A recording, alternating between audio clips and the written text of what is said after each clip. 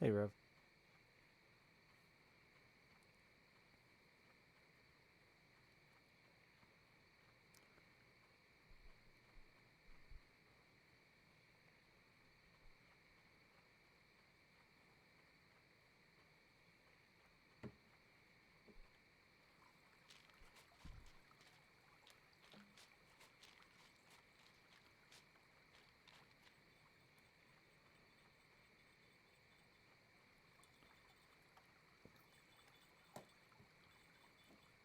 I took a little nap earlier, so just getting around.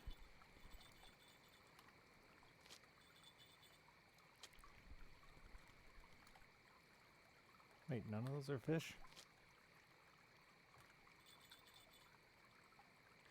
Okay. Slash into 39 months. Yeah, I grew a pair. That's right. Got off the boat. I'm really mad, though. Like, heartbroken, even. I bought a $4,000 rod last night, thinking it was a good investment, but it's too squishy to walk the dog, so I can't even use it.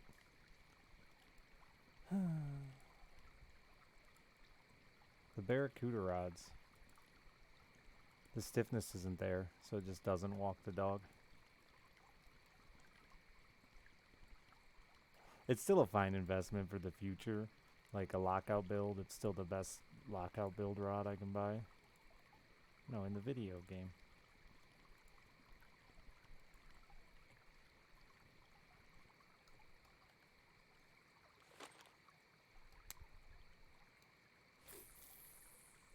But when you right click, the rod just goes bleh, like that and doesn't walk the dog.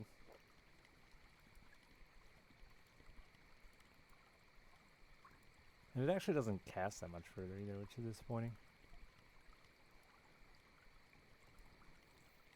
Overall, disappointed. But I have a 75 kilogram rod now, so. Which is the strength I need to lock out. There's a whole type of builds that we've like really never talked about. Kelsey girl, thank you for the fish subsidies. Or a whole type of setup, I guess.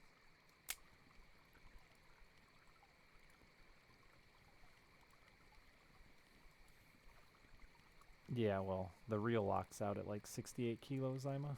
So, if you ever wanted to actually use that that feature, you'd need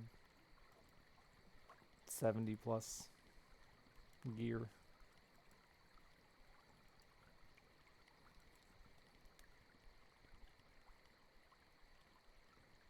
What's the biggest line you can buy, though? I don't even know. Do they have 70 kilo line? I wouldn't want 70 kilo line. I want like 65, 66 kilo line. Is there 80 kilo line? I think so, because the Venga lock's at 99.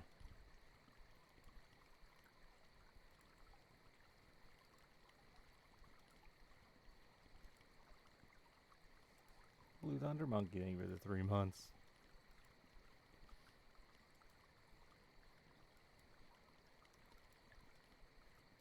But yeah, it was, a lot of money to... Should have bought an ultralight setup. I was like, nah, I'm going to be efficient. It'll improve my fishing here. I'll get more money in the long run. Nope. It's worthless.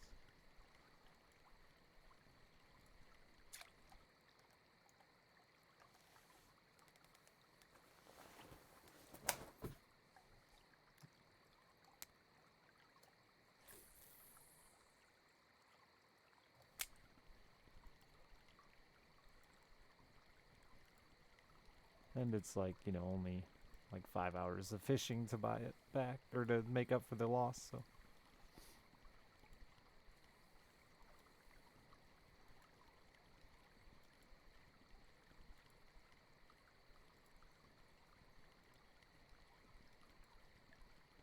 Once you cast it, you can't return it.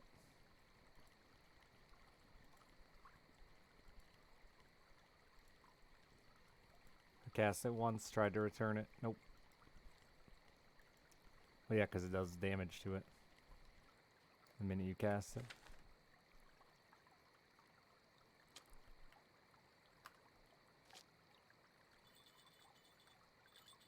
At least that's my assumption.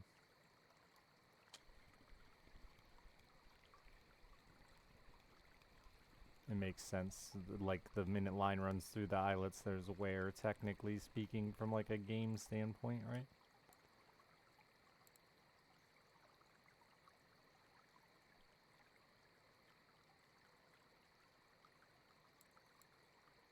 Evening, Num.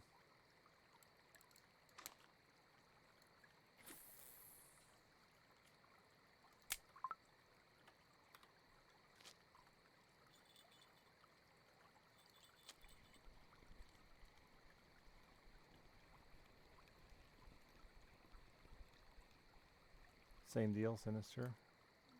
I assume the same goes there.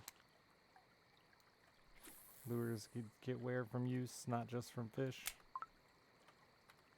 So even if it's like a fraction of a percent of wear that's unrecognizable on the bar. Nice char, Tommy.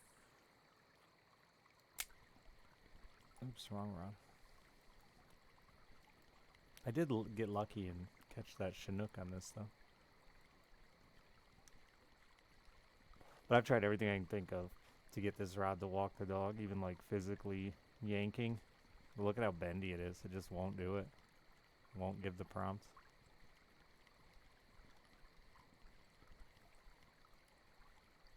It looks like it's doing the job fine. It doesn't look that much different, but it will not give the walk the dog prompt. But you'll see the difference in the way the rod reacts to it. See how stiff this stays? Which is real, you know. I can't be too mad because it... Oh, that is how it works in real life too. You need a rod with a stiff backbone to walk the dog.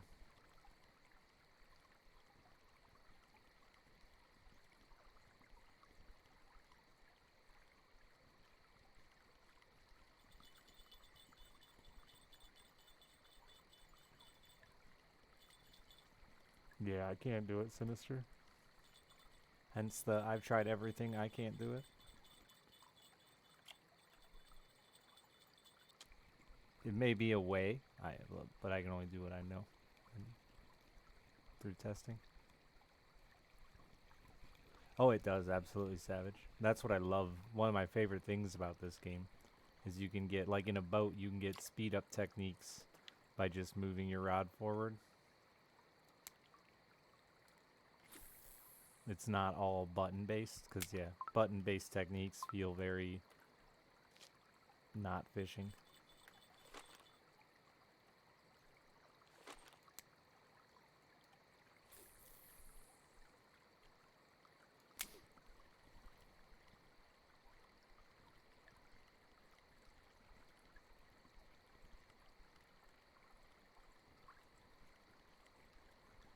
Or stop and go by stopping your line in current, or speed up in current too if you change the way you're reeling into current. Lots of things like that.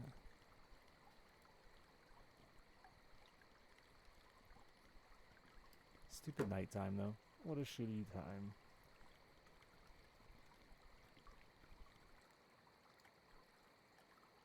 Yeah, they're so real they get a second stream. I should have put a bigger hook on that. Oh well.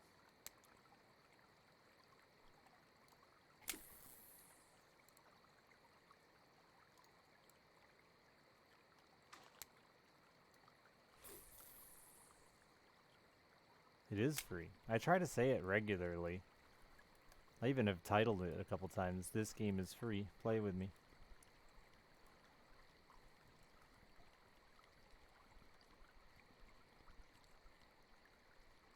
There is a stat.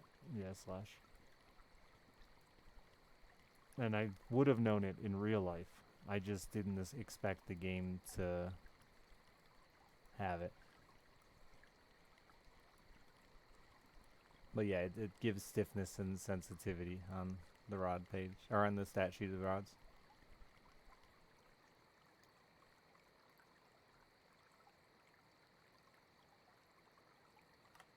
But every rod has like more information than you'll use. The sensitivity, the action, and the stiffness.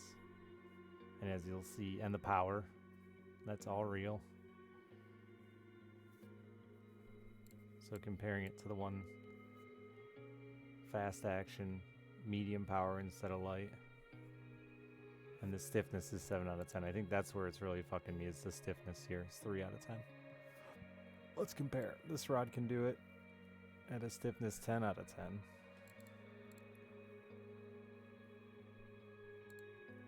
Yeah, it's just a soft rod. It's the softest rod I've ever owned. It's funny because I was actually worried about the length of it, and I think the length of it still is not good either.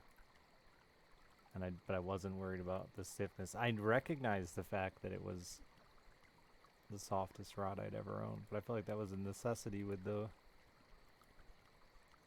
In order to be strong, it's got to be soft.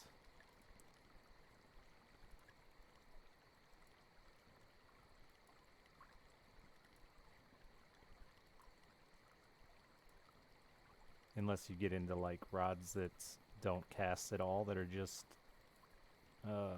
line holders that are for like trolling and stuff like that. Stiff rods are more keen to break.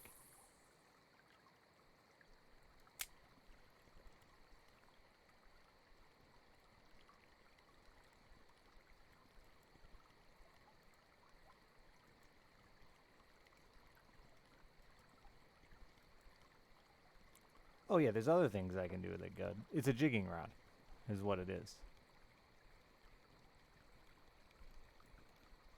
So that soft backbone is gonna give you, it's, like, I think some of this is ridiculous, but like down to, people select their rod. Again, there's 3 different actions. You've got your tip, your backbone,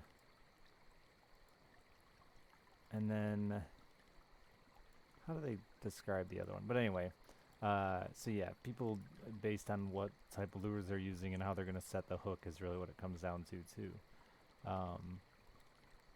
Or the techniques they're going to use.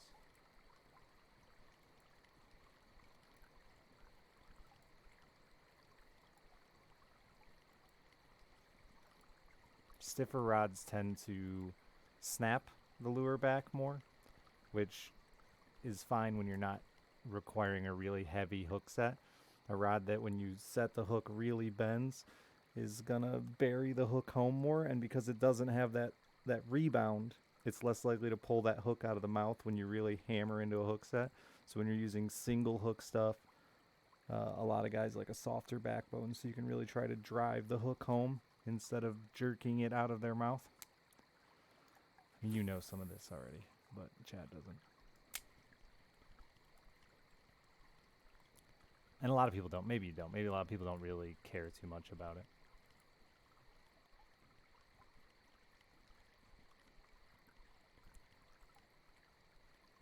It's really that one, that's that 1% fishing stuff.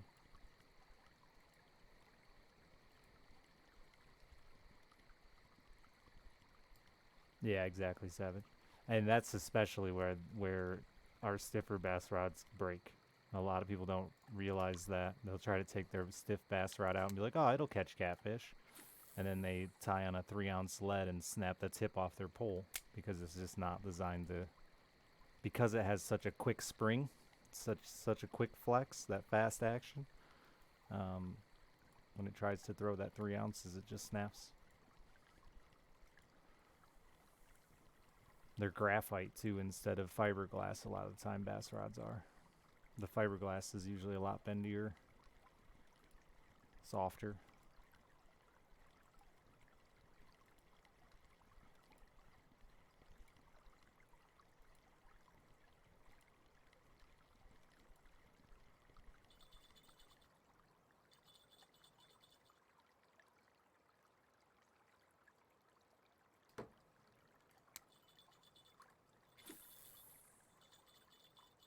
Oh, you vertical jigging with them? Okay. I'm not super familiar with saltwater gear because I haven't done that much of it. Except that I still haven't mastered casting heavyweight.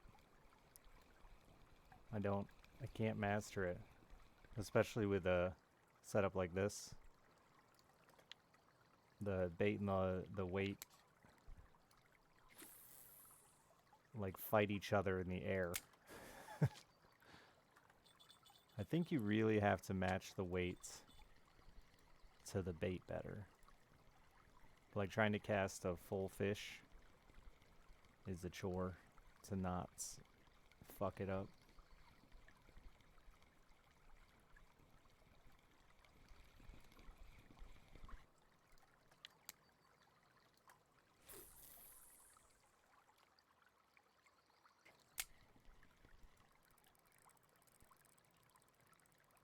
Oh wait, no, we want to go this way. Important we get those fish to run upriver and not downriver.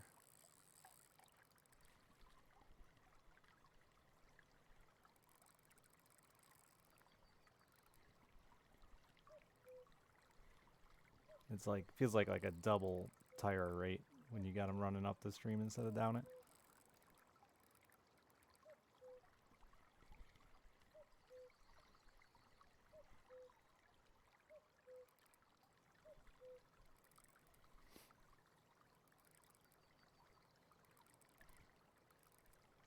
To kind of stick together until it hits the water. Oh, really? Do you have a link to that, by curiosity, Savage? Or could you find a link to? Would you be willing to find a link to that? I'd have to permit you, but I'd be curious to see it. I guess I could probably Google it and figure it out. Yeah, I mean speckled trout and redfish aren't that much. Redfish you get up there in weight, but speckled trout aren't any bigger than bass, really.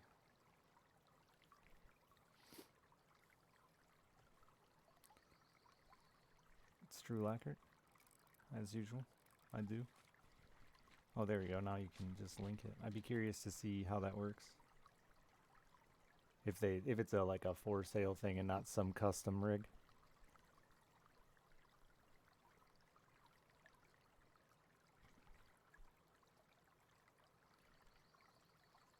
No, you can join if you want, as long as you're not an asshat.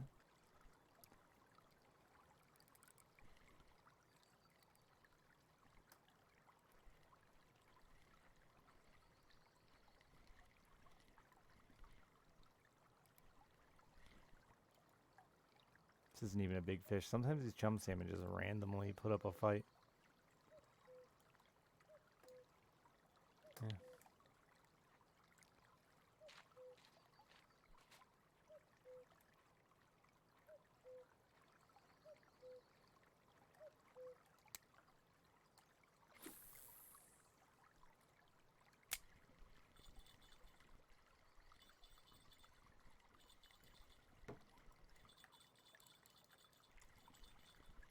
The bigger gear really tires you out in this game too, man. Your energy burns so fast on that bigger gear.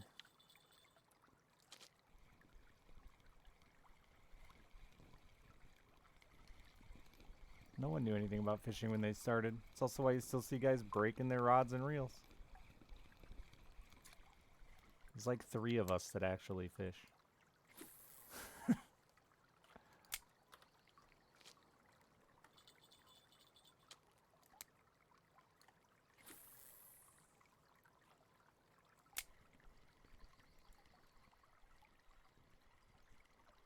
The early gear is free too. You can get a free rod and reel and free bait every hour. I can still do that. It's just shitty gear, you know. I wouldn't be able to fish it here. But so like, there's not a lot of risk to fucking up.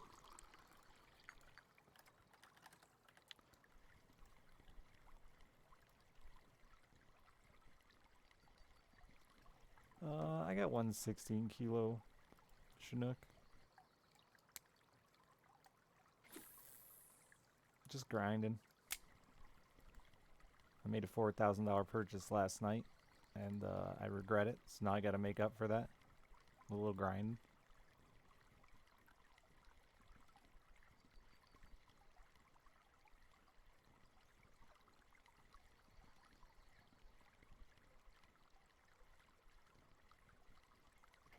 A new rod.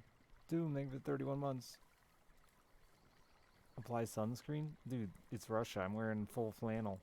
And probably one of those ear flap hats. Sun ain't gonna get me.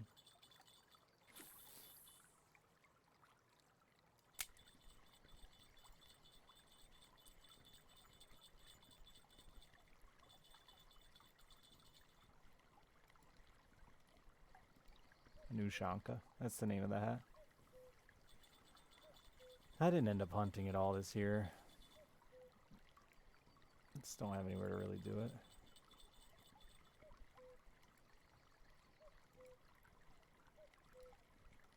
I actually wore my fishing shirt today. Role playing.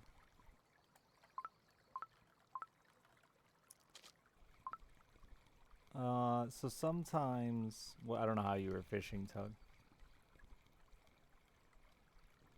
But it's fishing, so fish get off. Like, there's even a, I think it's a programmed effect where like a fish will grab your lure for just a split second and get off. I think it's just like a programmed realism effect, and there's nothing you could have done about it. But there are factors in fish escaping. Your hook quality, the size of the hook to the size of the fish seems to be relevant. I'm not 100% on that one. I think how hard and fast you're reeling it in can affect losing the fish. I think that really only applies to current and trolling. I lose a lot of fish trying to reel them in without turning off the trolling motor. And banging them on things. I've lost a lot of fish banging them on the boat.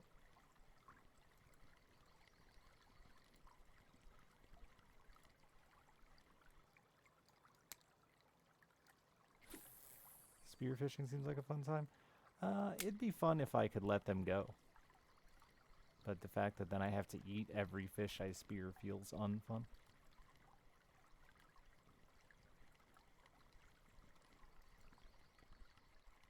Oh, and energy. I've heard, this one I can't confirm or deny, but I've heard that having low energy gives you a better chance of losing fish too.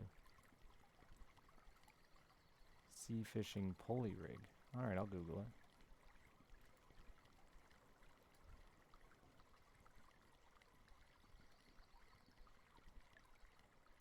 Basic advice you should follow when starting. There's a ton along the way. It really has to do with where you go. Yeah, how far you end up. Where you're at in the game, you know. That's a really nice 7. I would say just save money, and when you feel like you've got enough money to get ready to progress, then ask again. Oh, that's a big rainbow too, yeah.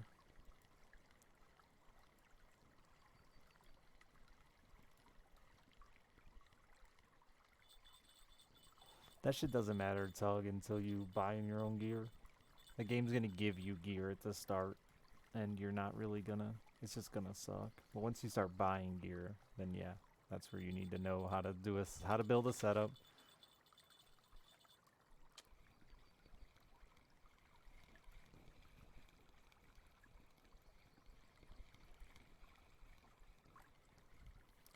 I'd probably say every snag is escapable. That's something to teach people. I see a lot of guys break off on a snag or cut their line on a snag. Every snag is escapable. And if you really, you know, I recommend you put the effort into trying to free yourself from a snag. But if the snag is really stubborn, you can always fucking relog.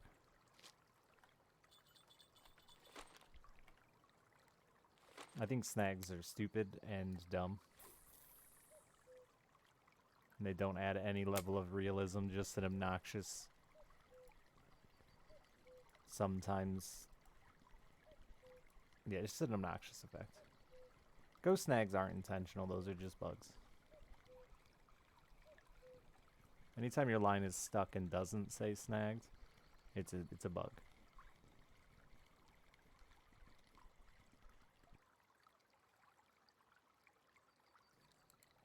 And they've been working on smoothing out bottoms and fixing that issue.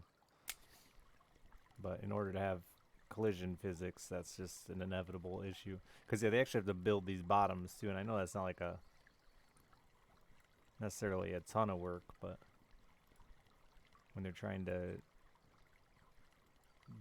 build trenches and stuff like that and holes, and there's just, they end up with little snaggy corners and stuff. The money goal in the bottom of the goal. Have a goal other than to fish. I mean, goal? No, it's a fishing sim. The whole goal is to catch giant fish. There's lots of things you can do. You can cook, you can make your own lures, you can make your own ground bait, dig up your own bait. There's lots of little shit like that you can do.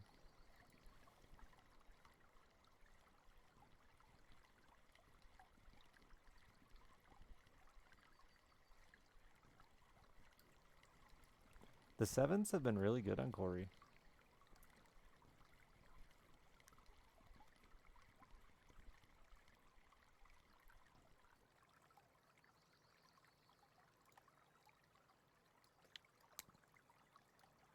Yeah, so the ultimate goal is to catch fish. But yeah, money is everything because it allows you to do everything just like real life.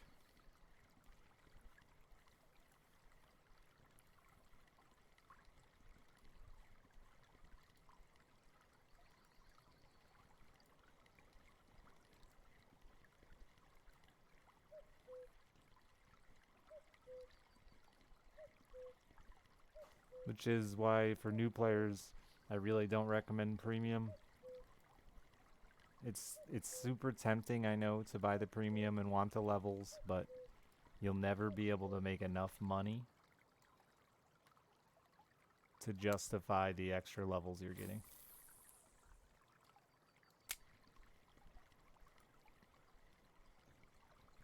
All you'll end up doing is unlocking a bunch of lakes that you don't have the gear to go to.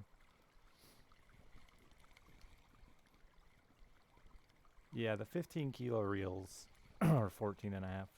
14 and a half kilo reels is when the entirety of the game really opens up to you. You can go anywhere and fish consistently for, you know, some of the fish. There's always gonna be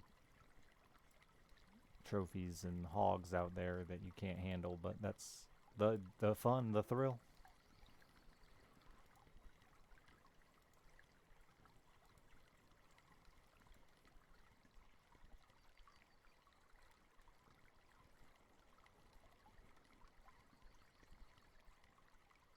Also, don't sleep on Balea.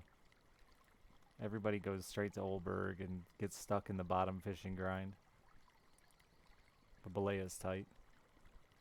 Don't let the haters lie to you.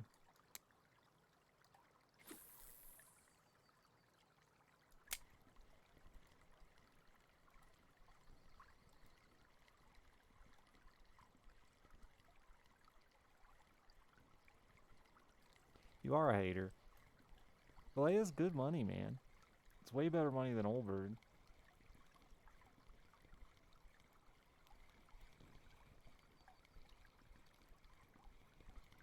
Olberg's consistent.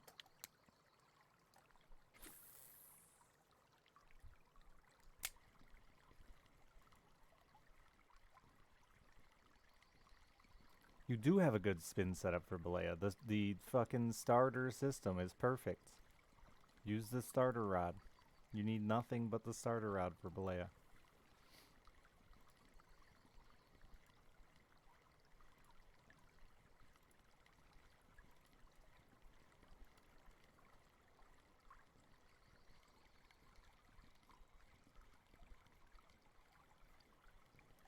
Well, yeah, if you don't catch any fish on Balea.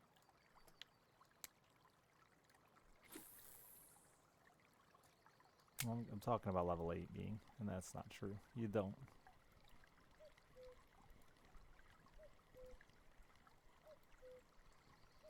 Or level 10, whatever it is. You can stand the click, click, click, click, yeah. But it's very good for Balea. They actually nerfed it pretty significantly at one point. Because it was what everyone was using as a go-to ultralight setup. You cannot troll on this river. Not every river has a boat. I wish it had a boat. Seedrum, thank you for 27 months. I prefer trolling to casting.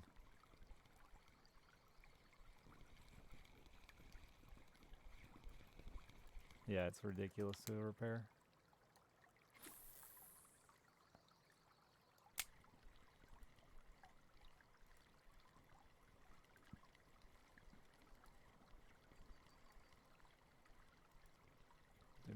Yeah, I did fine there early.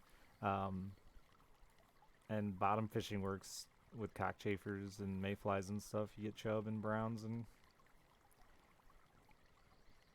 float's probably decent there. I've never float fished. I mean, beyond like the initial lake. As soon as I got a third bottom rod, I stopped float fishing.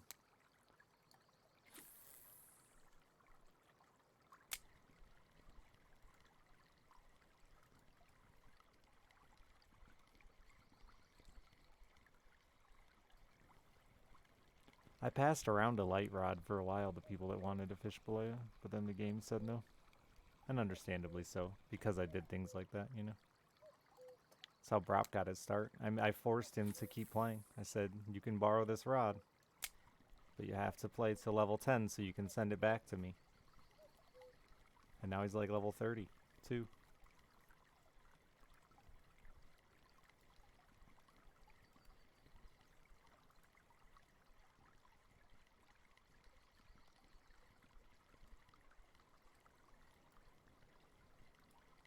I agree. I was arguing with somebody about that yesterday. Not arguing, but debating that with somebody yesterday. I feel like I feel like the early game got harder. The lakes got bigger, which means there's more places to fish. Therefore, there's more shitty spots. And the lakes got bigger, so you can get spooled easier.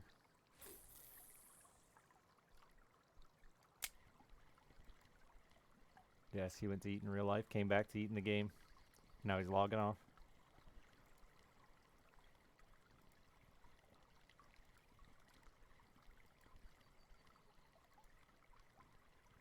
I also have to yell at Raptors, because I think Raptors misled me. And I trusted him.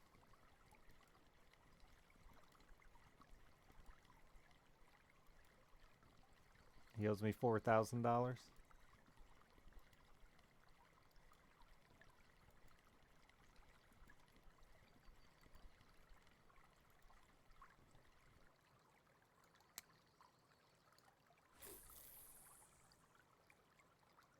Got spooled on old Skeeto? What'd you do, stand still?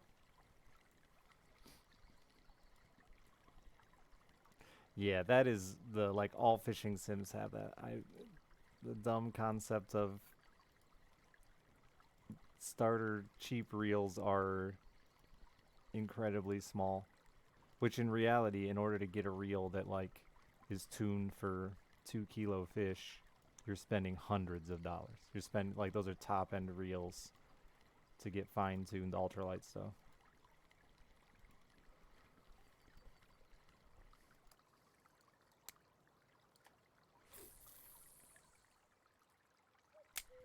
Are you leveling, Tommy, doing that? I need you to level, damn it.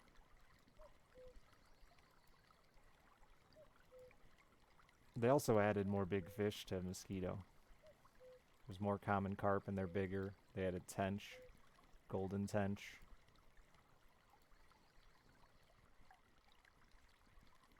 Yeah, it's already an experience if you could catch them at a rate of speed that wasn't snail.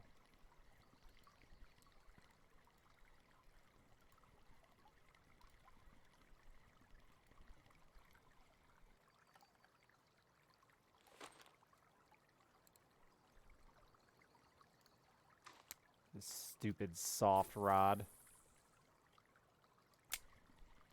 Look at it. It just oh, I got one though. It just bends.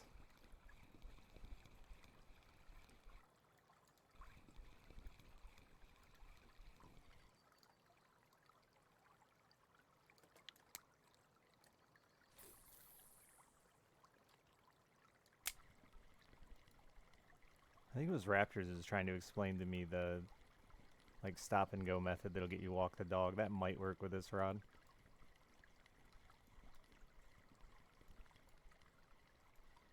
It just will not walk the dog.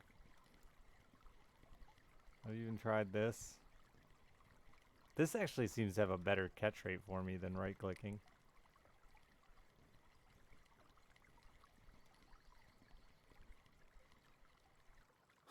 I loved watching him bite it. An Asian smelt.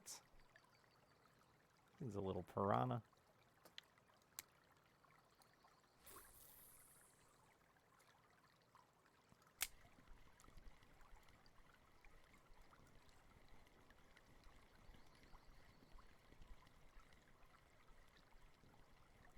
You'd really think that would work, but it's just too soft, I think. You don't get the snap you need. Look at it bend. Idiot rod. It's a 14-gram lure.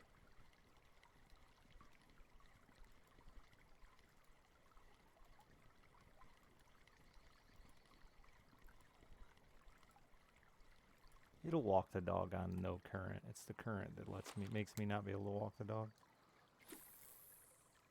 All bend, no snap. Yeah, compared to, let's see what this one looks like. Oh, there's a fish on there.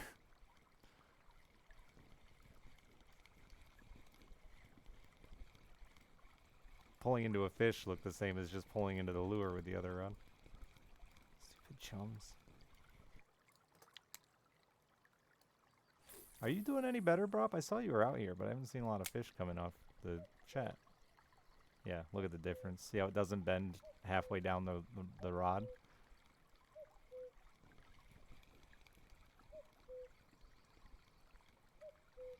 Hooks that were way too big for your gear? Yeah. But, like, would have worked fine in real life. All small? Yeah, I was gonna say, I haven't seen... Yeah, see, that does work for walk the dog on a normal rod. That's actually more convenient.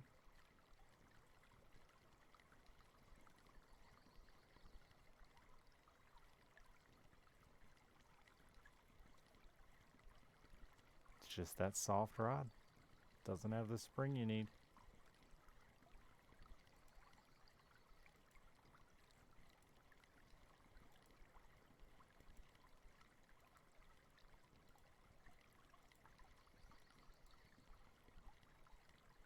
Sad chunk panda.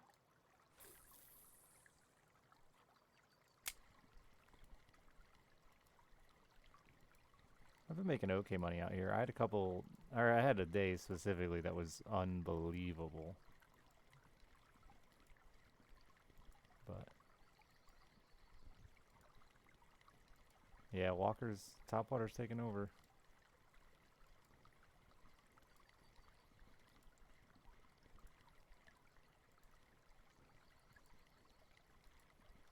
Happens in real life, wizard. I run fucking 6-aughts and 4-aughts when I'm catfishing and catch fish under a pound.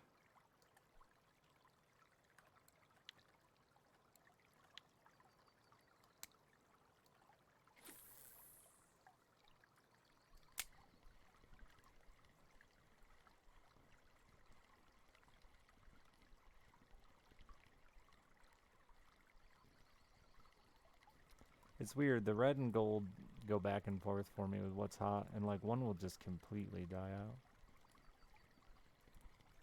It is more bait, but I'm just saying they can eat the hook. They do get hooked. A lot of bottom feeders have a surprisingly big mouth for their size. I bet Rough's mouth is not as small as it looks.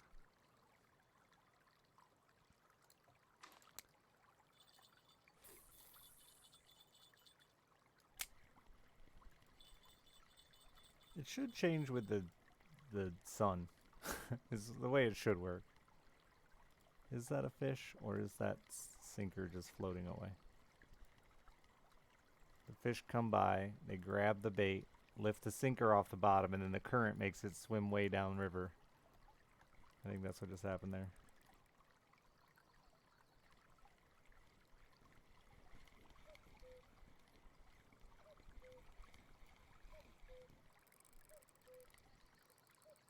Oh, perch are the one that always they're the ones that hit the biggest shit for me, man. Perch will hammer.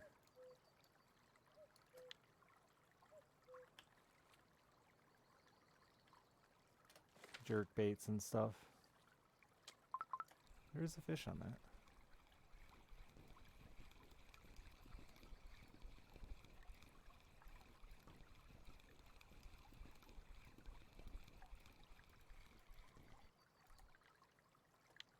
wish I could catch those more consistently. There's a lot of orders for them.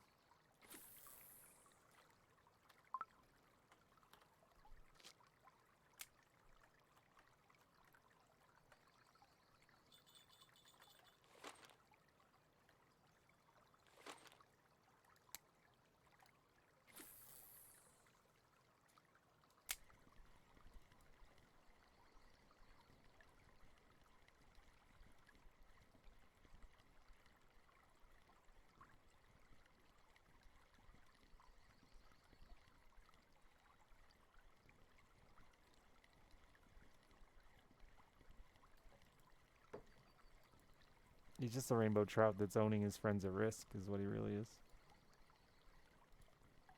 Got the best starting spot in risk.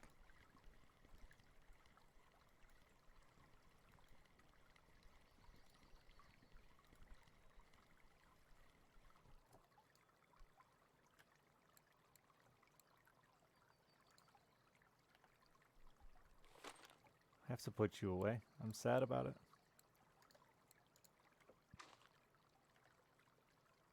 I'm really shocked the other walkers don't work here at all, because they're like only a centimeter bigger.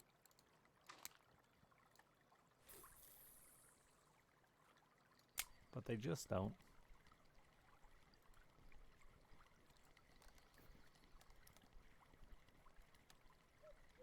It also feels like Yama is the most affected. I hear Amber is pretty affected by it too, but most affected by smaller gear. Like smaller leaders. My catch rate is so much better when I'm under 20 kilo leaders. That means Chinooks are a pain in the ass when you hook one. Every 2 hours you get one.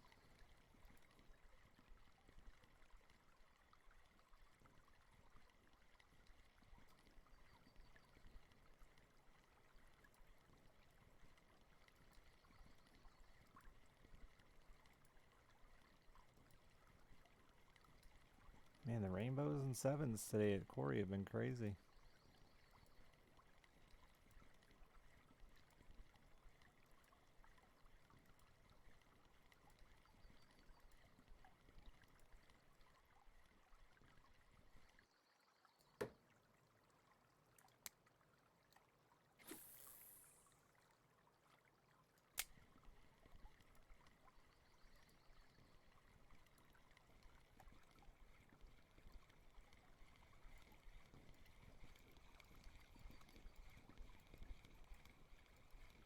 A pink?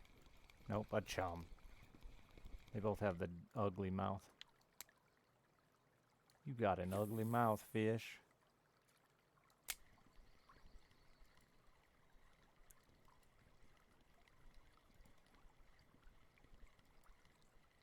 Need to close my door. I can hear my daughter waking up.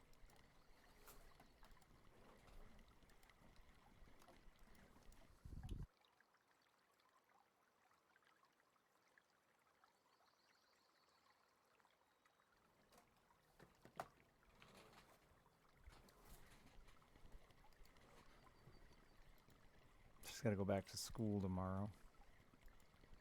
I think she's learned enough. Keep her home. Morning, Zero.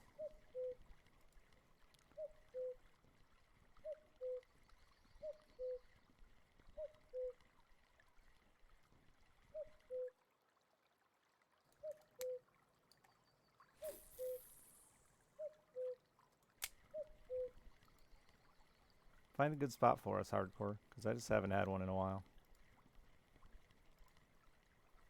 I'm doing like barely 300 here an hour now.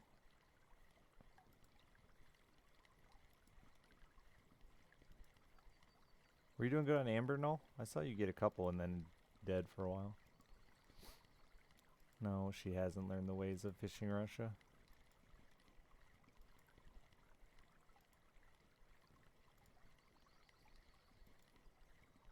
Once it dies, then it's channel cat bait. That's how it works with fish. Yeah, it's trailed off for me really bad right now too.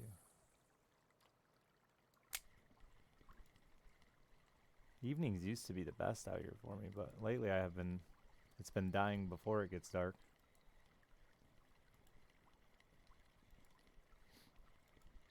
But yeah, you throw a live fish out on a hook for flatheads and blue catfish, and then when it dies, it's great channel cat bait.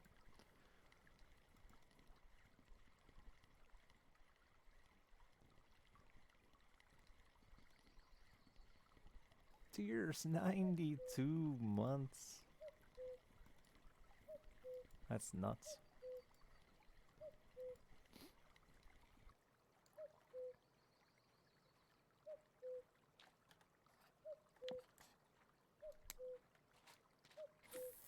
You'd think there'd be a more obvious spot looking at the water.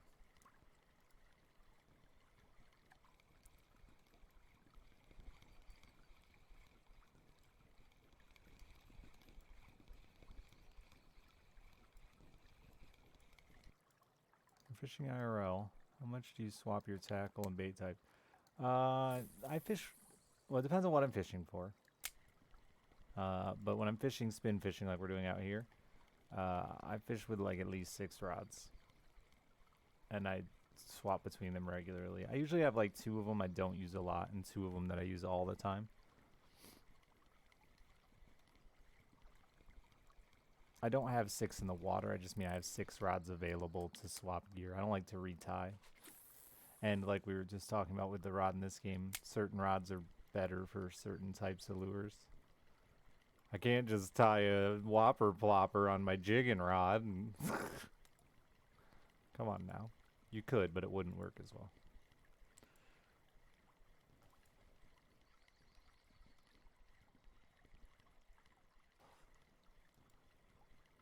Which, if you saw the YouTube video I did, that's how I ended up casting my own rod into the water, because I just have rods laid all over my fucking boat all the time.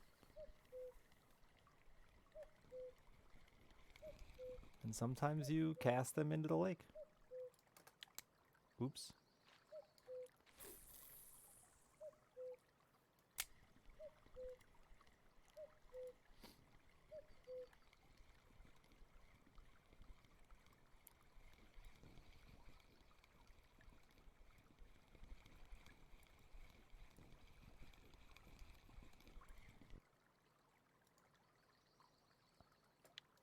No, Urban, not when I'm fishing. I'm either using all bottom rods. For the most part, I'm either using all bottom rods or I'm moving. I'm in a boat, right? So I don't fish from shore. I didn't fish from shore once last year.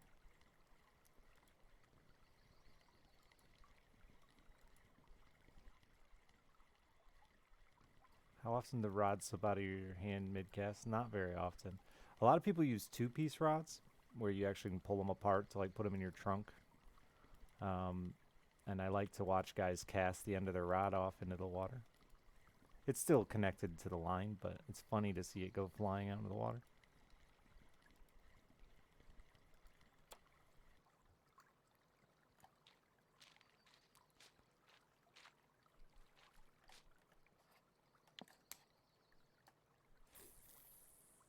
And then they have to reel it in with half their rod, so they look like they're holding a little rod for babies. I have a shame bell that'll ring, yeah. And a megaphone to yell at them across the lake. Shame! Shame!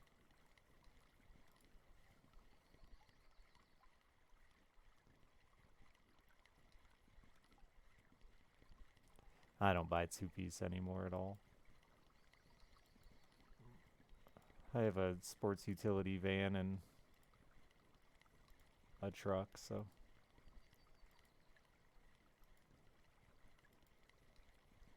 no real need for the 2-piece.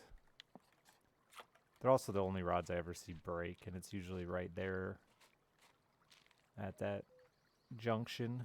They get damaged with people putting them together and taking them apart.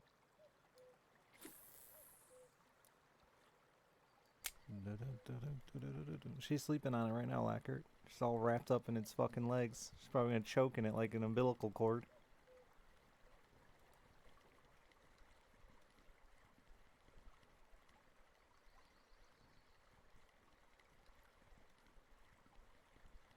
Yeah, in my when I had a car, I kept little tiny child-size rods in the trunk.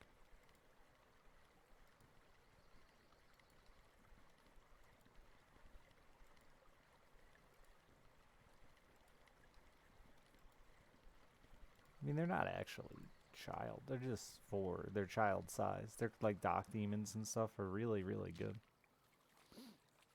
They work really, really well.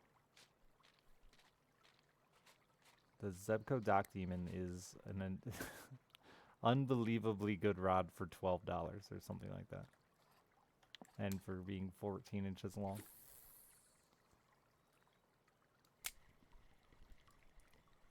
I've landed like 25-pound catfish on it.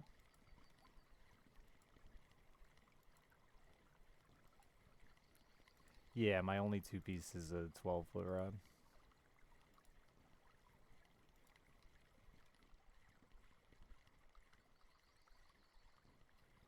Bank rod.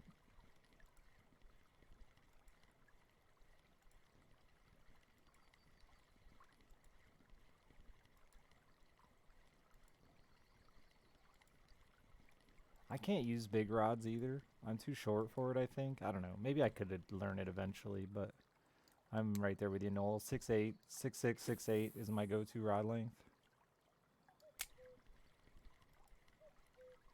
If I get over 7 feet, I have this tendency to cast like either straight up or straight down. Why is that called walking the dog? So what it's actually doing, here I have this, what you're actually doing with walk the dog is you jerk the lure forward, and then when it hits the slack line, it drifts to the side. And then you use the slack line to jerk it again, and that whips the ass back around. And it just whips back and forth, and walking the dog across the top of the water. This isn't a good representation of it. This is more of a like what you would do with a popper, popping the lure.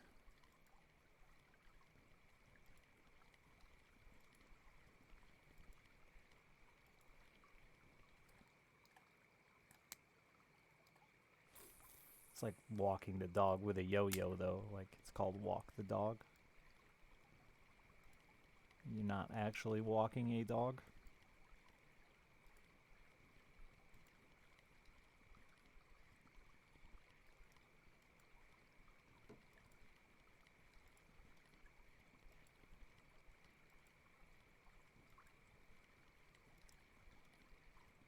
Yeah, no, two pieces usually fine. It's not enough of a, but like I said, if you don't need it, why buy it? That's my opinion. But yeah, no, I agree. They're fine. There's nothing, oh my god, junk or anything like that isn't what I meant.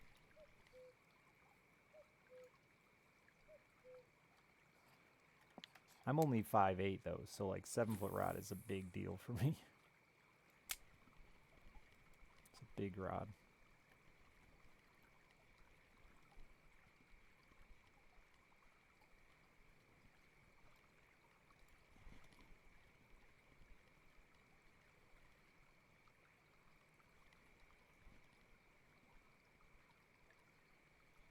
I've been there for the 69 months. Nice.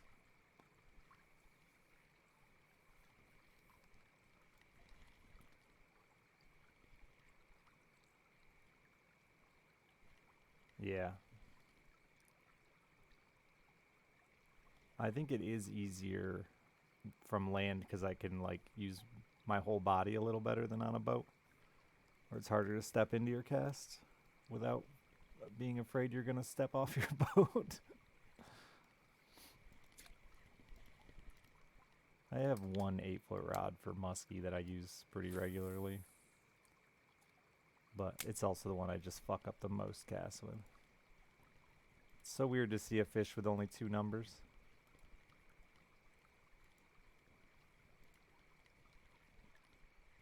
Welcome to Russian fishing. Your line is torn.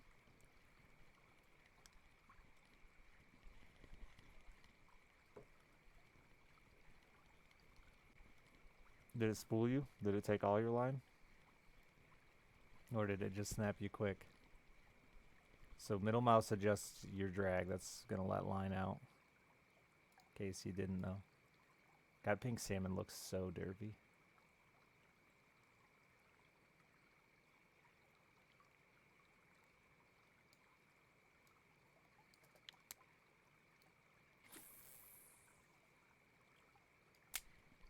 Or was it a telescopic and it just snapped your line because that's what telescopic do?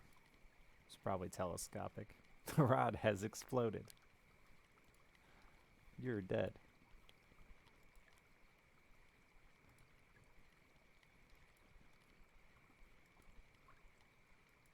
What was pink about that though? You know, the pink. You've heard of it. The chum is the stink.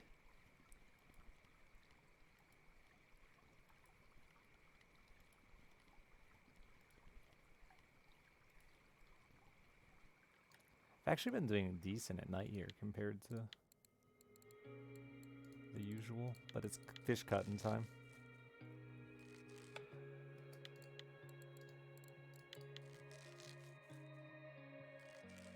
Early game rev, there's no avoiding that. It does not matter how good you are, you're gonna break lines.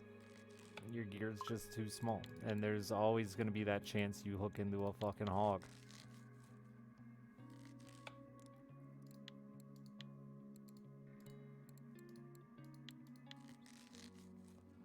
Like the Chinooks out here, for example, they can, I think you can catch them as small as like 4 kilos, or as big as like 100 kilos. Alright, 100 might be an exaggeration. Let us look.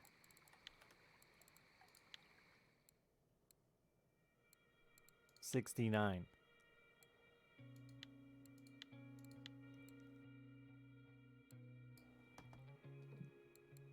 So that means, like, you know, you can come out here and fish with 15 kilo reels and probably catch 99% of the fish here without getting broken off. But there's always going to be that chance you hook into a 69 kilo fish and lose. And the same applies to the early lakes, right? It's just smaller numbers. Your reel can only land a 2 kilo fish and the fish can get up to 12. There's a chance.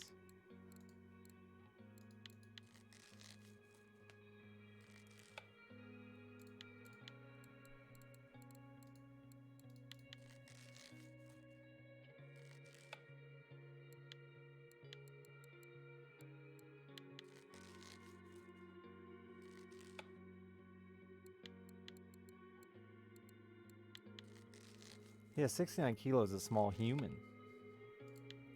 Not even a big dog. That's a small human, ain't it?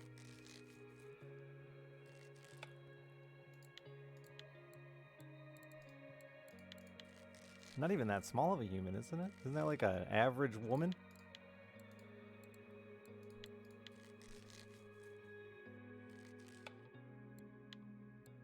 Oh, it's bigger than I thought. I was rough mathing at like 235, 250, or 150. Yeah, that's me. That's just me. Hi, guys. I'm a Chinook salmon now. Yeah, I'm cutting the fish into bait.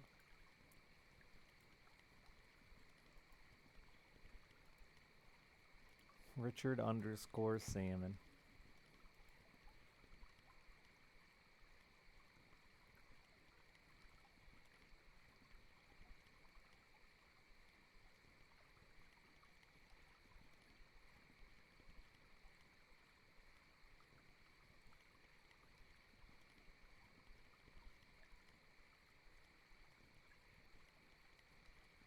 I can't wait to catch a fish that weighs as much as my boat.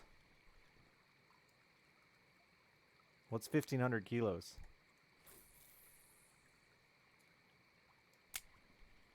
That's, you know, yeah, that's more than my boat.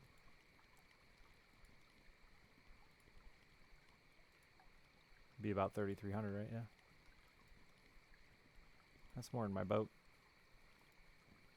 That's like a small car.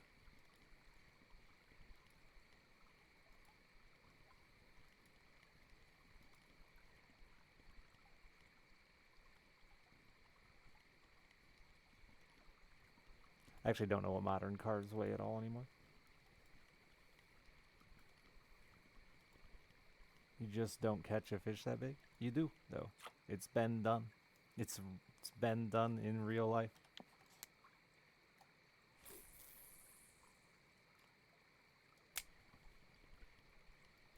Not in the video game real life either, in real life.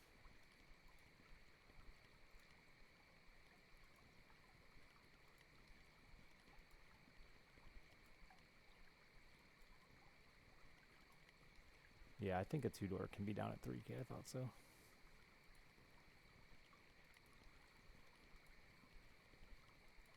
$3,300 is your 2018 Nissan Rogue. We have the same car? No, I have a 2017. And mine's Star Wars edition. So, you know.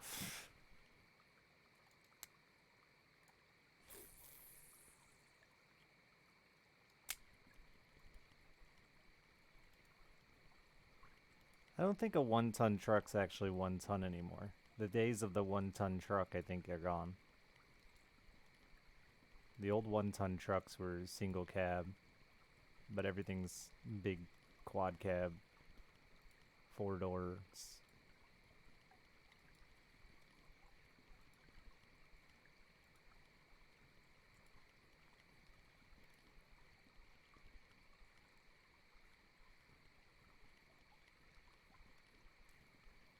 Was it bed or something related and not at all the weight?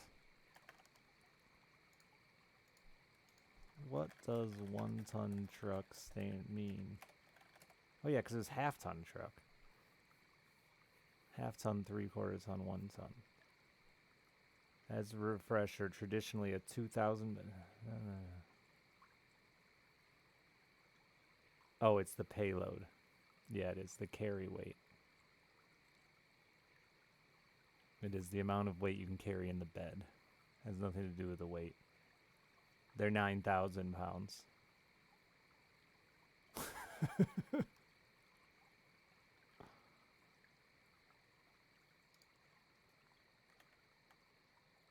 It's the weight. According to this, it was originally designed around the weight of what it could carry in the bed, according to that Google search.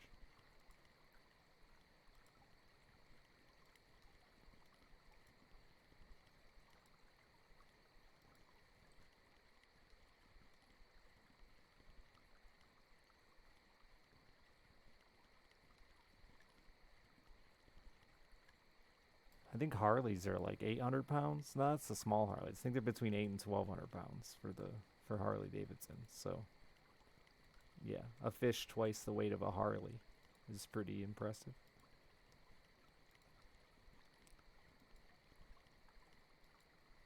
New trucks are fucking huge, but their beds are tiny. That's the awkward part with new trucks. You can't fit a fucking 8-foot 2x4 in the back of your truck without it hanging out. And then it's like, why do I have this here truck bed?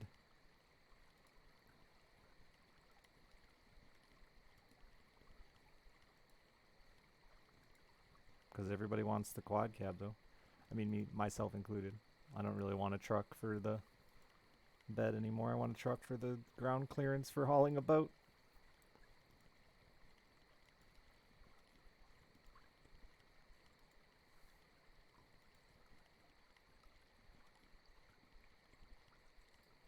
I don't think trucks have ever made a ton of sense for the average consumer, honestly. Like, I live in a winter wonderland too, right? So they're not that great in the winter because if you aren't preemptively in 4-wheel drive, they're far more dangerous than a front-wheel drive car. So the only like real advantage of 4-wheel drive is if you're gonna, you know, if you're already going out in a snowstorm and lock it in before you go. But that wear and tear on 4-wheel drive is so much worse than...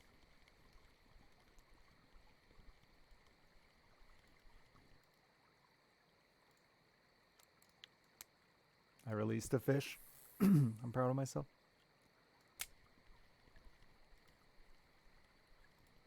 Carpet in cars? Yeah. They still have carpet in boats, dude. You wanna talk about fucking weird.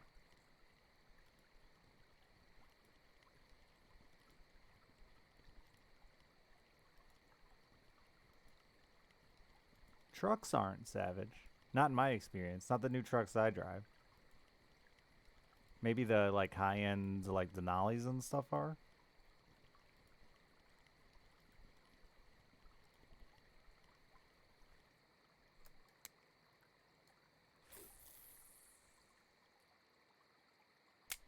But that's why the sports utility van take over, right? It's because they have that auto-enabled all-wheel drive.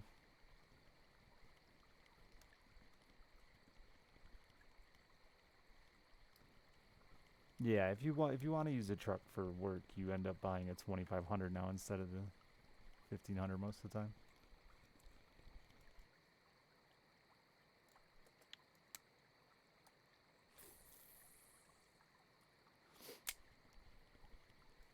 I was looking at SUV or van to haul my boat, but the problem is they don't have the ground clearance, and even when they do have decent ground clearance, you still have to worry about, like, you know, ending up with wet interior. Because I want to be able to load in anywhere.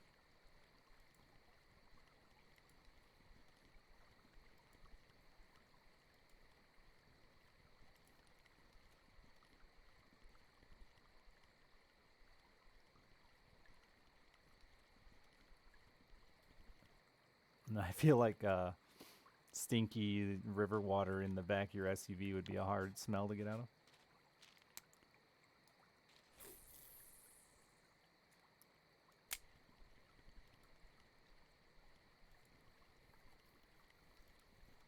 Really savage. I haven't experienced that with my Nissan, but maybe it's happening and I don't know it.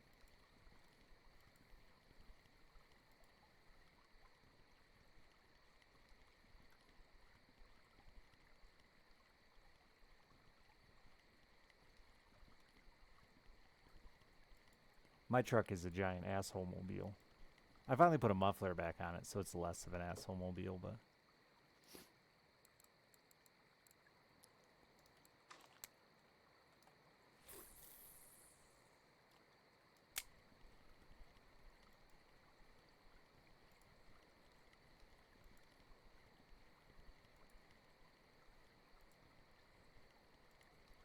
You're paying so much more for the big SUVs now, too. The big enough SUVs that I need to haul.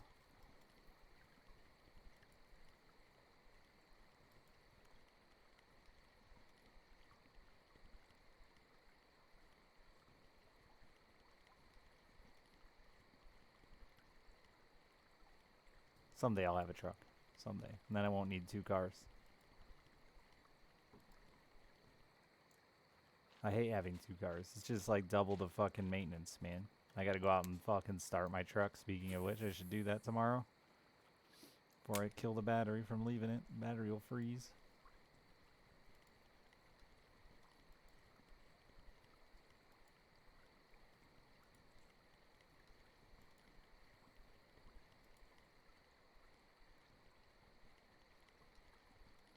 Yeah, my truck's an '01 Dodge. But it's only been used as a truck for hauling trailers for so long, it's only got like 120,000 miles.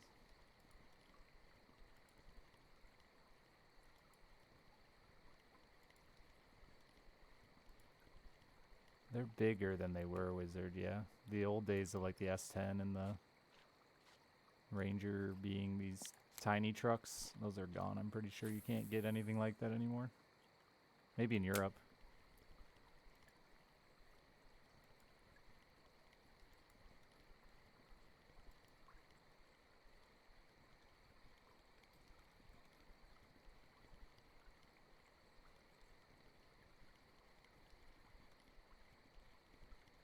I'm with you. I'm with that lacquer. Beyond ground clearance, they don't make vans that have the same ground clearance. My dad and I spent a ton of time. My dad has a big conversion van and has stopped using his truck altogether. But they haul trailers. They have better space for hauling stuff in their bed than a truck does. The van is much better. It's just ugly as fuck.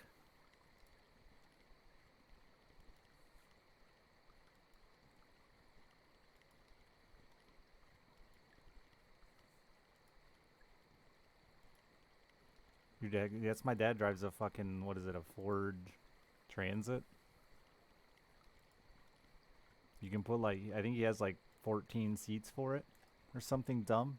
Oh, let's see. It's 2 up front, then 2, then 3, then 3. No, then 3, then 2, then 3. Something like that.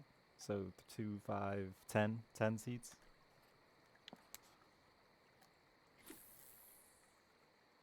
But the nice part is you take all of the seats out with just a click of a couple of buttons, and the whole back of the van is a rubberized floor and is, you know, better than a truck.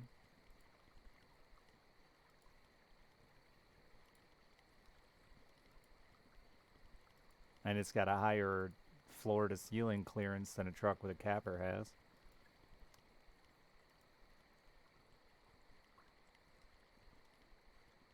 I mean, a little bit, T-Res. When you're spending that kind of money on something, so people do like to, you know, care that it looks decent.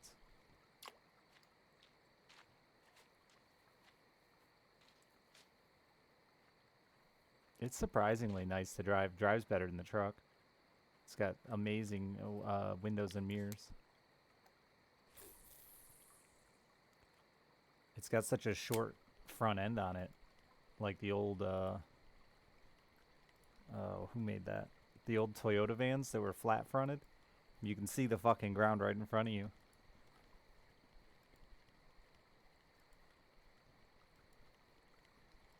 Yeah, lacquer. It's perfect for that.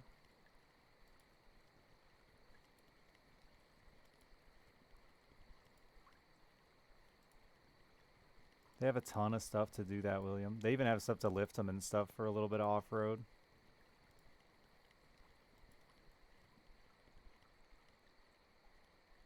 Fishing for different salmon species, but man, it slows down at night.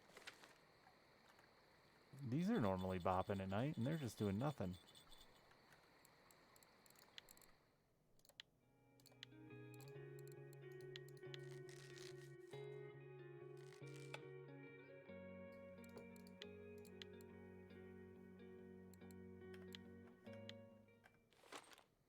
Yeah, my dad put a bed in his and stuff.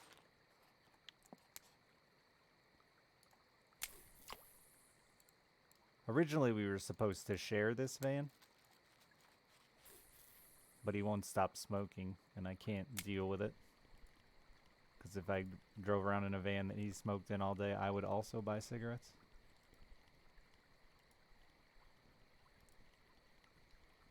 .68, almost 6'9", yeah. You need like a fucking 2500. Though, one of my viewers, 6'8", no, 6'5", very big. I don't know, very large. Once you're over like 6'2", you're just a freak to me. So some freak friend of mine drove a Volkswagen Beetle. He said it was like surprisingly one of the roomiest cars he ever owned. The seats just went like all the way into the back seat.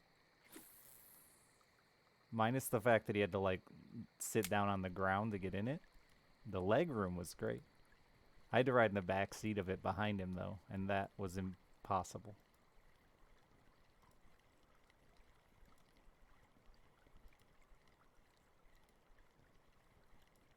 And you're not quite a freak, Jesse.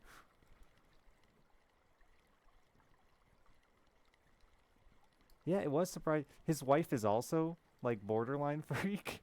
I'm so sorry to your wife. She's a wonderful woman. But in the height department, she's close. So like the two of them in that car was hilarious. Yeah, Paulo's a fucking freak. I think he'd agree.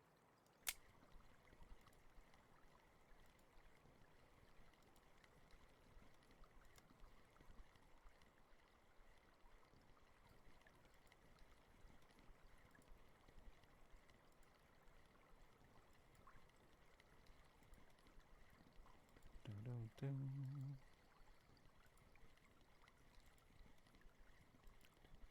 He's basically just Shaggy from Scooby-Doo, is my favorite part about Apollo.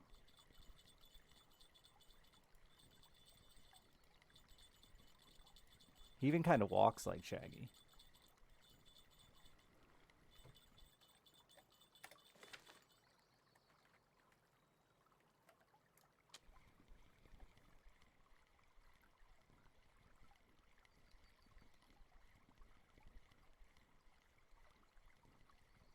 Yeah, what was that police academy with Hightower where he ripped the front seat out of the car and just sat in the back? Classic. My dad and his buddy did that to an old car. They cut it in half and took the front seats out of it entirely and just used the back seat as the front seat.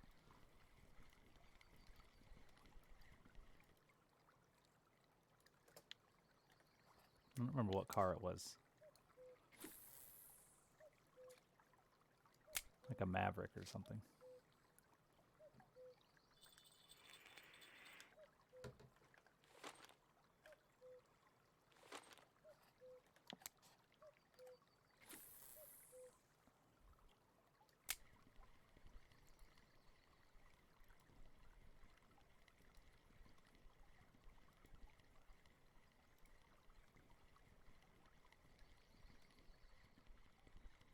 Matthew Lillard's such a good actor.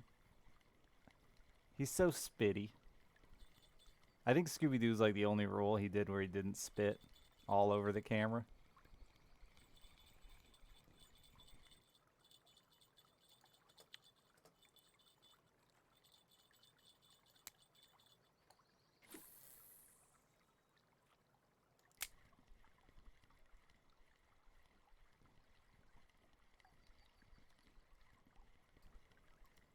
He did the ghost one too, or was it 13 Ghosts or House of Ghost Glass, or he was spitty in that one. The old days of seats having actual springs in them. 13 Ghosts. Yeah.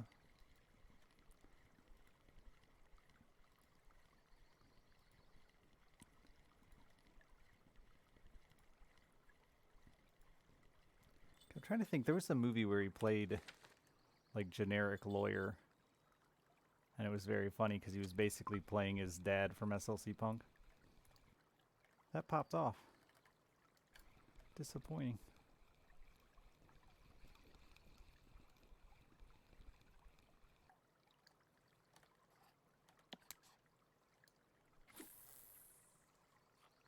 If it's the 60s, it's still got springs in it lacquered, I bet. Unless it's buckets. But all the bench seats had springs in them. My dad did automotive interior for years and years.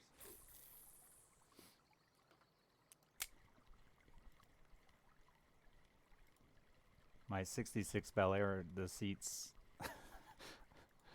you like feel like you're floating on top of them. It's very weird. You feel like you're on a waterbed.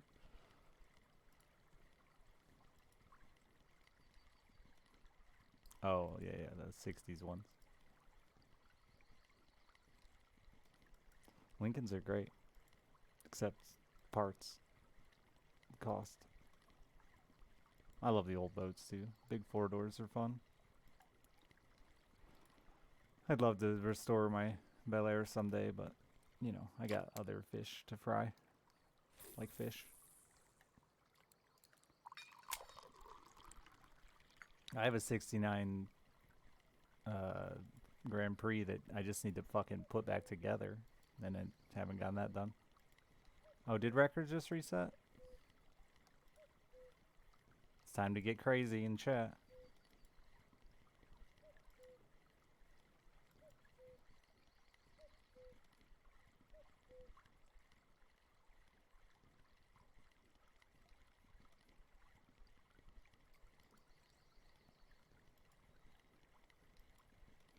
I've only been live an hour.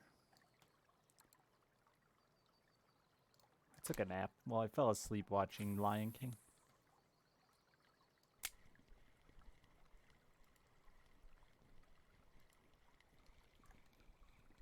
Oh, did they hardcore? Are you still fishing out here? I feel like I haven't seen anybody pulling in a lot of salmon out here, and I'm upset about it. That was supposed to be released.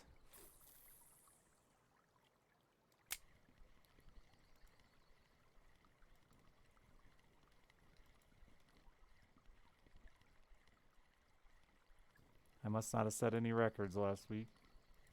No money in my mail.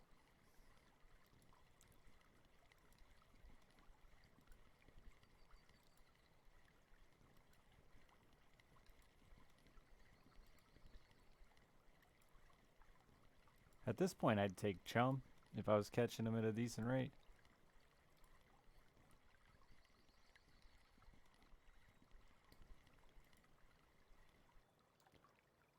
They may have put a hit to the top water and not the fishing spots themselves. It just restarted like 12 hours ago, apparently.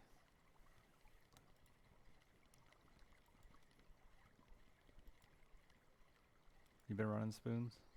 Spoons have done okay for me, but top water had been winning.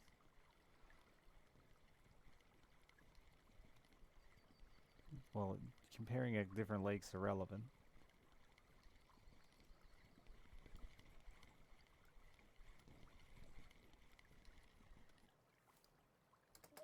Oh, dolly.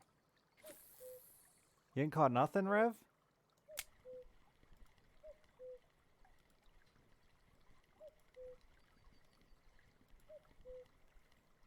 Are you fishing with a bobber? I should have given the classic tip of stay shallow. This just got a roach. There you go. You're in it to win it, baby. The roach is, in my opinion, if you catch a roach, it's usually the game saying that spot sucks, especially if it took you a while to get it. It's like the game saying, "Hey man, you see your line's been in the water for 15 minutes and we don't want you to quit playing the game forever. Have a roach."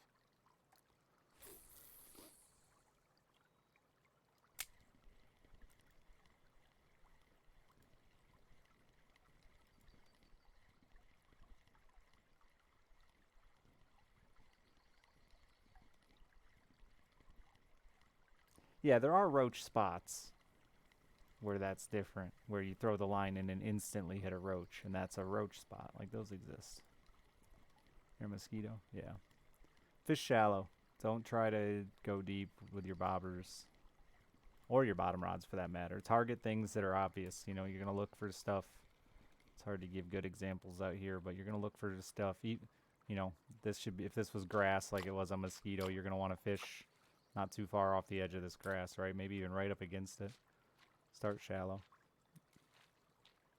You know, things like this. If that was, again, where you're at, it's going to be grass and trees and stuff. Target that stuff you see. That's fishing 101. Open water fishing is not very good unless specific scenarios. But for the most part, open water fishing is not very good. You can buy a map too. And, you know, you look for things that are obvious changes here. These are depth changes. Fish tend to hang out along depth changes where they can go back and forth to eat and rest.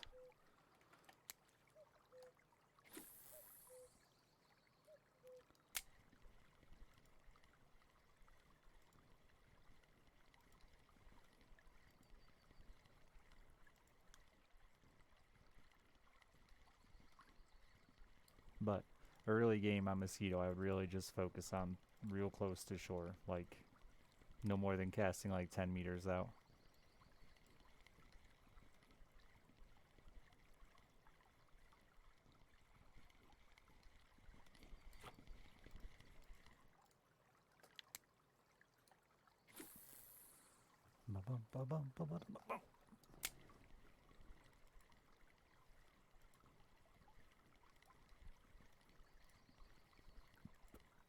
Yeah, roach is a fish.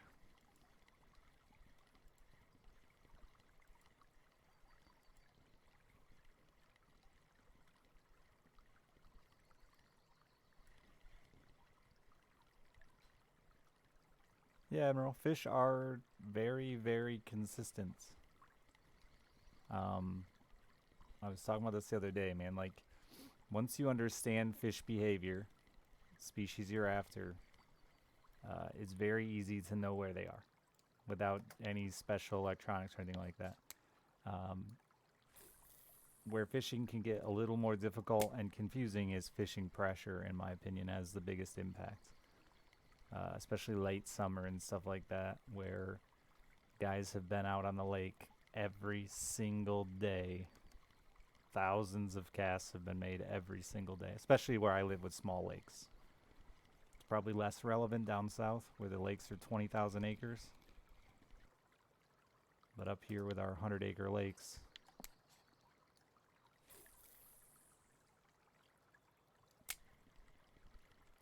should your float depth be?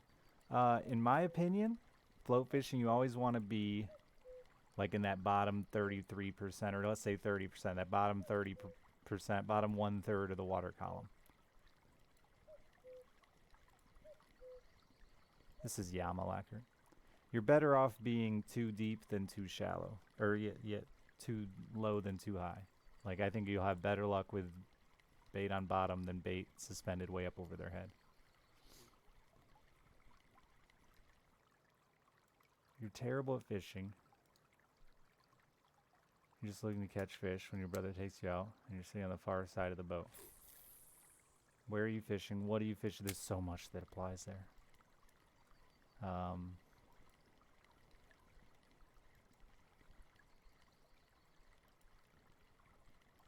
Like, it's not hard to explain to you if you answer the questions. And there are some really easy techniques to just catch fish. Lake bass, typically. Is your brother fishing you shallow or deep? There's two ways to fish bass in this. I'm assuming summertime bass fishing. Summertime bass fishing, deep is a lot harder to get good at because you have to really know what you're targeting. Like you don't have this available to you, right? So if you're sitting out in the middle of a lake like this, for example, you know, you're 20 feet from shore, but it's only a foot deep. There's nothing here. There's nothing obvious. Or even right here, if you're just dropping down in this hole, there's nothing here. You know, if you're going to deep bass fish, you're going to target this, right? Because this is where there's a change. This is something for bass to hang on to sit by, to live near. Fish are like animals, right? You know the old mousetrap thing, right? You put a mousetrap against the wall, it doesn't really need bait. It'll eventually kill a mouse. It'll kill a rat. Because mice don't run across the middle of the room. They walk down the walls. But if you're fishing shallow, like most people do, I would really recommend my favorite technique, the simplest technique in the world. Guarantee you will catch fish, especially if your brother fish is kind of slow. Is just a Senko and a hook. No weight, no nothing, just a Senko and a hook. It's a rubber worm. It's a type of rubber worm called a Senko. You can rig it any way you want. But my favorite is like Texas rigging it so it's weedless. Just throw it out. Leave the slack in the line. And just wait 5-8 seconds. If your line starts to pull out or move left or right, reel up the slack, set the hook hard. It is the most consistent way to catch bass all year round. It works so well. It's so simple. It's great. Tend to throw it at edge of grass. Nope. Try just a Senko. No weights. Just a hook and a Senko. You can rig it wacky if you want. But I like to just rig it normal. Just throw it out. Let it sink for, like I said, in my head, I really do like a 5 count. And then I decide sometimes if I want to go a little longer or not. I don't fuck around after that, though. Maybe if it's like a really good spot, like a tree or something like that, where I'm like, there's got to be a fish in there, I might move it, you know, a couple inches and then wait again another few seconds. But for the most part, it's cast, let it sit. If a fish doesn't bite, reel it in. Do it again. I have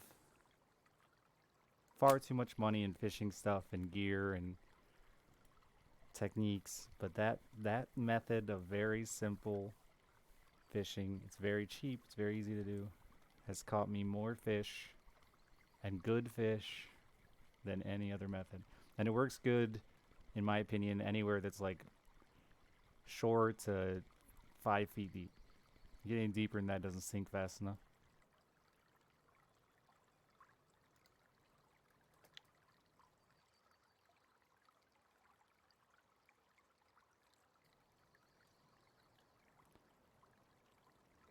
Yeah, I slow it down. That would be my big one. Colors can be dependent on where you live a little bit, but you can't go wrong with like just something simple like a fucking pumpkin seed or a watermelon, a June bug. I live in really clear northern waters, so I'll use some shiny stuff once in a while, like a tinfoil or a black and silver. But the old watermelon Senko, it's good everywhere, man.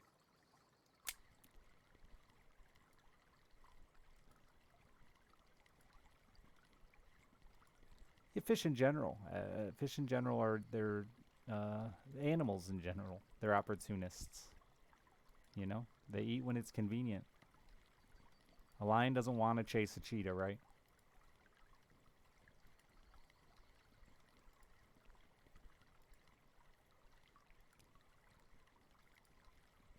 It wants to eat a cheetah, sure, but it would much rather have that cheetah just drop down in front of it from the sky. It would have a hard time not eating it if it just fell down in front of it. Muddy lakes. So muddy lakes, you're going to want to use more contrast stuff, which is just some deeper colors. You know, you're going to want to oranges, reds are going to be probably your best bang for your buck in muddy water. And you probably have a lot of crayfish down there. So crayfish colors are going to be pretty hot, I bet. If you're southern. If you're south of me, you're going to have more crayfish than we do. What size hook? It doesn't really matter. Mesh the hook to the worm. Senkos are usually 5 inches. And I think I usually use like a 2 or a 3/0. But I've used bigger, I've used smaller when I'm out. The only bitch with that technique is, so when you fish slow, fish have more time to eat it, right? So the only bitch with that technique is it's gonna gut hook them sometimes because you'll give them enough time. What you're hoping for in that scenario is the fish comes up, grabs the worm, and keeps moving, right? And then you know it's there, so you can set the hook. But what happens sometimes is you landed that fucker right in front of the fish, and he just went, and the line didn't move. And so by the time you reel it in, holy shit, there's a fish on here. He's already got it in his stomach. And if that happens, just cut the line off. The hooks and worms are fucking literally sense. Just cut the line at the hook, and let him back. Unless you're eating him, then eat him. Yeah, swim baits and stuff are great too, but you get into more technique stuff, I think, with that, Nolan. If you're looking for simply you want to impress your brother and catch a few fish throughout the day. My favorites, if you just want to catch a fish, my favorite thing on the planet, small jigs, really small jigs, like 16th of an ounce jigs, and Berkeley minnows. There's little fake plastic minnows, and they will catch everything. You'll catch bluegill, perch. I've caught pike. I've caught hundreds of bass, crappie, and just swim them as slow as you possibly cast them out and swim them as slow as you possibly can. They're so light though you have to have pretty small gear. But you'll catch you cannot throw a Berkeley minnow in a lake for an afternoon and not catch fish. It's impossible. You'd have to have no idea what you're doing. You'd have to be like literally fishing in the middle of the lake and swimming it at 90 miles an hour. Yeah, they're great for crappie. And that's what I started using them for, was crappie, and then realized, holy shit, these just catch fucking everything.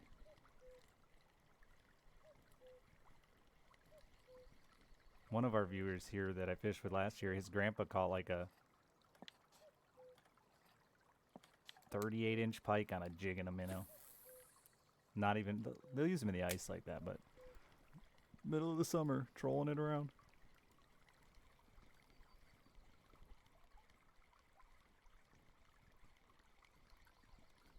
Yeah, those would be my two then, KJ. A Senko and a hook, no weight. Most guys try to run it weighted. And you gotta do a lot more when it's weighted. You got issues with weeds. You're constantly fucking off with weeds and things like that. You got to know a little more. Like, I like a shaky head too, but it's more complicated. You got to know what you're throwing at with a shaky head to get it to actually do what it's supposed to do. Crankbaits work too if you fish a little deeper. There's, like, honestly, there's so many techniques if you just are consistent with them. Consistent and persistent with them. That, like, you can't miss fish, but Senko would be the one I would recommend. You got me top 3 in more tournaments this year than anything else. That simple ass technique. My daughter loves it. It's the only way I can get her to bass fish. And it's because, even for me as someone who's been fishing a lot, the big thing is the confidence in it, right? You're just, you know exactly what your job is. Throw it out, count to 5, reel it in, do it again. She loves that aspect, man. It really got her into fishing more this year because she just loves that she knows exactly what she's supposed to do. That's the problem. A lot of amateurs, they're reeling and they're like, am I doing this right? I have no idea. And if you aren't catching a fish, you're getting less and less confident in what you're supposed to be doing. So then you start trying to change it up, mix it up, do it different.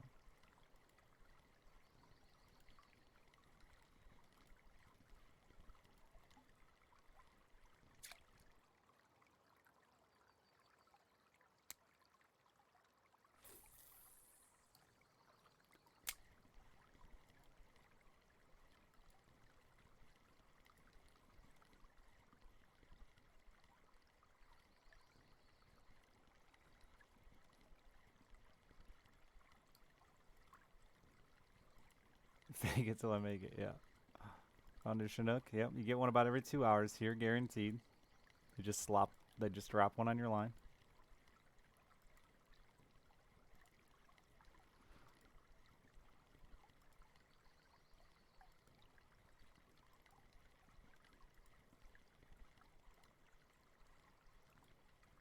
Hey, cat.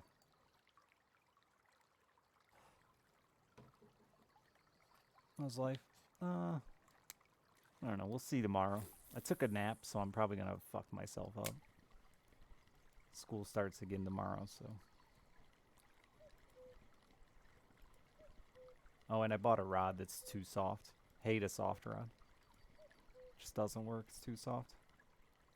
Rest in peace, $4,000.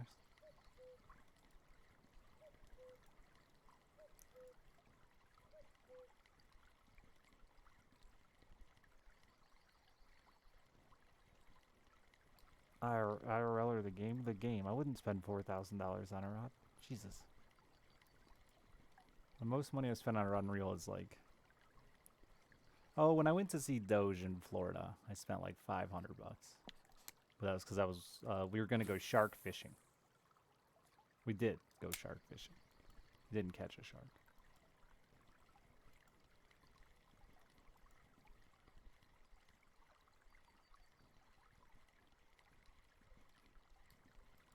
Yeah, fly fishing. There's plenty of stuff that can get up there. I just wouldn't spend it. I don't need it. I don't think it's that important. We did have fun. We caught fish. Just not shark.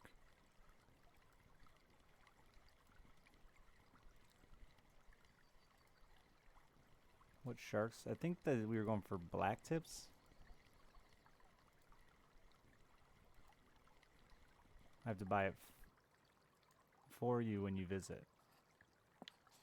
Oh, okay. I see what you mean. Like, tell you what to buy. Because I was going to say, I'm buying you shit. This defeats the purpose of all the money you've given me. Just use my shit.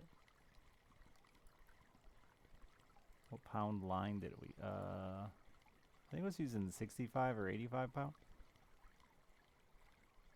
The shark rigs, though, that are literally just metal wire.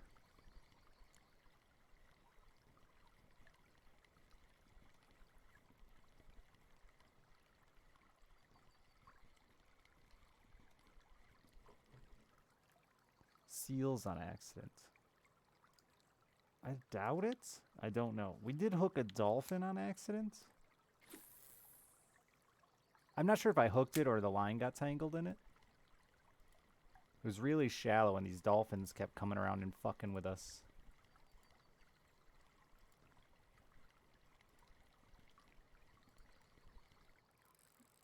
There's my Chinook. Maybe not. No, probably not.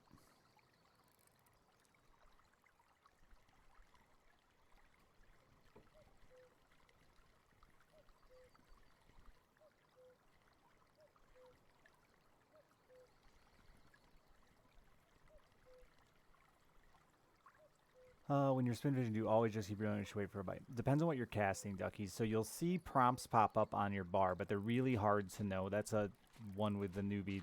You're gonna just have to get taught, I think, and especially with the game.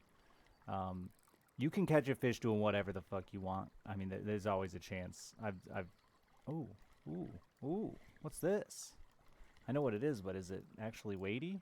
Yeah, that's money in the bank. We love that. But certain lures have certain techniques. Those prompts, that's why I was saying I wasted money on this the one rod because it's too soft to get the prompt.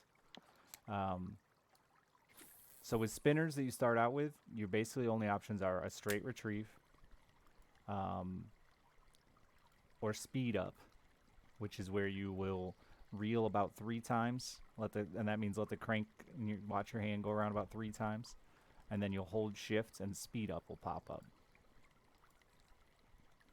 I think there is technically a stop and go with spinners, but I've never used it. And I don't even remember how to do stop and go. But then you also get into retrieval speed with lures. And everyone's got their sweet spot. I think with spinners, slow is considered better for the most part. Most players are going to tell you to go pretty slow. I think like a 14 or something. Jig step is the next step in learning. I didn't want to overwhelm the new player with jig step. But yeah, once you get into fishing a little more and you start getting into spoons and jigs, then you want to learn how to jig step.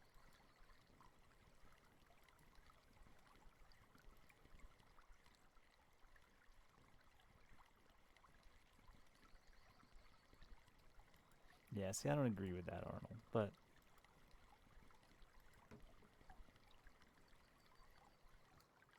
yeah, there are some guides out there that tell you all the techniques, but there are also different ways to approach the techniques.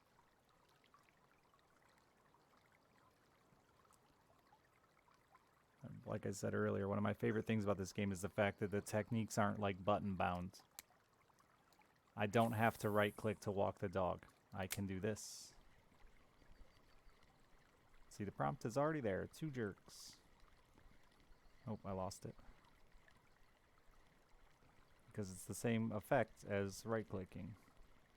It really is about the motion of the lure and not about the buttons you press.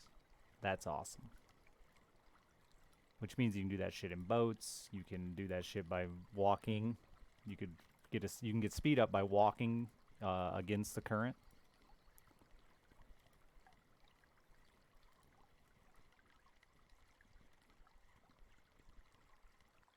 IRL, I usually like to give most things I cast at least, about that before I move them. Especially early in the seasons.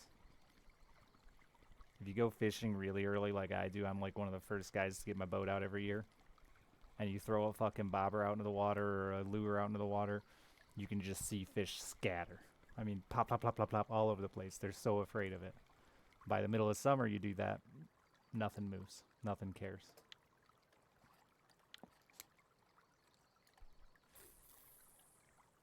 But they're just not used to that happening all the time. Float fishing is slow. Some guys really get into it. What size gear are you on, hardcore?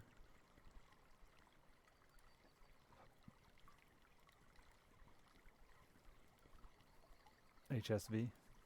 It probably won't be mass. Well, it might be.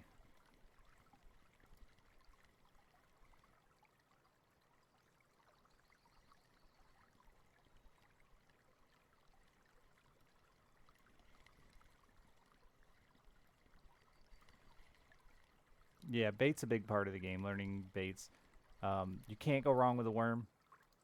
I always like to use worm or bread. Worm and bread is what I always told the noobs back when we first started and had a lot of them. Worm and bread, man. They are just spit on that bread. They're really good for finding fish and knowing that there's fish there. And then once you find the fish, you can fine tune your baits and pearl barleys and honey does and things like that to try to pick and choose better fish. But same thing I said about, I do the same thing with hooks. Start small. Start with a 14. If all the fish you're catching are tiny, move up to a 10.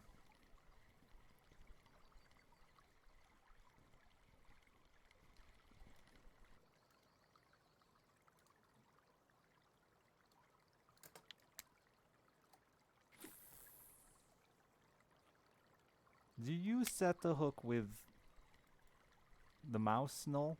With movement or with a button? Because that's the one I can never tell. I feel like I should get into movement hook sets on bobber.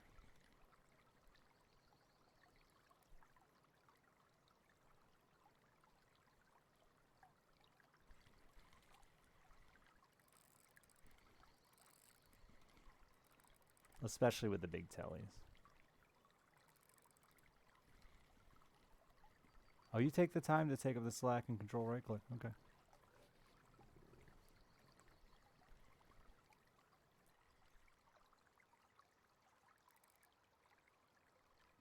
The fuck's control do?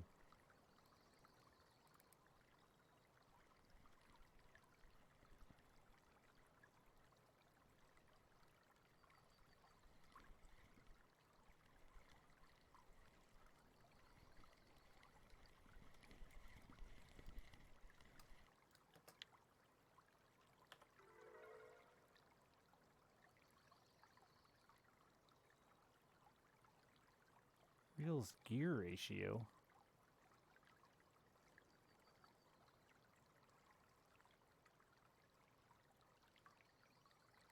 Oh, there's a.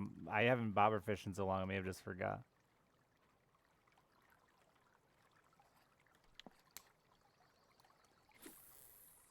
Can you do that on anything? Whoa! No, I've never done that before. I don't think.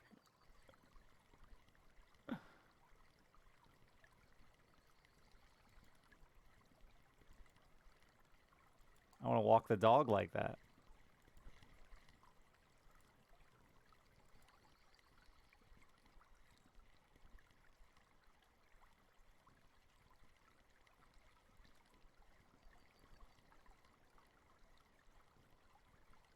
Maybe that's why I suck at bobber fishing.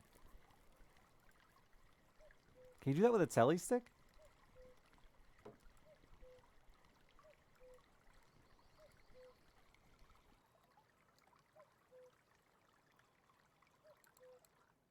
I got a no and a yes, so let's test it. Maybe not.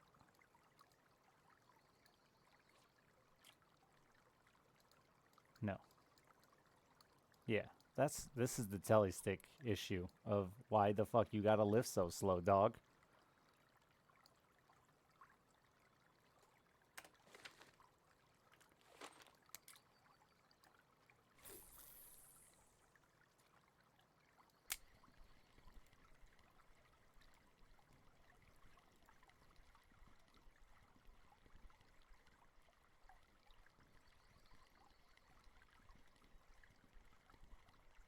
I have bolos.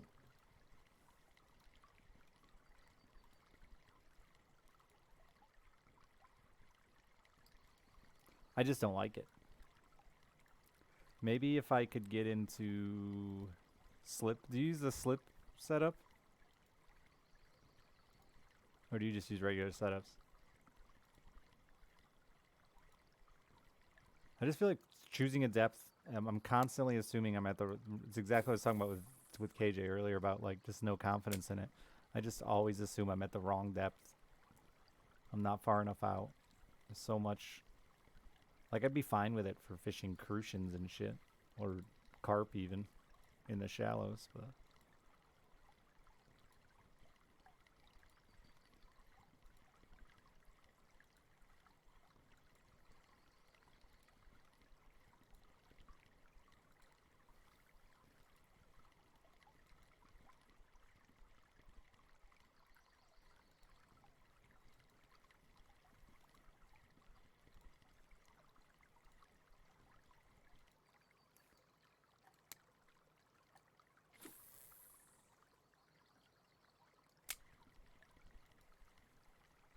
You'd think float would do really well out here. IRL,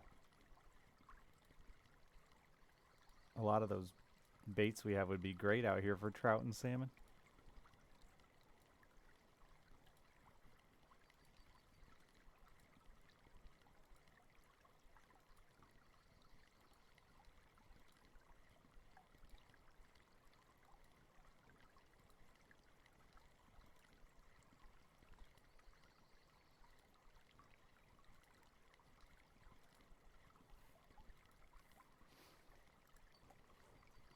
I also just don't like bobber fishing in real life.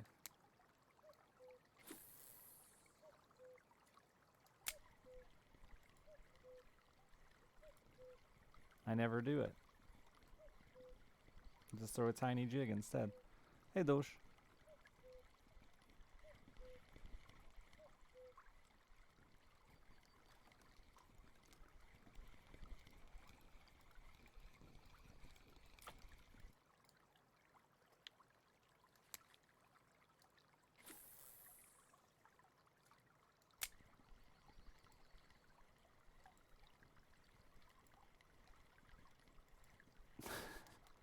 Nah, KJ.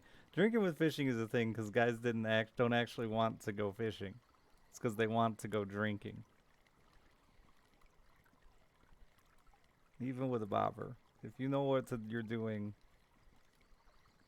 you're never gonna go out and not catch fish. Watching a dude, if you see a dude with his bobber out for fucking 10 minutes and hasn't reeled it in or caught a fish, he just wanted an excuse to get drunk. He's not fishing, he's drinking.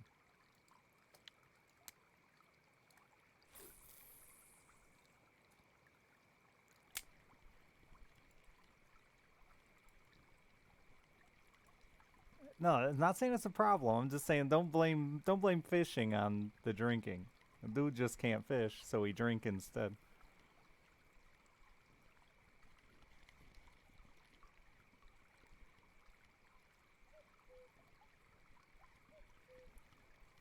There's so few fish that are that active where it's ever worth just leaving shit in the water. Where it's ever worth just waiting. What do you think that fish has just been staring at your worm for fucking 25 minutes going, maybe. Maybe. The fish isn't there. And why would you just sit around and wait for the fish to come to you when you could go find the damn fish? Isn't that what ice fishing is? If you suck, Tommy, not really, man.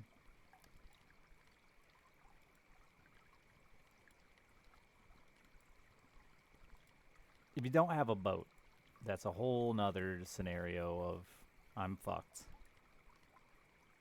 No boat, you're basically screwed once the heat of summer hits. Because fish just aren't good. Any fish worth having isn't gonna be there.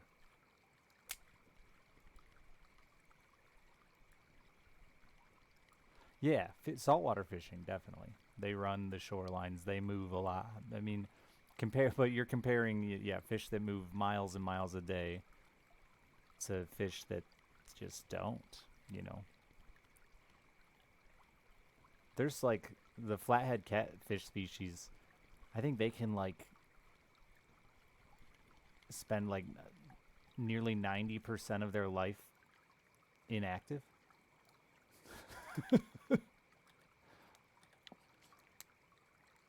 During the winter, I think it's like legitimately almost 100% of their time is completely stationary. And yeah, the flatheads that do move, it's to one point and back. They know where they're going to go get food and they're going to go back.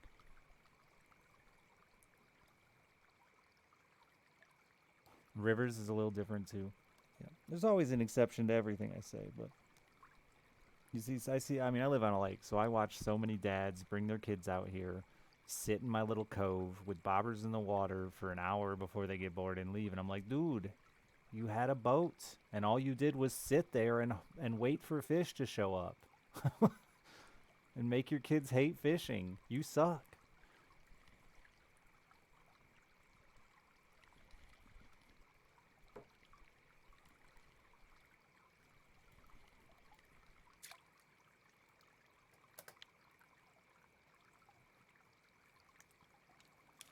my friend talking about fishing with his dad, and they'd get up at the butt crack of dawn and stay out till 1 p.m. It's 95 degrees. And they'd either slay them or catch nothing, and that's because they either found a spot right away and started catching them, or they just spent all day waiting for the fish to show up. Why do you have a boat, then?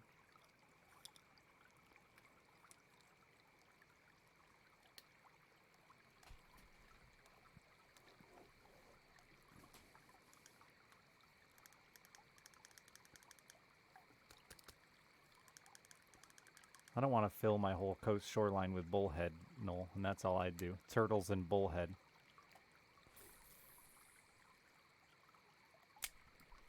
Where I live, if you leave bait in the water for more than about 3 minutes, you've got a turtle on the line.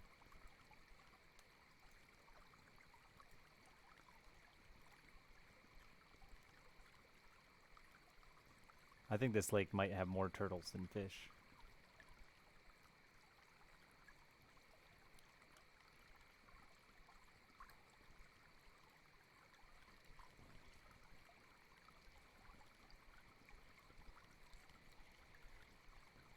You can make turtle soup if you wanted. I don't want to.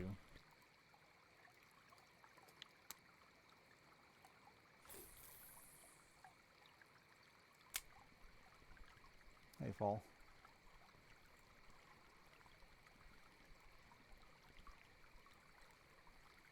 Cleaning a turtle is a process, dude.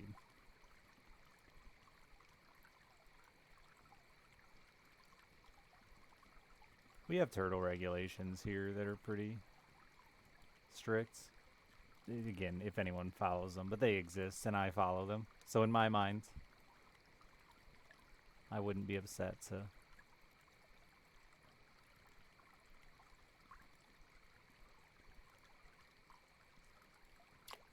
Yeah, they look intentionally pain to eat, you know? They kind of designed themselves that way.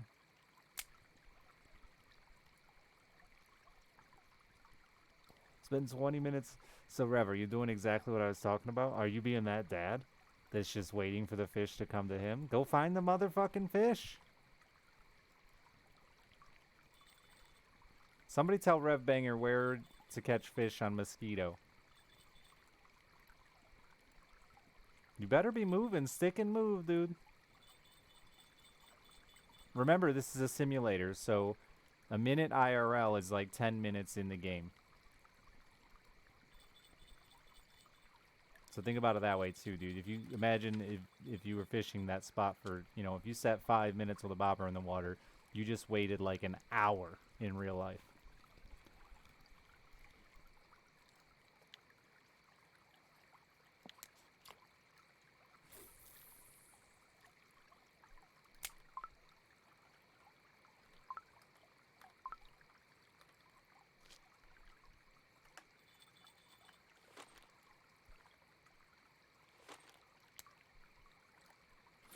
Hadn't seen anything from Jassy in a while, I didn't think.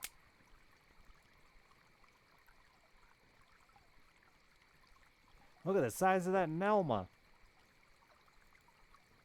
Where the fuck's that from? You on that river that we talked about yesterday? Yeah, yeah. It's the only place I ever catch Nelma. Oh, that was a good one, Hardcore. You were on that whole fucking time, huh? It wasn't worth that much time, probably, but... What was that on? Yeah, they're strong, dude. And they're really hard to get to swim away from you.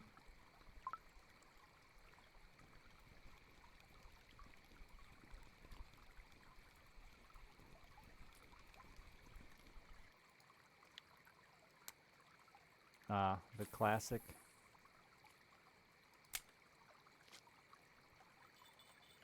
That lure has been the hot since this river started.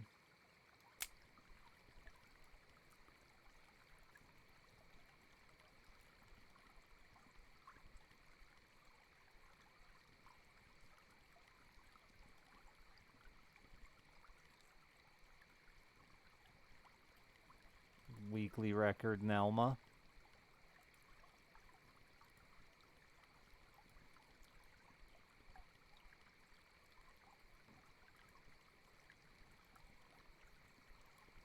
I think right across from the starting dock, there's some grass on mosquito that's pretty good.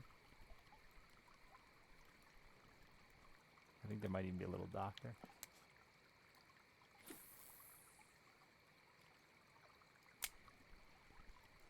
I don't think anyone in chat's got mosquito hot tips. I thought there were some newbies over there.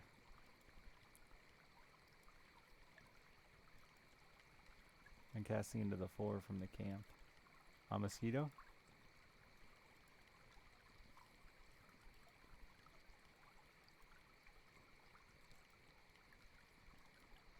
I always just targeted crucians and gibble there. Really shallow, wet bread.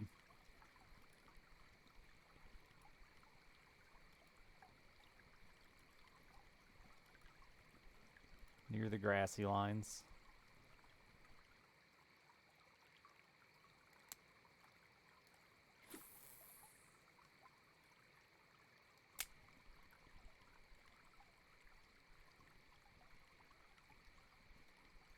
He's got a chub.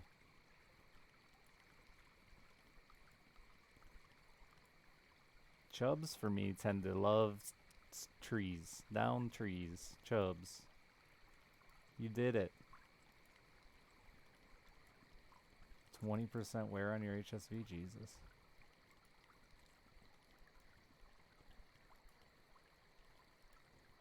Yeah, but the problem is, Hardcore, when I try to upsize here into my Tagaras, my catch rate goes way down on the regular fish. I was lucky enough my one Chinook today was on my Tagara. And went to winding. Oh. Winding is more dangerous, I think. But, it's exactly what I was saying. It's a lot smaller. You're not dealing with the giantness of mosquito, you know? You can just float anywhere in that river and find something eventually.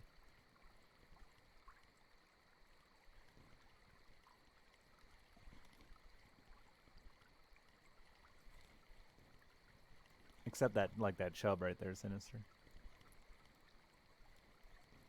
Chubs and Ides out there are dangerous float and bottom fishing. With brand new newbie gear.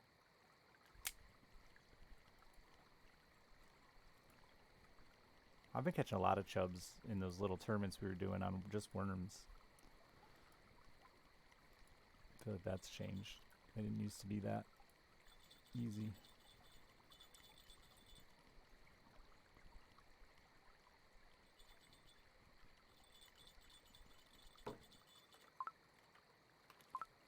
I bet I've caught hundreds of burbot and no trophy, ever.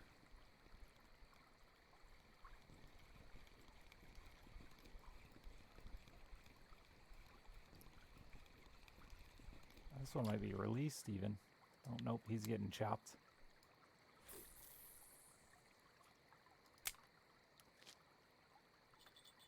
I do have one of those setups really, really bad, actually.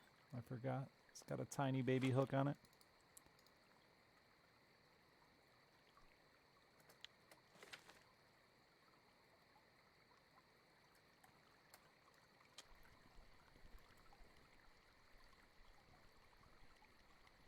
With a telly stick?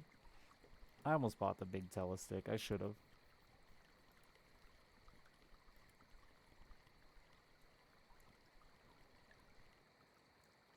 Guess spool down winding with your spinner? Yeah, spinner winding is fun and dangerous because you got asp that can, and chub that can run you ragged.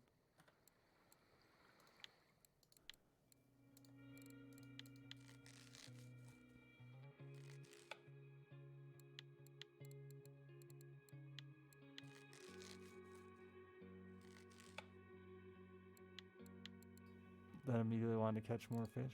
I mean, it happens.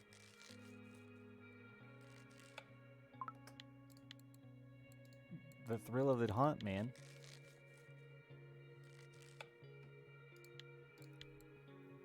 It is funny to me because it's really not that, like, at its core that much different than so many games where you're just looking for upgrades, you know?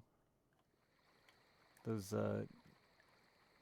loot games y'all love so much. The PoEs and stuff where you're just looking for little tiny upgrades.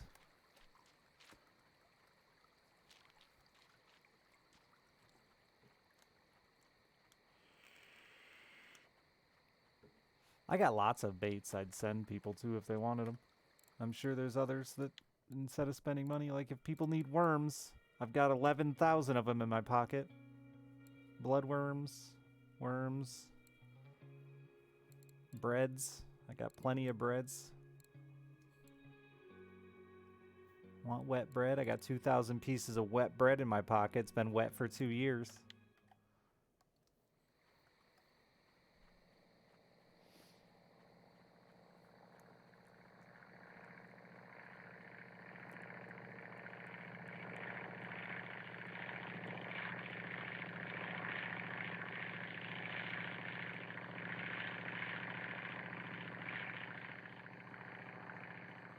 Fish pieces? I bet I have 1,000,000 fish pieces in my pocket.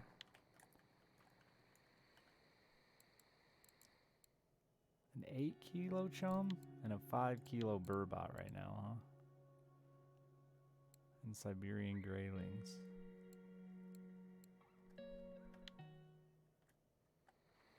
How many dead perch? Fuck, dude. Too many? Is there an easier way to get rid of them? I got more dead loaches, I think, than perch. Got some live perch still. There's a few. And tiger nuts.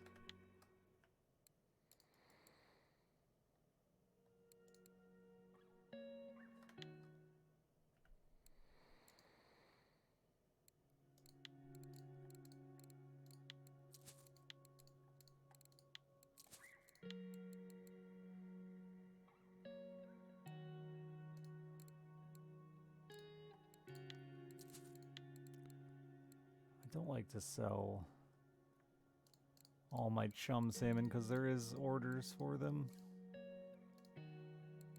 Especially not the big ones. That's another thing too, as you play a bit, get familiar with the orders because they're the same. They'll repeat regularly, so you can sit on fish that you know you might need later. They do go down in value if you hold them in your inventory too long, but if you know you're going to be sitting in Corey for 3 hours, hang on to some lake trout, you know. That order's coming.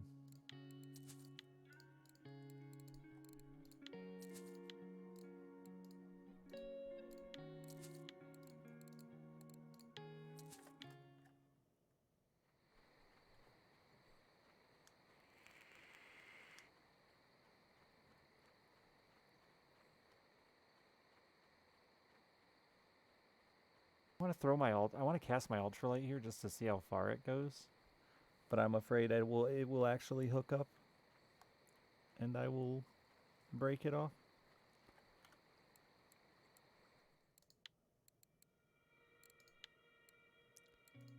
A wacky rig is safe.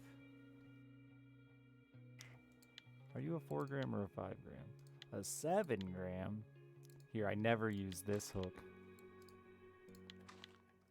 Just want to see how far it goes. I'm actually really disappointed with the casting distance of rods in this game. Oh, I hear my bell. Jingle, jingle.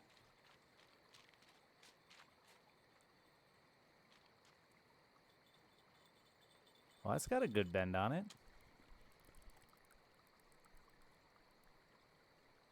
How big of a burbot did I need?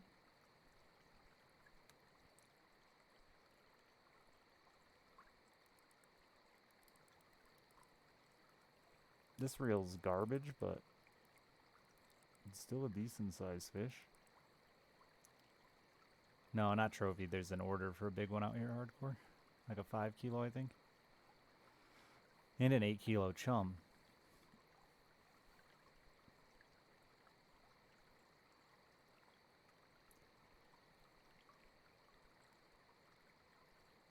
Anyone know where to get grayling out here? There's 2 grayling orders.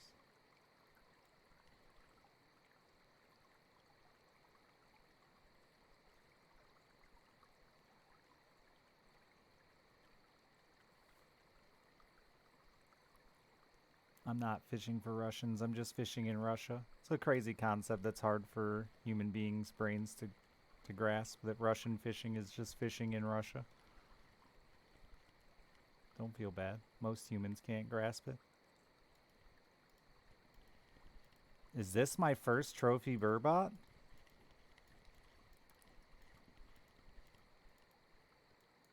Nope.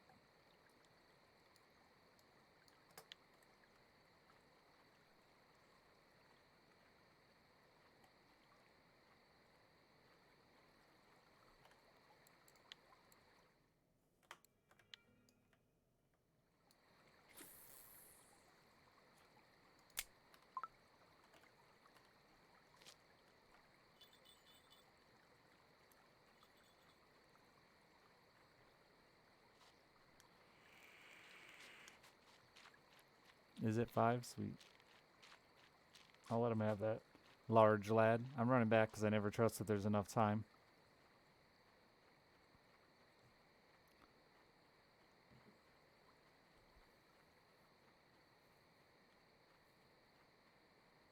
I mean, I'm really upset the guy who came in here and said,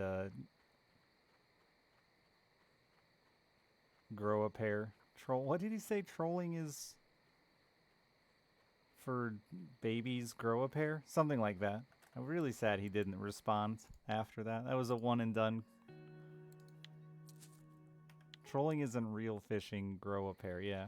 I really wanted to argue with that, man.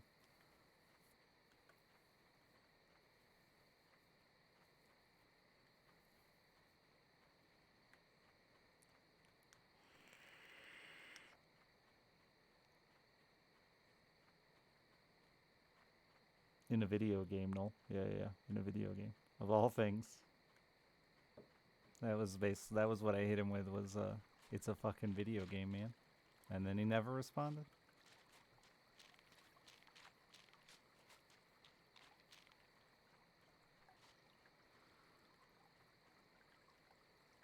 Sad day. I have a fucking size 12 hook on here, and I keep forgetting to change it. I'm gonna do it right now.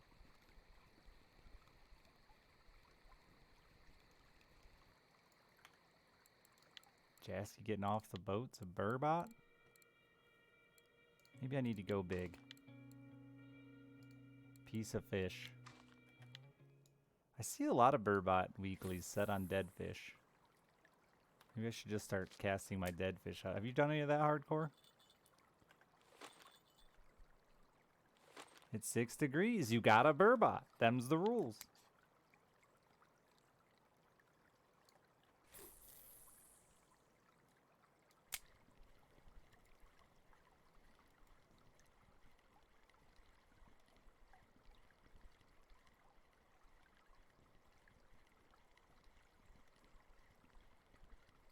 Other than Charloach is here. Who sent me something?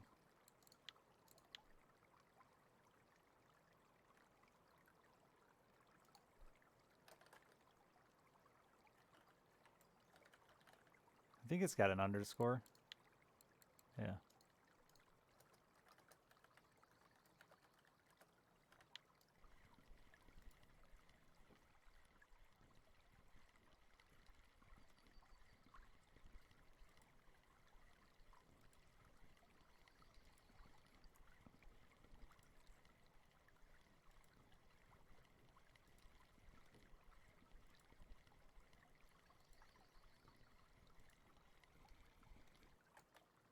Alright, we're going to throw this ultralight out there. It'll be fine. Nothing bad's ever happened. Oh, that casts really far. God, I should have saved my money for an ultralight setup. I'm going to fish it, is the thing.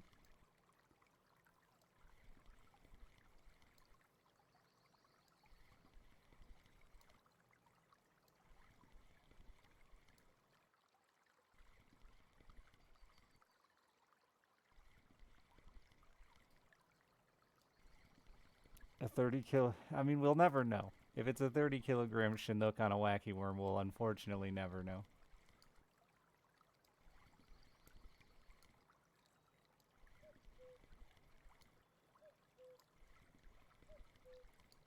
Yeah, I've always said that, Grimsy. I don't know. I think at the end of the day, We have rules for the number of fish you can take out of a body of water.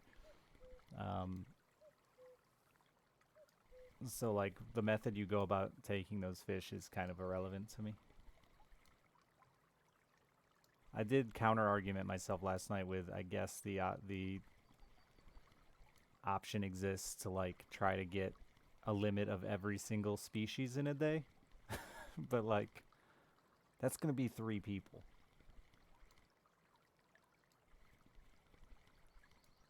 And the 3 people that do that probably need it. You know, the people I see out here taking the most fish home with them on my lake, they need it. It's a significant part of their actual diet. Where I live, fish for a lot of people is genuinely a big part of how they feed their families.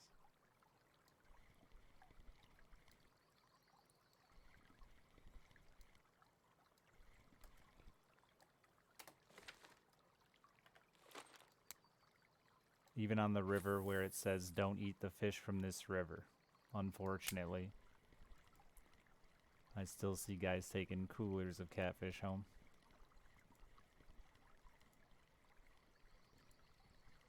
If they really wanted to feed them, they would have been born rich. I know, Lacker. That's what I keep telling them.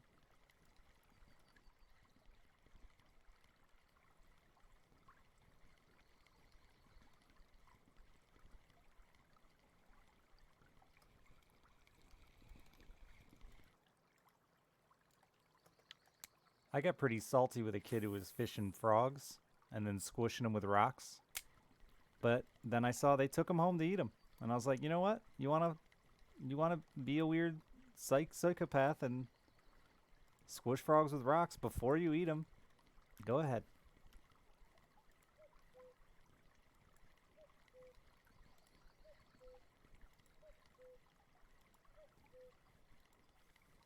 I would love to save more of my fish, but I'd need to get a vacuum sealer and deal with all that, and I just haven't. Because otherwise it just won't last if you don't vacuum seal it.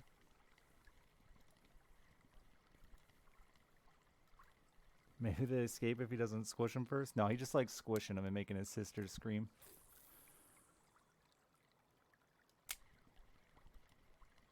Oh, absolutely, Doge. Now that I'm an adult, I always thought those things are kind of a gimmick, but like if you compare how long my pork lasts that was vacuum sealed in my deep freezer compared to anything else in any of my other freezers, it's night and day. Yeah, like an adult who's like had life experiences.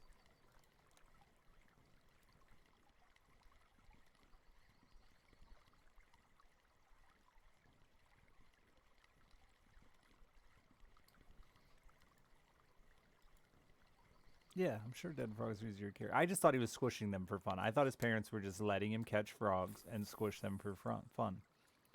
And that makes me mad.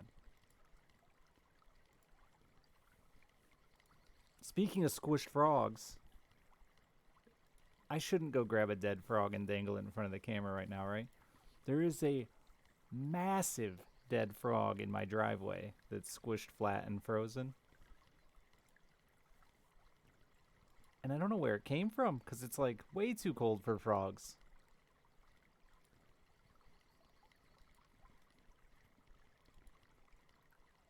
But he's like this big.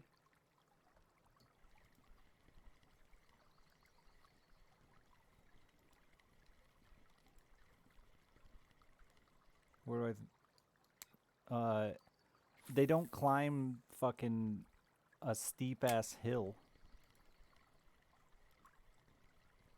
to go sit in my driveway, Lacquer, in the winter. They bury themselves in the soft mud of the lake beds. Not my gravel driveway.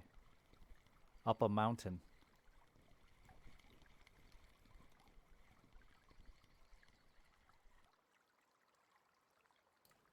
Every once in a while I find a turtle trying to climb my hill.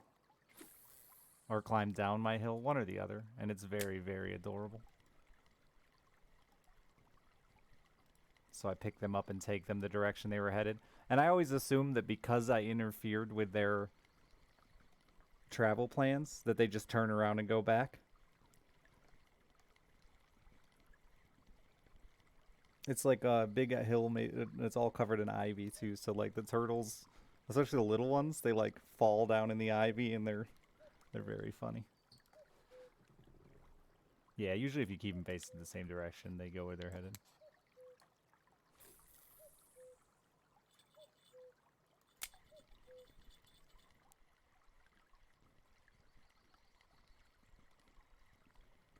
Able to see his organs. That's probably a tree frog, eh? Not a water frog, yeah.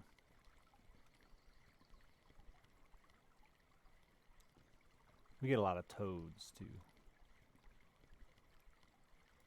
A lot of toads, which brings a lot of snakes.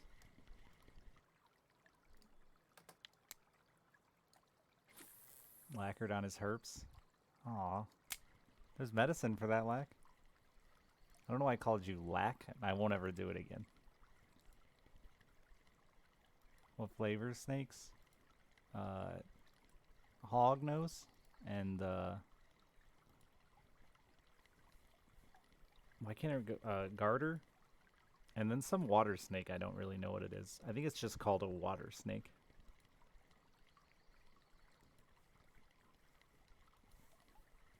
Hognose are adorable. They supposedly make a good pet. You can buy them. My brother and ex-wife kept one for like 2 weeks before I convinced them to let it go.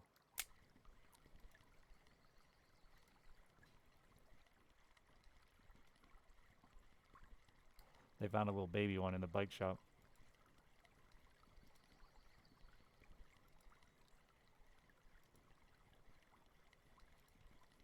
They like bees?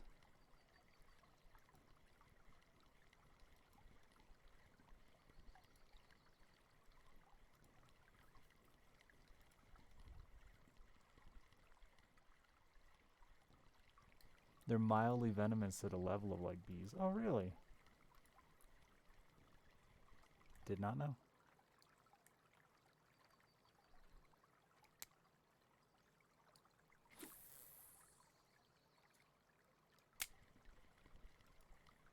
Yeah, the weather, the sun meter is like Tommy said, and also the effect on the fish, right? Sunny, technically, and the game. Most people I know that play this game and make videos for this game will say that sunny days you want to try shinier, brighter things. Cloudy days, darker. I don't see a huge impact from it, but this is a game that's incredibly hard to do perfect science in. So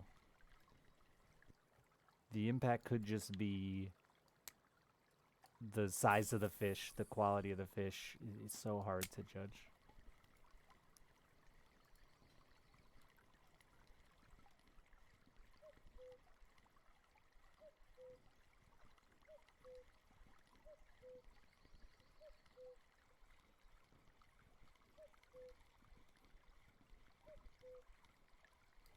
Does it still Cobra Head at you?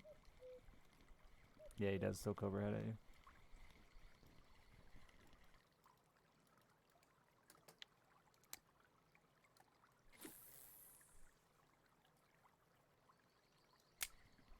That's not actually about pretending to be a cobra, is it, Lacquer? It's just about getting bigger.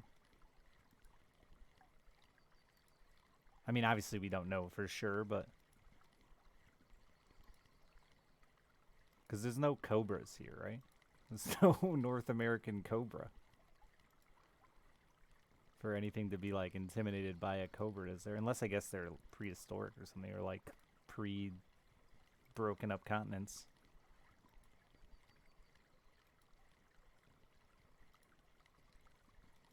Do rattlers also flatten head? Do they?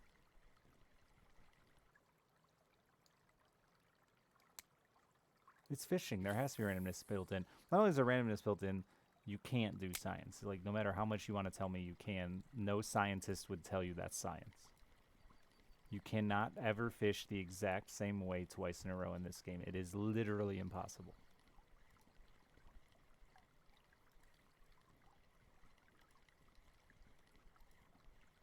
Even if you use two identical setups and landed them in the exact same spot, the lines don't land the same, and you can't guarantee they did.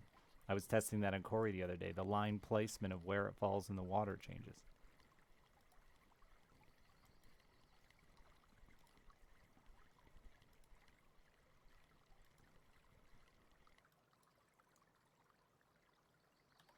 So it is an attempt. It's not just a size thing. It is an attempt to look like a more dangerous species. Is the thought? It's cool though, and very cute.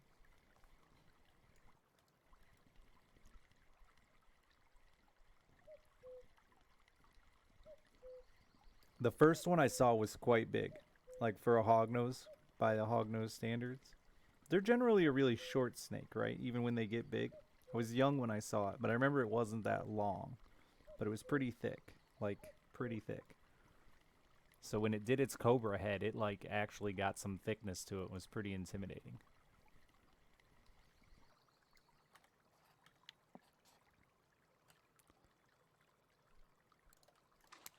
So red hasn't been that hot since the sun's really come out. Let's try shiny.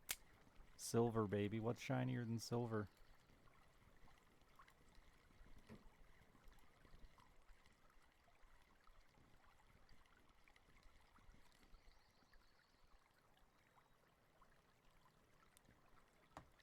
Yeah, no, like I said, but that's not perfect science. Because you can't fish the same spot. You say the same spot. I say bullshit. Because there's variance in your cast. Even with maxed casting stats, you still can't cast to the exact same spot. And every time that clock ticks to a new second, it's different than the last second. Didn't record time of day or weather conditions. I mean, your science is just... We're throwing all this out the window now.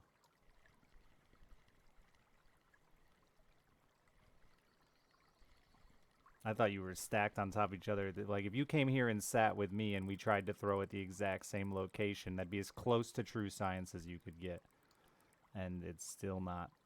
Like again, by true science definition of, like... I wouldn't want... what is that? Look at it just sit there.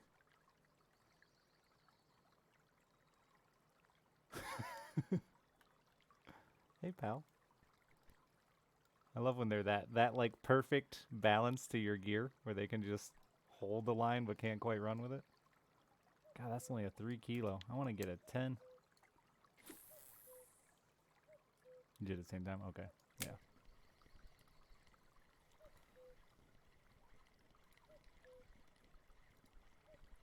Like I said, that's as close as you can get to science. But there's still some pretty significant variables. Yeah, no, yeah, that's the best you can do. Absolutely. It's not like I'm trying to... It's just that I've had a lot of people argue with me that you can do real science to know for sure something works better than others. And you just can never know for sure. You can obviously get ideas that this... You know, you can obviously hypothesize off that data that, you know, if somebody was using a giant leader or a giant hook and wasn't catching anything, you could say, yeah, by most likely, that's the reason why. You could become a dev. That is a great way. Yes. I'd love to see their code, but I know it would break my brain. But I'd love to see how things are coded. But that false bite I had there, I think, is like proof of the randomness too, right? Those are just programmed in. One of the bigger streamers for this, by bigger I mean like who does it a lot, was arguing with me that trophies are just X amount of time you will get a trophy, and that feels like it's just not true at all.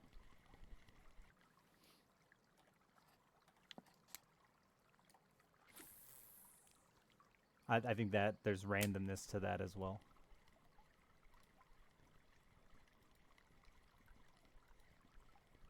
I'm sure you have more trophies than me, Lacquer. I fish species that have rarer trophies. I think, in my opinion, have rarer trophies.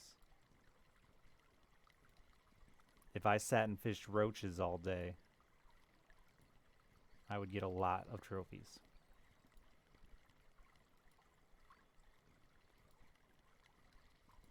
If I sit and fish Cory char all day, you know, or char like Tommy is. How many char trophies you got, Tommy? 39 regular, 1 rare. I assume I have more than that. I have 83 trophies and 2 rare. Out of 20,000, nearly 20,000 fish.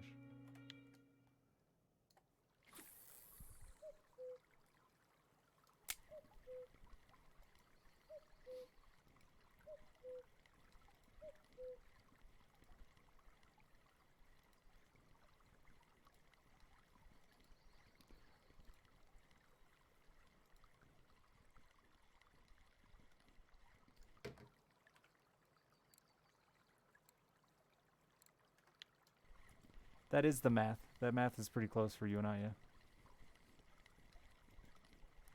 15,000 fish, 23 trophies, 0 rare. But then you get a guy like that, Lacquer.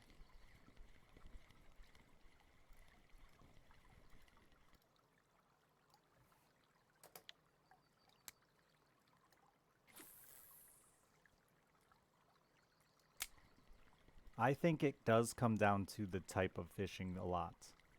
I haven't caught a trophy fish. I've caught 1 trophy since I've come back to this game. And how many days has that been?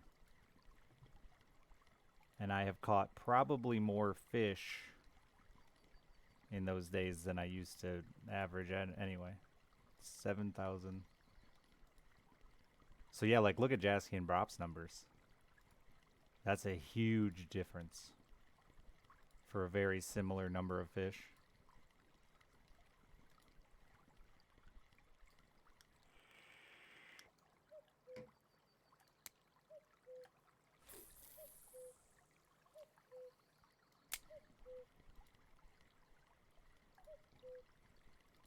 I do think it's close to a good estimate though, with the exception of people that just fish certain type ways that aren't conducive or are conducive to more trophies.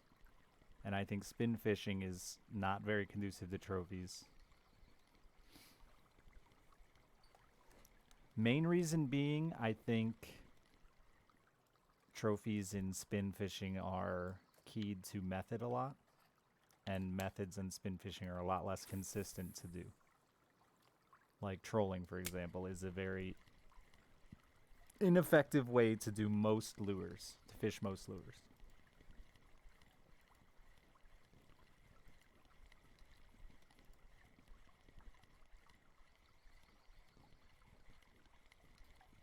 Yeah, I've heard about their, like, some disgust migrations. I hear the char on Cory used to be way better. And there was, like, this big migration, which is very cute to say it like that.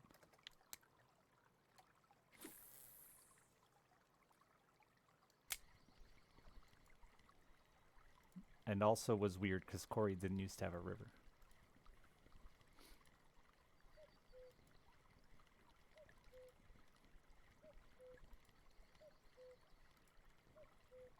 So they say fishing pressure too, right, Noel?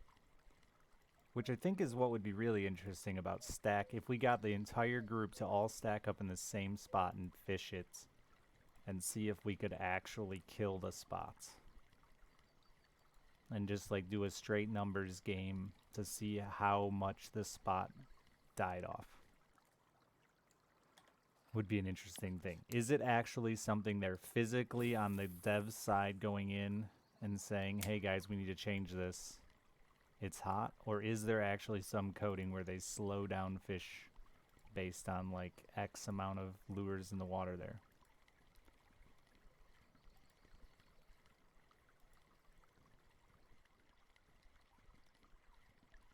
Again, Noel, you're assuming you killed the spot and not that just something changed. You're assuming that it was your pressure from fishing and not just the fish moved on an automatic timer. They could be set to do that. Could have been...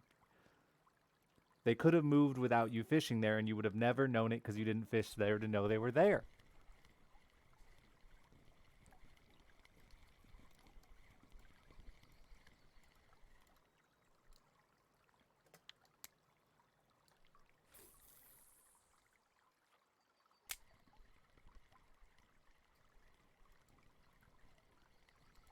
Just relogging can improve. See, that kind of stuff to me, Wizards, seems fake.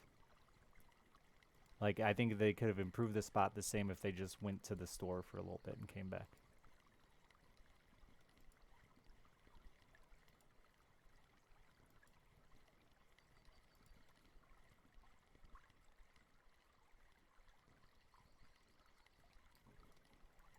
And it's not that it really improved the spot as much as they just took a break.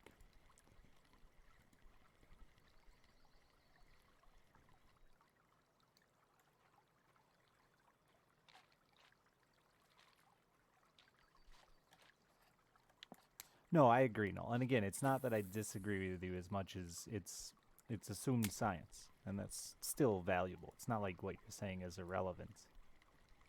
It's just not truly understanding. I've played so many roguelikes and stuff, and when you don't truly understand the why of something, it's hard to repeat it or avoid it.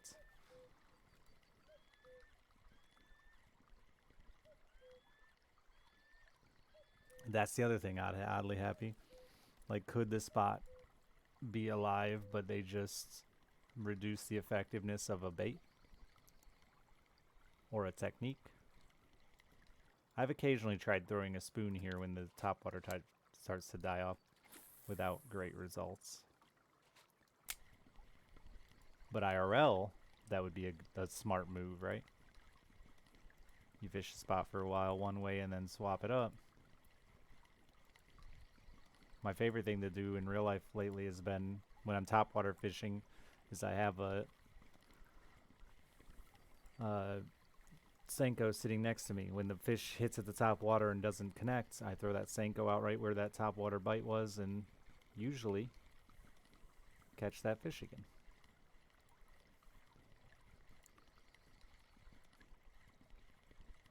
Two failed throws, you switch to spoons? Yeah. And then you catch one on a spoon and go, oh, the spoon, that was the answer. But the reality is the third cast with the top water could have caught the same fish. You just don't know.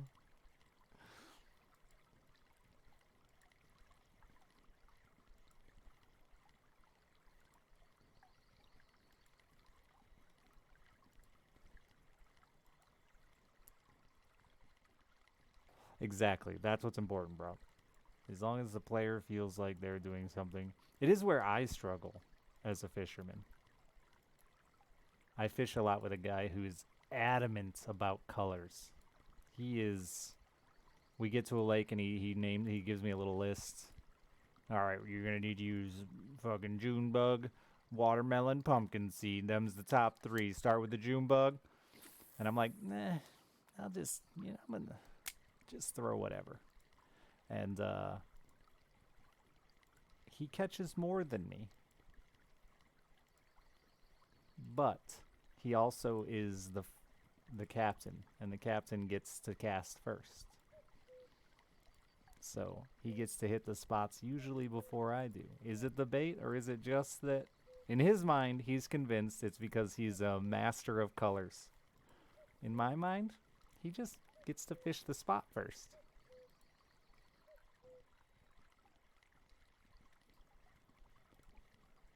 Yeah, I hate that there's no water temperature reading, Noel. Because I don't know how much air temp affects water in this game. I assume it's close to a 1-to-1.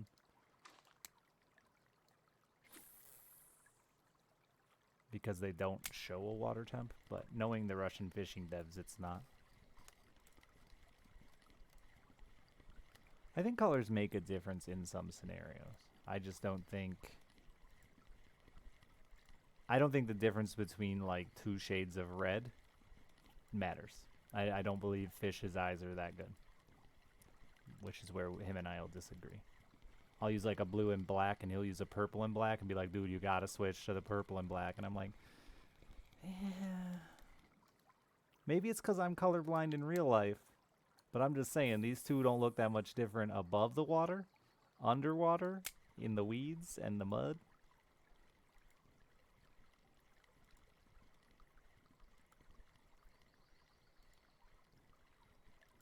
But I do think the difference between purple and silver is huge. Very big. Because you're using a dark contrast lure that's going to silhouette better in darker water versus a lure that's going to shine if the sun can hit it. That shit matters. And matching the bait types. You want your lures to and baits to represent the food they're normally foraging. Doesn't mean they won't hit something they've never seen before. I mean, guys use fucking lime green with good results. Chartreuse is an incredibly popular color in fishing, and I've never seen anything in the water that's chartreuse.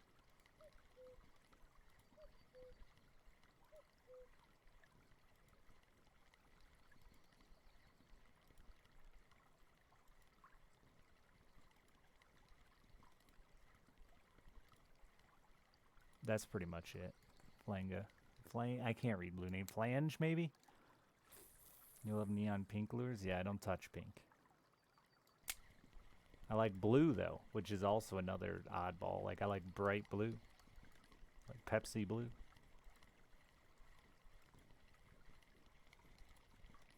Salt and pepper and a chartreuse tail. Black and silver and blue and silver are my favorite, too. Or black and gray, black and silver, whatever.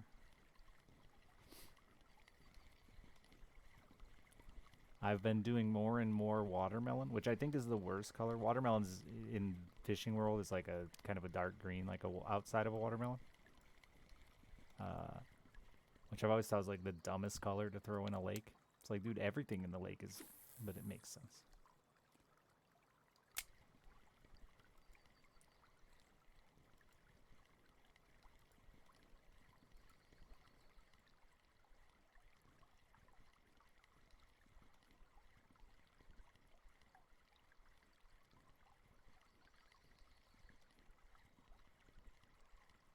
But there's so many baits that don't represent anything that's real.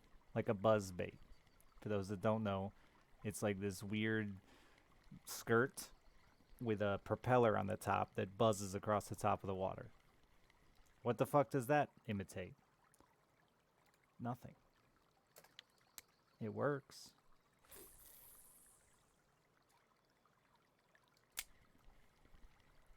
If I'm float fishing, do I actually need to recast every time, or can I just move the bait around? You could just move it. That'll work. If you move it and there was a fish, the same goes with reeling in though. Yeah, you can move it. Possibly an injured bird. I guess. Never thought about it. I've never seen an injured baby bird swimming 5 miles an hour across the top of the lake, but I guess it could happen.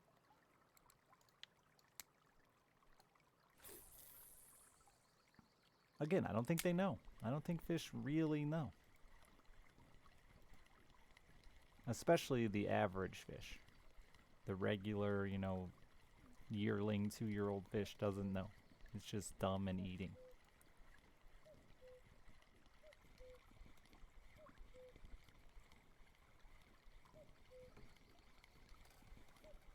Vibration, noise, movement. Can I swallow it? You forgot that. That part is, well, unless it's a perch, that part's crucial. Perch don't care if they can swallow it. They just want to try.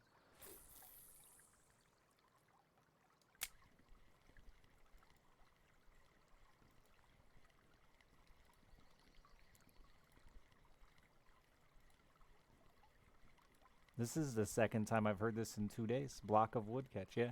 A human hair. Seen all kinds of dumb things. Toothpaste, X-Lax. I've seen so many different things used for catfish. Fidget spinners.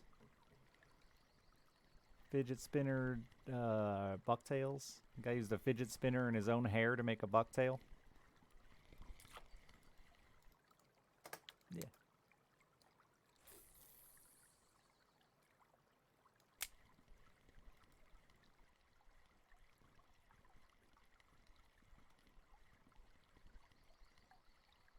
I used a plastic bottle cap in my own hair to make a little tiny, like, trout spinner to catch bluegills when we were camping Nerds vs. Nature. Unfortunately, the footage is all ruined because I didn't realize the rain cover made it inaudible.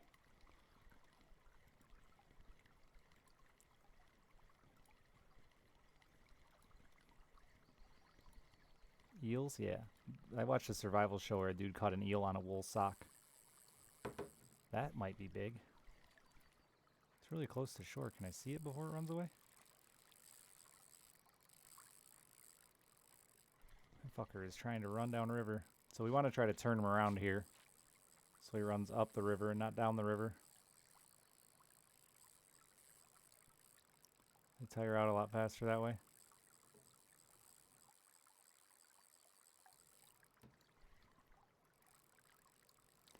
Yeah, that one's weird, Doge. That's some sort of weird aggression that happens. I see that all the time, too. I've seen bass do it to each other, even. And it's the most frustrating thing in the world. I think it might just be a food aggression thing, like a fuck you, you took my food.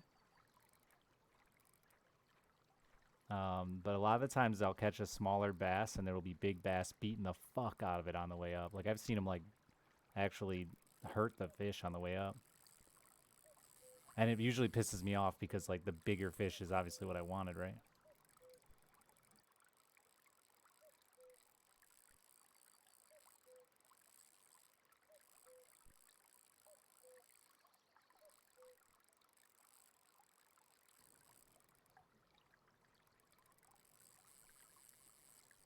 Yeah, I think it's a bait battle thing. Like they're just saying, "Hey, fuck you for stealing my food," and they don't realize the scenario, right? Like I think it's just a dominance thing because it stole the food they wanted. And it maybe not even stole the food they wanted, but I think they can tell like the way a fish attacks something, and the behavior they have of I'm trying to eat you is very different to their regular behavior. So I think they may just be reacting to that behavior. I'm not certain. I need fish beings here to tell me. The dude in Lex's chat who's like a fishologist.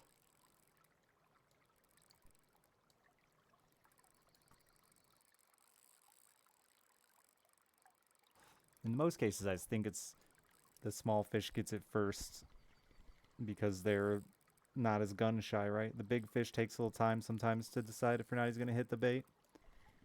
Where the little fish is just like, ooh, food. Huh?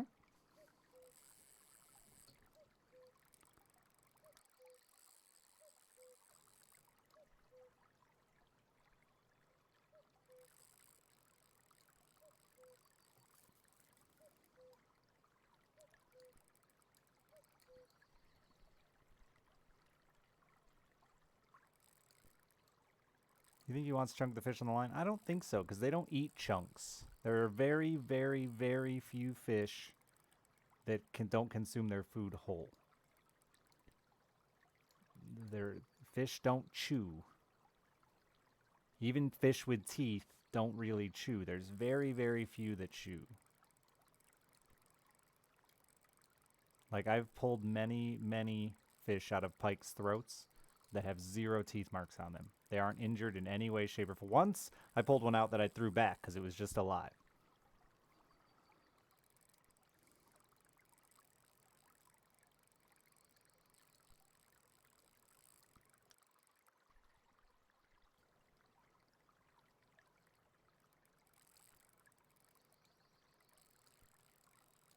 But yeah, they don't really bite. They don't really chew. Anybody that gets bit by a pike, like there's some stories of it. It's because in my opinion, it's because the pike misinterpreted the size of what it was trying to swallow. So when it closes its mouth to trap its food, but it wasn't swimming up to a swimmer to bite its foot. It thought, I can swallow that whole foot. Oh shit, that foot's attached to a leg.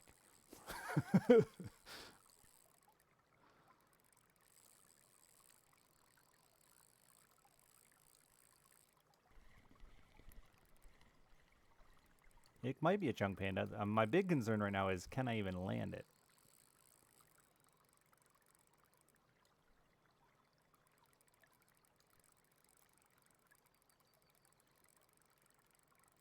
My guess is a Chinook. The safe guess is a Chinook out here.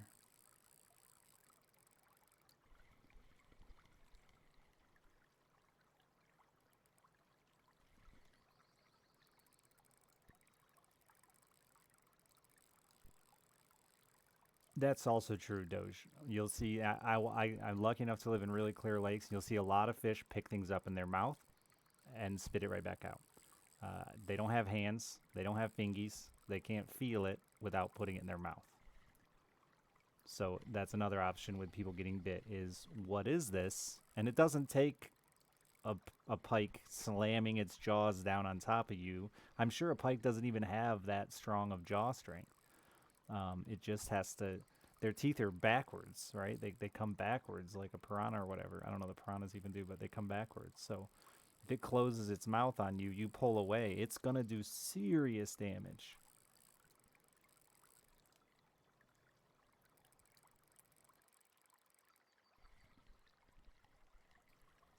Yet to come across Chinook yet? They're pretty common out. Like, so I say that, but they're not. They really are like in my opinion, a persistence fish. You throw enough in this river, you're gonna get one. But you have to spend time out here. This will be my second one in 3 hours, and yeah, I jokingly say you get one every 2 hours, almost guaranteed out here.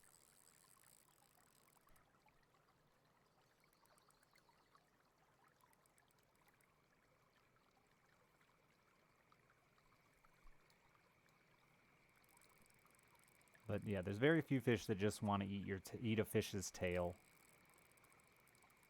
They want to swallow the entirety of the fish. Night, Rev.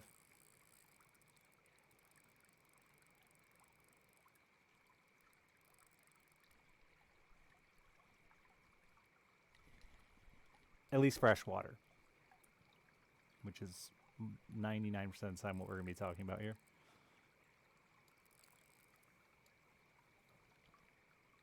Saltwater is a whole mixed bag of insanity.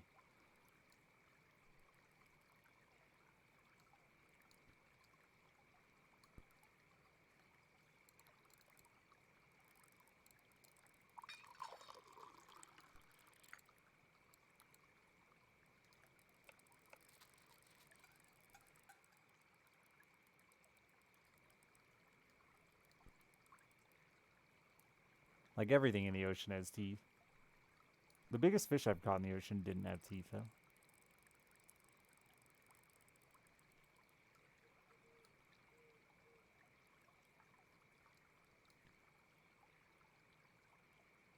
I guess technically pufferfish have a beak, not teeth, but...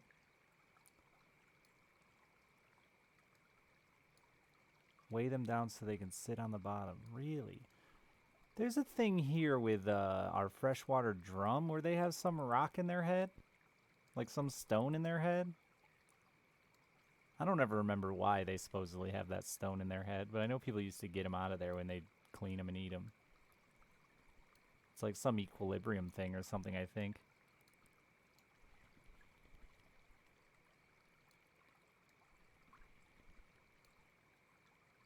Is it actually in the bottom? I don't know about this guy's statement. Yeah, a lot of birds and stuff will eat stones and gravel to help digest their food. Yeah. Carp eat a lot of dirt. They shit out basically dirt.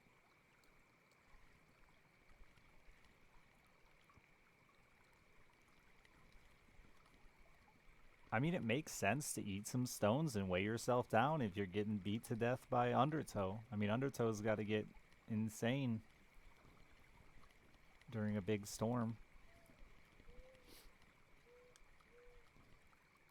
It's not the most ludicrous thing I've ever heard an animal do.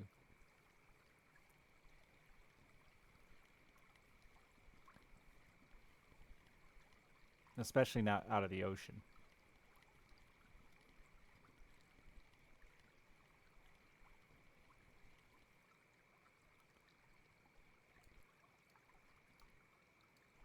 But you find all kinds of dumb things in fish's stomachs. Branches and rocks and bottle caps and...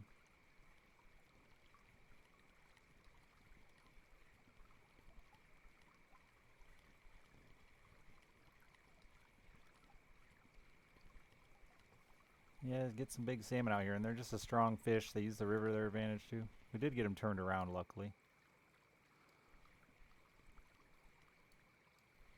River fish in real life are so much stronger. It's such a weird thing, too.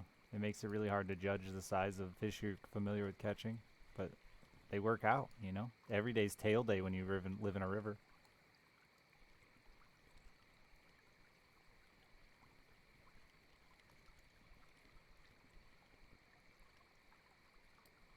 In bigger fish, it's like night and day. Like a carp, a lake carp compared to a river carp is night and day. They're so much stronger.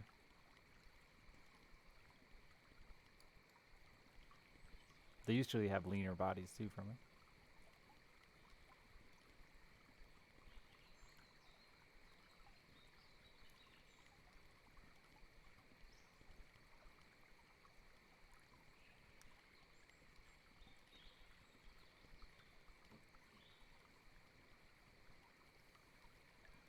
Every day's tail day.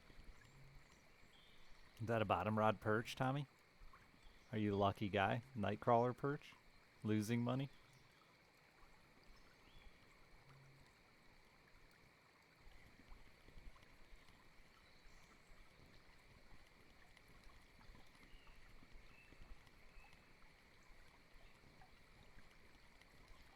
Spin perch? Ah.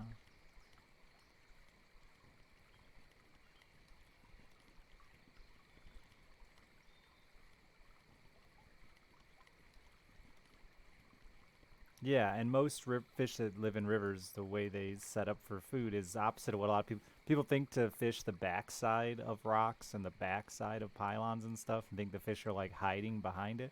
There are some, but most predators actually sit in front of the rock. They get a little bubble effect, I think, like the same that happens with wind draft, but they're waiting for that food to wash directly into their mouth, right? I think the same goes in this game. I have a lot better success fishing up the stream or down the stream, up the whatever, towards the fish.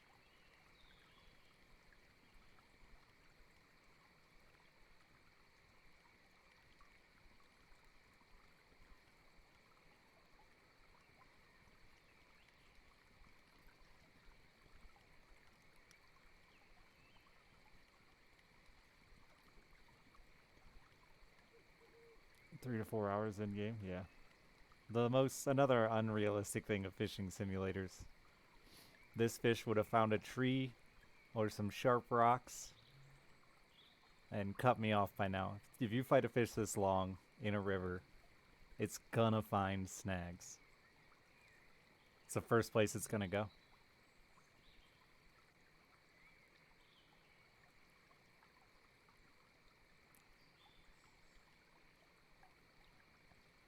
And bottles of vodka? I don't have any vodka on me currently. I got mulled wine and champagne, though. Does that count?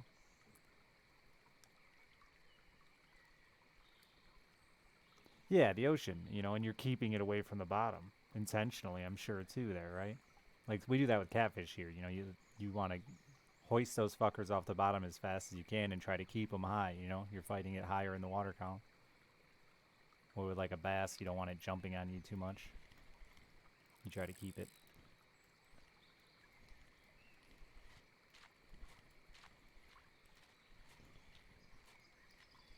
It is just a Chinook, isn't it?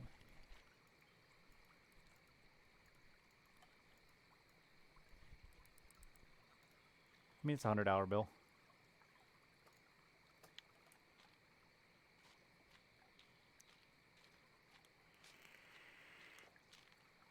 How many tangles do you like that IRL? I mean, I do that IRL all the time. The tangles aren't that bad. In this high current, I'd be spaced out more than I am IRL. But I don't know. I fish 6, 8, 12 rods is the most I've fished off my boat before. Yeah, I wouldn't have them this close together at the contact point because of current, but unless you get a fish on, lines don't tangle that bad.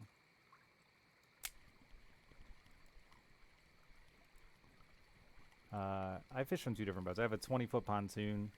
That's the one I fished 12 rods off of. And then I have a 16-foot V-bottom.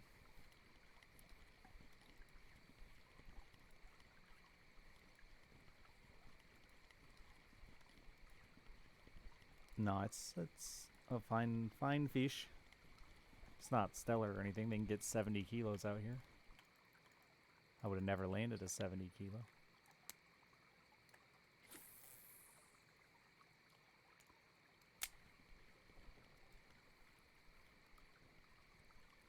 Even trolling, though, people are always laughing at the trolling in this game. Like, I troll usually 5 rods. 6, I do get into more tangles, but like it's not, oh my god, I gotta cut my line. It's just annoying, right? Like the problem with 2 rods tangling is that 2 rods are now out of commission. Like they're not actively fishing for you. So I usually troll 5 rods off one boat. And I don't use planer boards or anything fancy. You can only run 1 rod per license in Oregon. Really? Oregon's mostly river fishing though, right? Like most of the most popular fishing in Oregon is trout and stuff like that.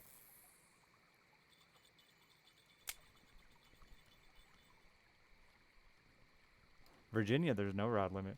You can run as many as you want. I watch a catfisher on YouTube who fishes like fucking 48 rods when he catfishes. Well, 12 rod in my state it's 3 rods per person. So 12 rods is I've got 4 people on the boat and 12 rods out. The number one reason to have your kid on your boat is so you can put 3 more rods in the water. That's fishing 101.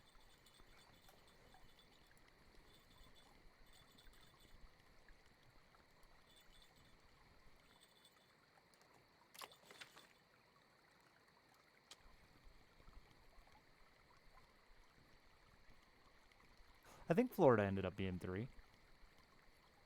I think we were running 3, Doge.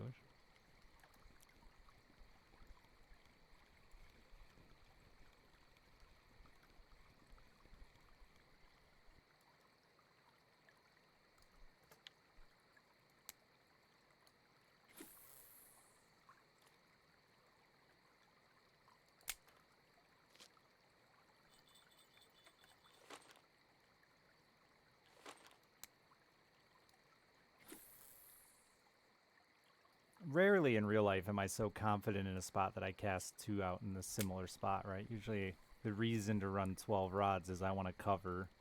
If I was running, even 6 rods here, I'd be covering, a lot of water. Has no limit on rods for freshwater, yeah. Makes sense. Most of America is reservoirs and not lakes, which was a weird thing to learn. I didn't realize how different even just southern Indiana is like reservoirs 1 state away. It's really just northern United States that has a ton of lakes. I think Florida may as well, but they're all just like swamps. Florida and Louisiana probably have a ton of swamps. Yeah, they're glacial and spring. Like ground spring when I say spring. So the hole's still probably originally glacial, right? And then it hit groundwater.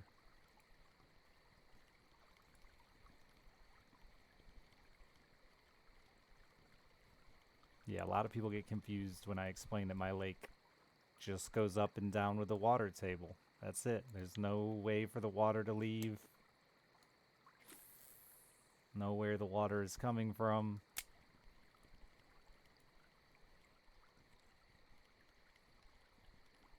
Oh, Texas probably has quite a few.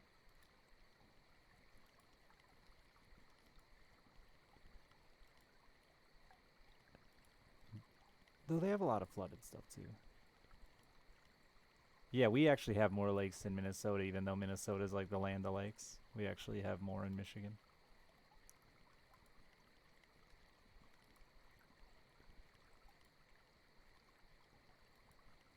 Or 5 rods or lines only when ice fishing in areas. Can use 2 rods when legal without the 2-rod validation. Okay, yeah. It varies state to state. When I did my little fishing trip, man, it was constant checking the state laws. There's also laws with hooks, number of hooks on a line. Like that one says, or 5 rods or lines on a line. Yeah, like we have a, I think it's a 2 lure limit. The lure can have as many hooks as you want to, where some states, I've been told, I don't know that I've run into this yet, like treble hooks actually count as 3 hooks, where here they count as 1. For those that don't know. Hook, right? Regular old hook. Treble hook. These count as 1 hook here.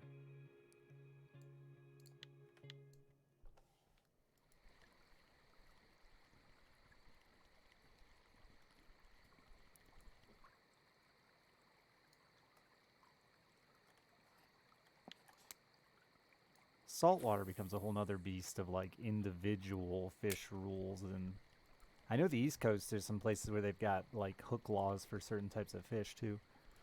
Like circle hooks for striped bass have become a law in like, I'm pretty sure like Massachusetts or somewhere like that. And only 3 hooks per line with trebles counting as 1, yeah.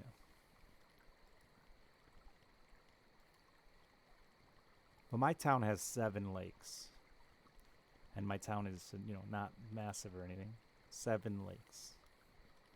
The biggest one being like 380 acres.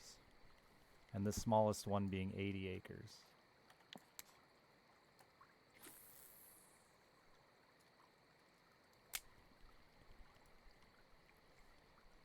Now you can find me. Gave you some good details.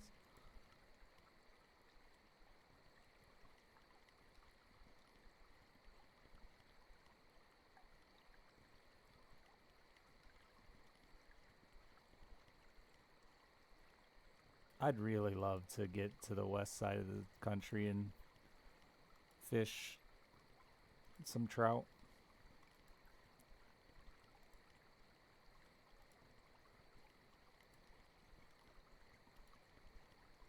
Why a hook limit? Because, like, it defeats the, like, a rod limit doesn't work if a guy's fishing with 5 separate hooks, right?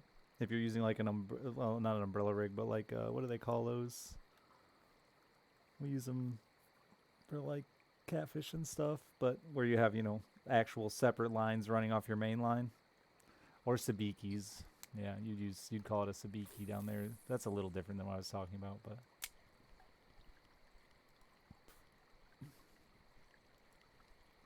yeah, I was fishing in Kentucky with 3 lures on a line, catching bait that way. Sort of like a sabiki rig, like a homemade sabiki rig. Bigger lures though.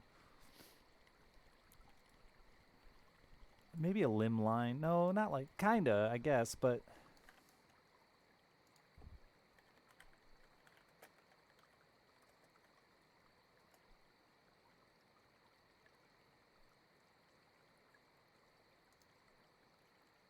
don't play a video. guys. Don't play a video. Like a God, there's a name for it. I can't remember the name though. No, because it's not for, like, I cast them. I use them regularly. I just don't remember the name for it.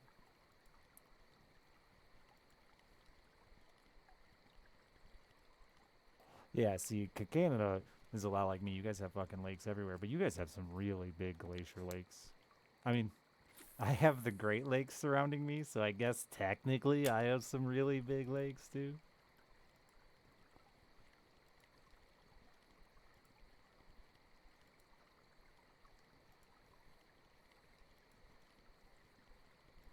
Yeah, right, Doge, where you got a sink around the bottom, and then you'll have like 2 or 3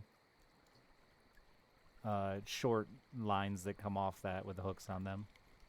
So you can get bait in different depths of the water column.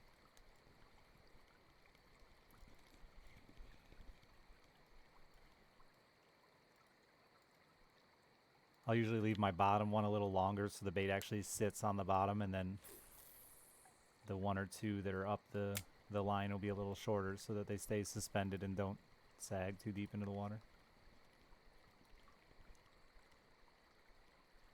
Yeah, we don't have a ton of deep lakes around me because there's not a lot of rivers around me. But as you get closer to the lake, the big lakes, closer to Lake Michigan or Lake Erie, uh, we get some river-fed lakes that are real deep.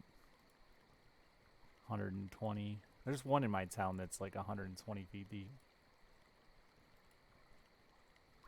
But the majority of our lakes are like 30 to 50 foot deep. Maybe a stand-up rig. I don't know what it's called. I wouldn't know if I heard it probably. Because I just don't like address it as anything special.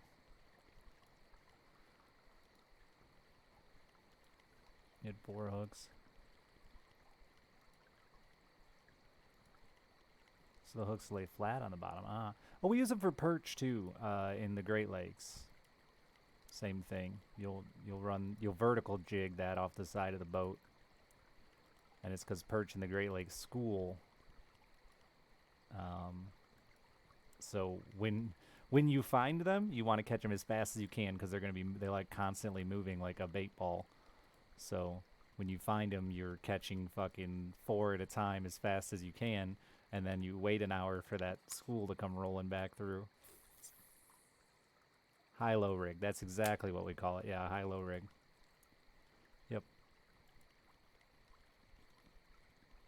And that's exactly what it's doing. You're just getting...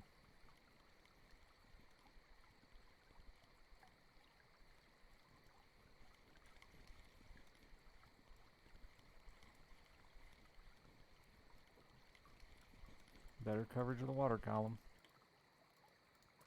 I should release that.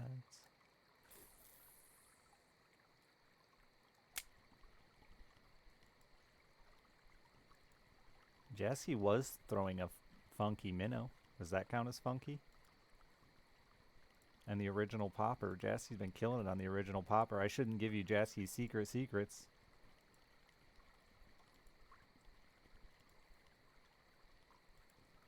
Like all of Jesse's 7s, he said were coming from the original popper.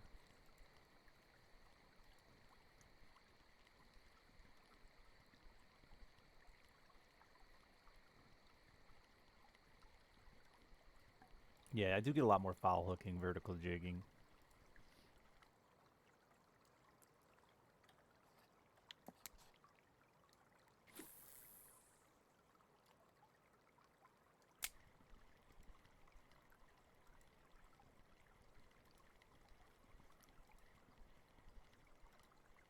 And unscented hooks, yeah, crafty. It's very interesting. It changes all over the country, the globe.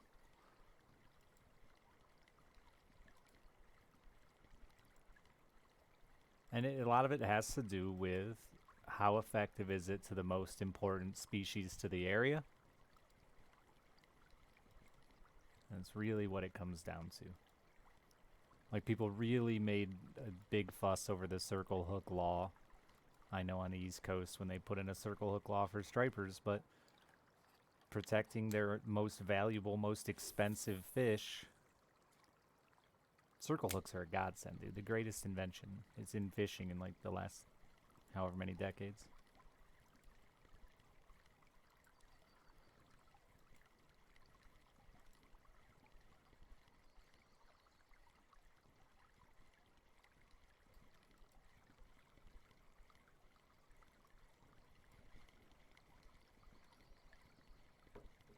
Yeah, dude, you just don't kill fish, man.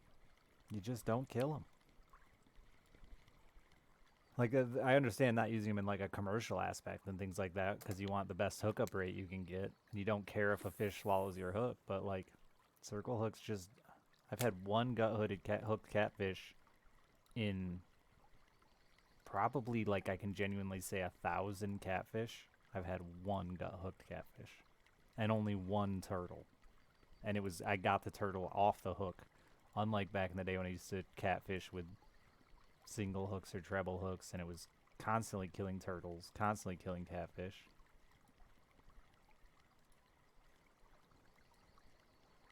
Tiny hook, nope. Just, it actually hooked his gut. I think just unlucky. And I got it out, though. You know, the catfish was big enough I could put my fucking hand in its throat and get it out.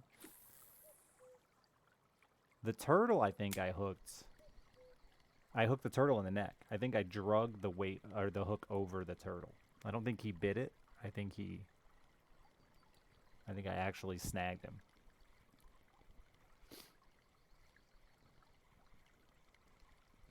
But they're so much better, man. They're so good for fishing. It opened up sport catfishing to the world in a way that didn't really exist. And I hope to see it gain more popularity. I have been seeing some pretty serious tournaments.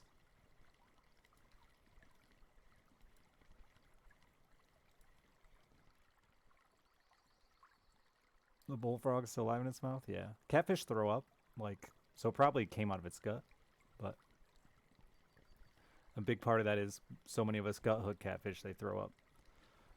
But catfish throw up really easy, and they have a big gaping mouth hole, so you frequently get to see the inside of a catfish's stomach. It's really easy to do. You can, like, pull a catfish's stomach out and push it back. Like, this is gross, I know, for some of you, I'm sorry, but you can, like, it's literally like a bag. You can just pull it out, check its contents, and push it back in.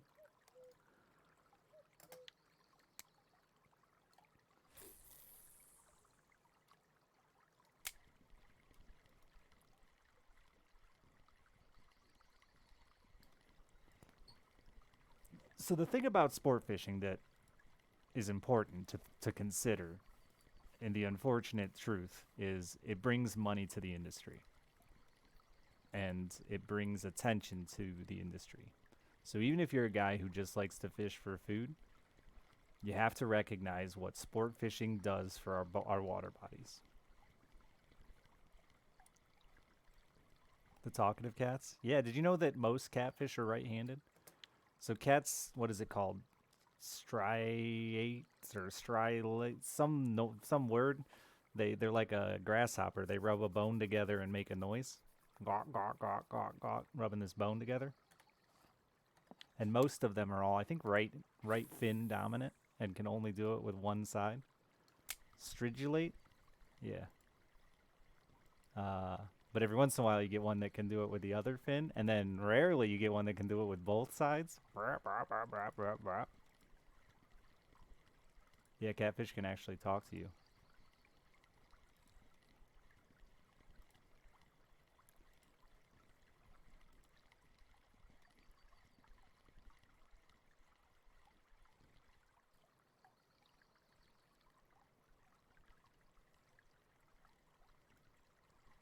Except less, because fish populations are much easier to breed and manage, right, Kath? But yeah, it has all the same benefits that sport hunting do, if that's what you meant. Because the same goes with hunting. Well, the unfortunate reality is, without sport hunting, even if there are shitty, you know, trophy hunters, without sport hunting, there'd be a lot less money put into the regulation, control, and care for our wildlife in general.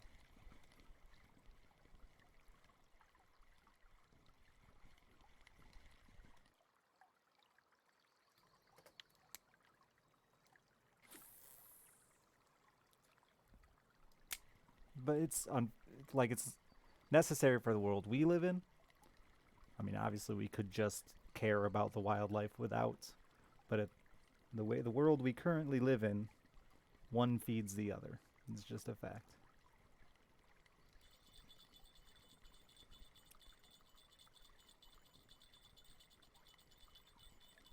Well, I've made this argument too with trophy hunting. Trophy hunting is mislabeled like most things. There's extremes of trophy hunting where a guy wants to go kill a giraffe. But like trophy hunting here, I trophy hunt 100%. And it's because I can only kill so many deer a year. And it's not worth it for me to kill a 65-pound deer. You know, the average deer I'm going to see is going to be closer to 100 pounds. But a 100-pound deer is going to be 18 pounds of meat in my freezer. You really want me to kill that for 18 pounds of meat in my freezer?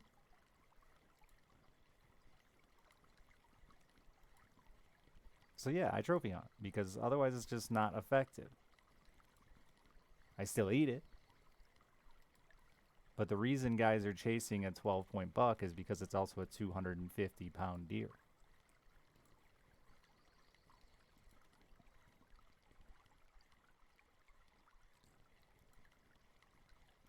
Yeah, we're trying to do some of that with our hogs and stuff here too, Kath. Let the sport. We'll hope the hunters can sort it out.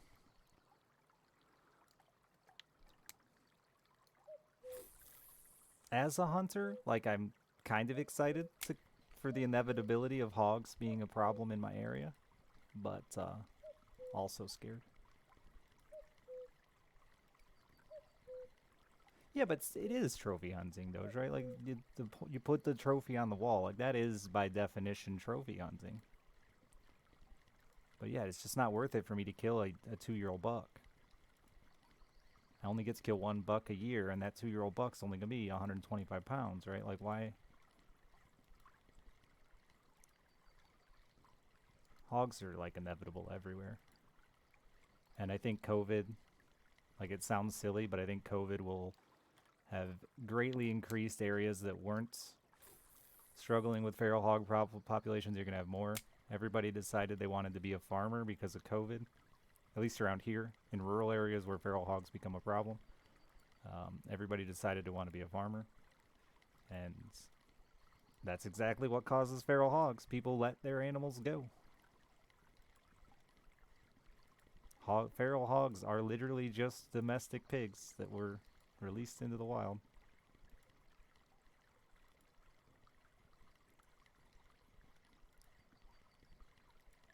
Deer can get COVID, yeah. Not sure that it's affecting them, though, but they can carry it. Lots of animals carry lots of diseases.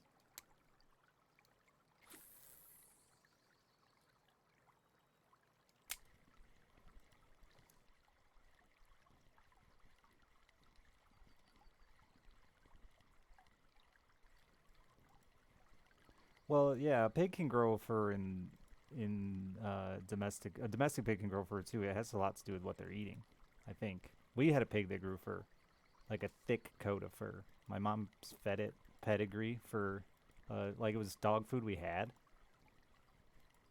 and it grew like a wild coat of fur within like a couple of months. And it was already an adult pig when we got it.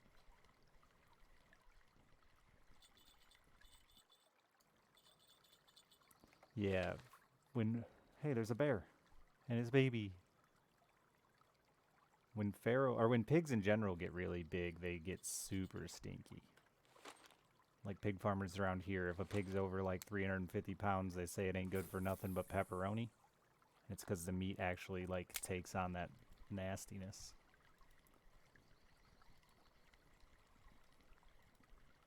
No, we didn't take it to shows. We just kept it as a house pet, basically. Walked around with it, hung out with it. We used to rent a house out, and when these people moved out without telling us, we went to check on the house, and there was a potbelly pig inside. It was still young, so we took it home and raised it as a pet.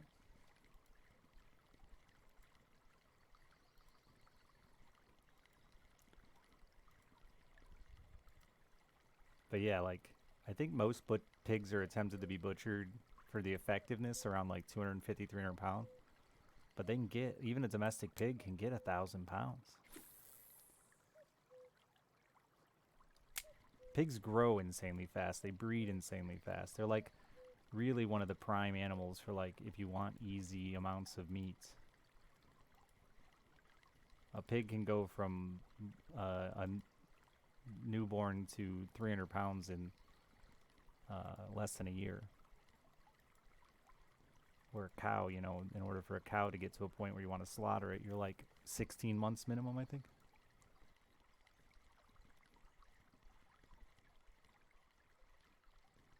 Plus they're made of bacon. Unfortunately, that's not true. And bacon is actually really bad because it is so popular. You only get like less than 10% of your pig is bacon. And that's why so much pork is farmed, even though so little of it is used.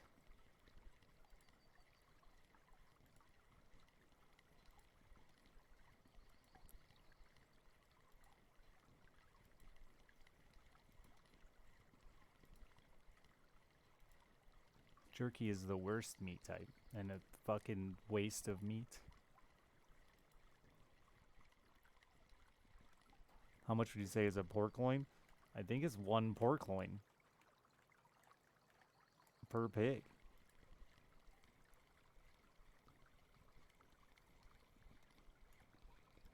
It's just not, like, you mean eating-wise, Kath? It's just not very great pork. Prefer sausage to bacon? I have tons of sausage. You want some? There is. Hopefully this week, right? The new update for Minecraft's what, tomorrow or the day after?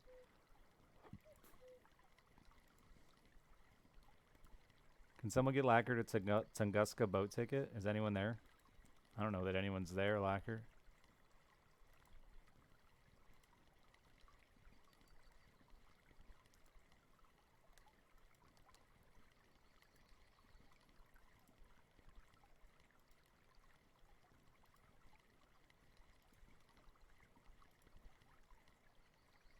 Yeah, eating wise.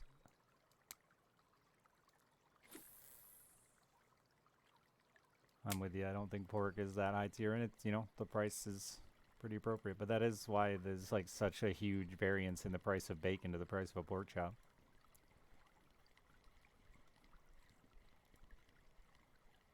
I'd run there and do it for you, Lacker, but it's a fucking $100 to come back here.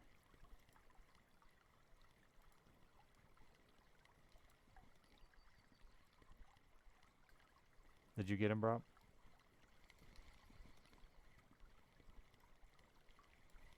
Oh, I should have checked to see if I had one. That's a good point.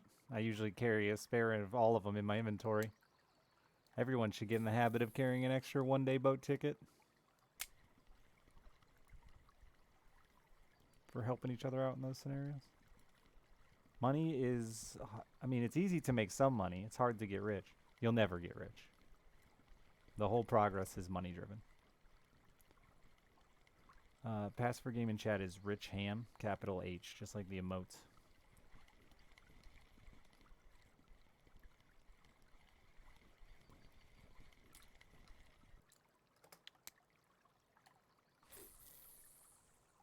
Crazy Bam Bam.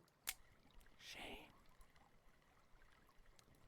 I'm really grinding hard today because yesterday I bought a $4,000 rod that I hate. So now I got to make up for my mistake.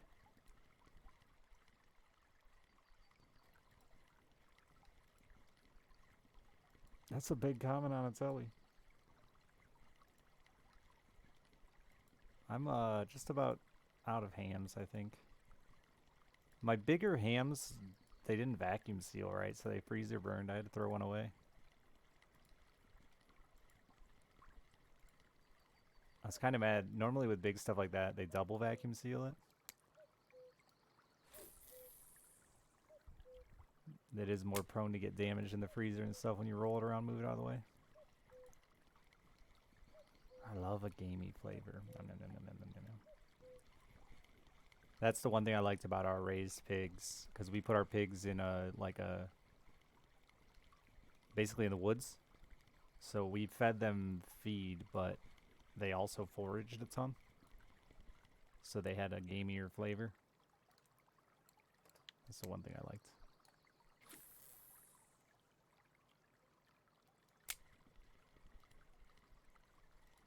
I'm not sure if you're trying to throw up your ham or you want me to finger bang it into your throat.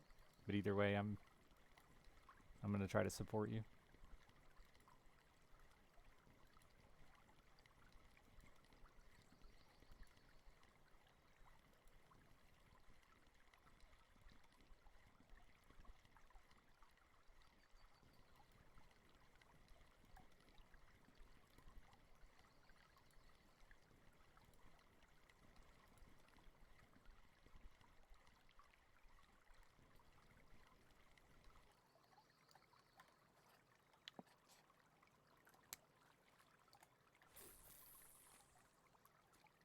high adrenaline, high octane content, you're welcome. I do try. Remember, this game is free. You could fish with us too. Join the fishing guild. Who else? Ah, you cocksucker!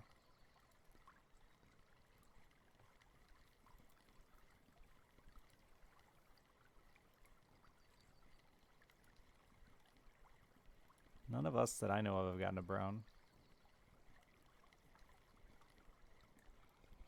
Jasky looked for him a little bit, he said.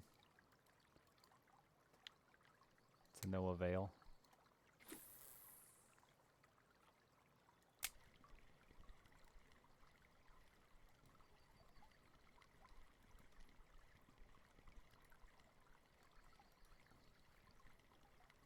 Steaming its way off suggestions. Dude, so I let my daughter use my Netflix account when she's at her mom's. And her mom's boyfriend kids keep logging onto my Netflix and watching anime. So my Netflix is just ruined with anime suggestions now. I can't even look at it. I hate it so much.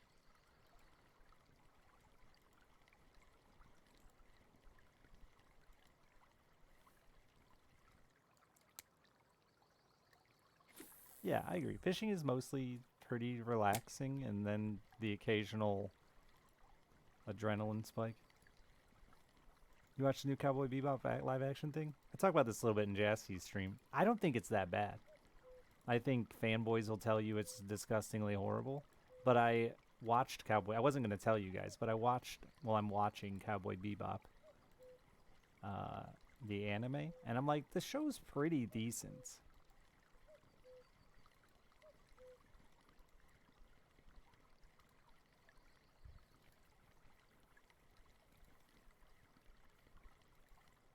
Like, it's never going to be able to live up to the cartoon because, you know, it's a cartoon set in future space. Like, you're just not going to... But they did a pretty damn good job, especially graphically. If it weren't for the bad acting, I think the acting is the worst part of the Cowboy Bebop live action. You can remove watch things, can you? Does it remove it from your recommended?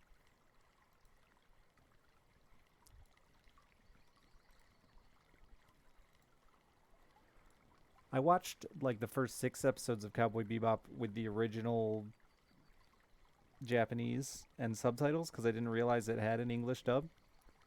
And now I can't watch it with the English dub, which sucks because the English dub sucks. The characters don't sound anything like I expect them to after watching it the other way around.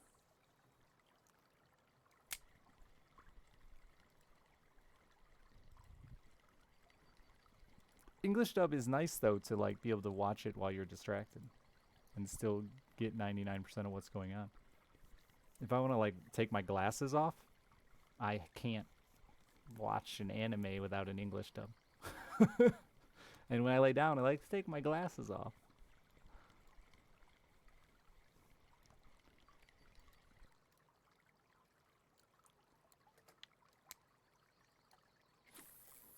I didn't even know there was an FMA live action, and I should watch it.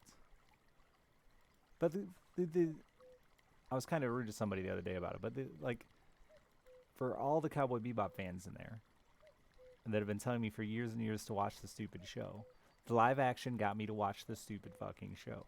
I actually still don't think it's that great, but it's okay. I haven't finished the original anime, but...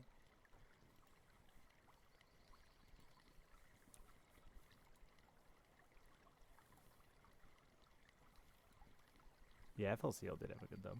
And I think most dubs, like, it's just hard to change the voice actor once you get rolling as well, right? It's hard to change that in your brain, which I think is why so many people hate the live actions when they're already a fan of the thing to begin with.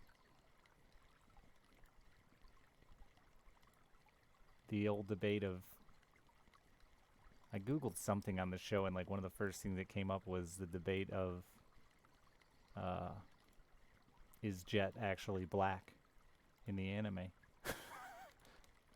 Who the fuck cares that much? That's too much fanboyism.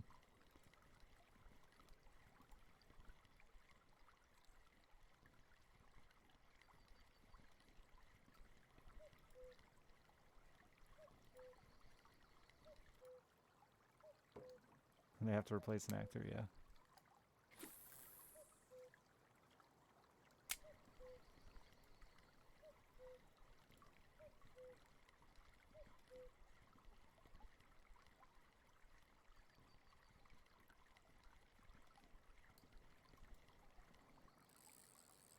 Ooh, ooh, ooh.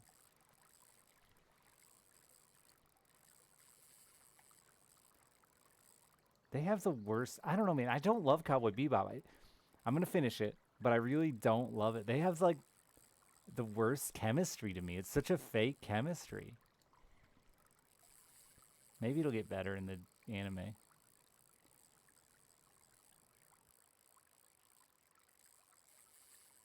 But like the whole show, you're just like, why are these two even together?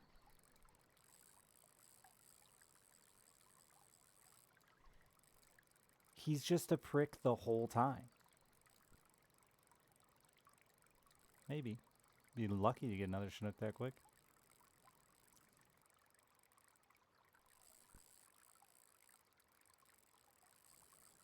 How can you even like Spike? I mean, I can't stop now. Now I'm just bashing it.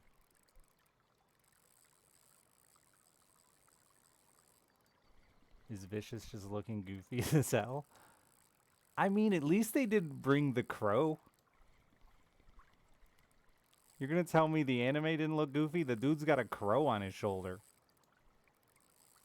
Like some weird city pirate. About $100 for a 11 kilo.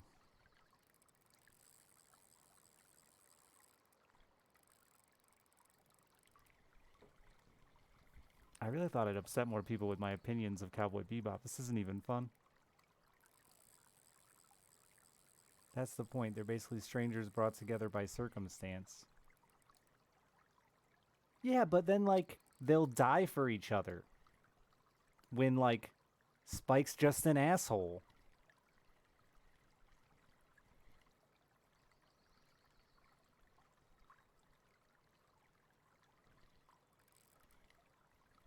It's a nice Taman.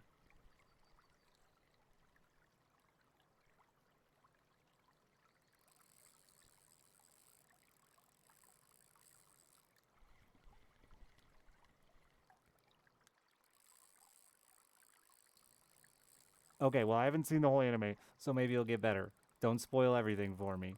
Maybe I'm missing. Maybe I'm. There we go. See, I didn't. That part I have not been informed of. That might make me like the character collab. They don't start with that collab though. It doesn't start with him saving him. So I guess there will be a point where maybe I'll like Spike's character more. But for the most part, I just hate him.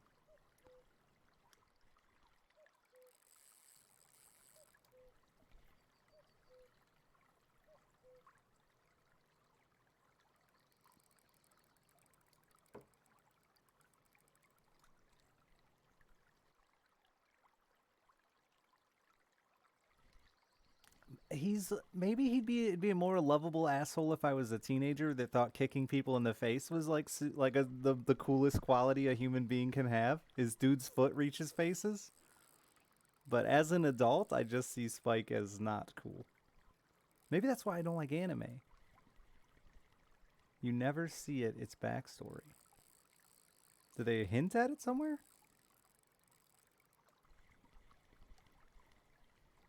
Like I've noticed the TV show was the live adaptation was very, there's a woman involved between Spike and Vicious, and the anime like I only recognize there's a woman involved because I watched the live action.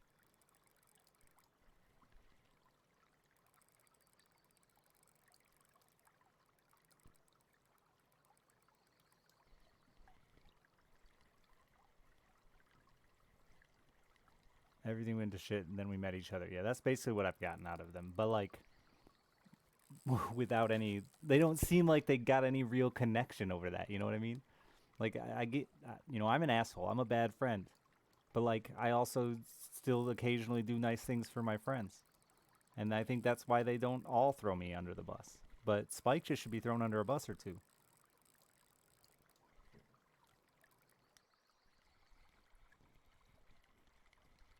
I figured it's backwards. Yeah, the way it's been, the vicious thing happened way different than it did in the live action.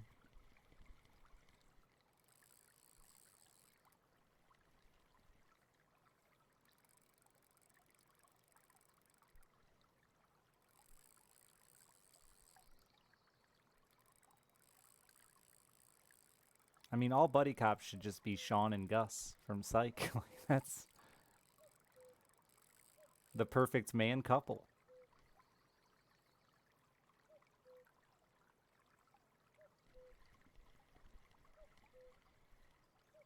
Are there Cowboy Bebop movies? Is that what happened after it ended? Because it ended really quick. It's only like 28 episodes, right?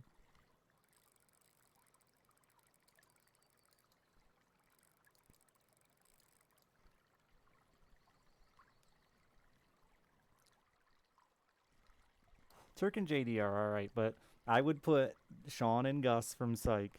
I'll say that Scrubs is a better show, hands down, than Psych is. But Sean and Gus are the greatest bromance in the history of television. And I'll die on this hill.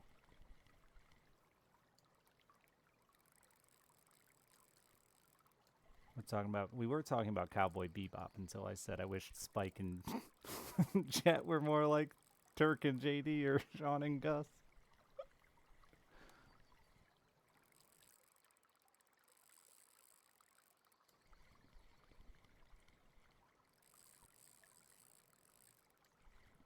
Psych is a really bad buddy cop show in the same way that Scrubs is a really bad hospital drama.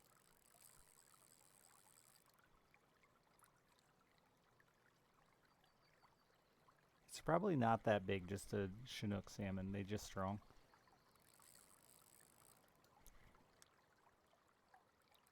Psych does have 3 movies and is still going. Thank God for uh, Psych being on a shittier channel where the actors still need money. I'm guessing Turk and JD are probably well enough off they don't gotta do much. I don't know which one's which. JD's the white one, right? But he did a bunch of other stuff after, too. He did that one really popular teen movie when I was growing up. Yeah, Garden State was like super cult movie for teens when I was growing up.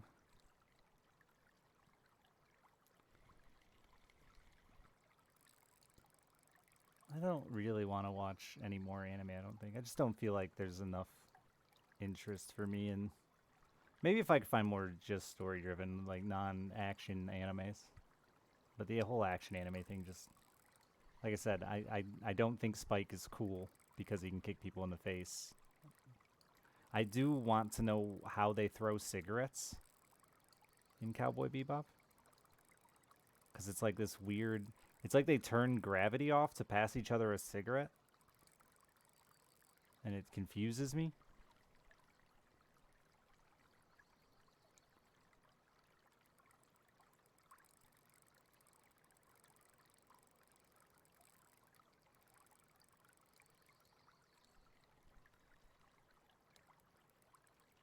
But yeah, my days of things like Bleach and stuff are just not... That doesn't interest me anymore.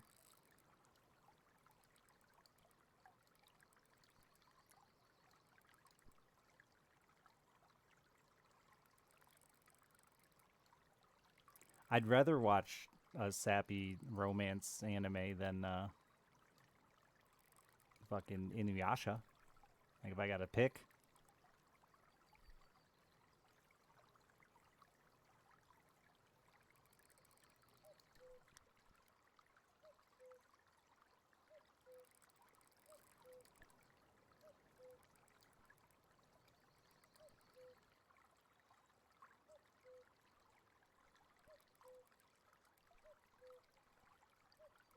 I just think I'm at a point with TV where the TV I'm interested in doesn't require animation.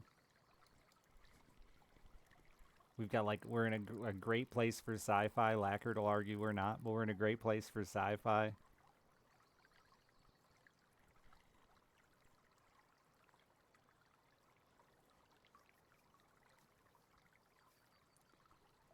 Signs of old age, yeah, I guess.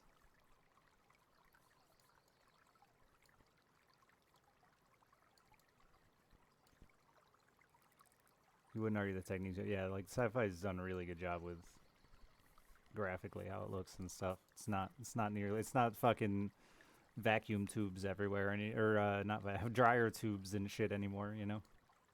It looks good. And there's a lot of it to be consumed.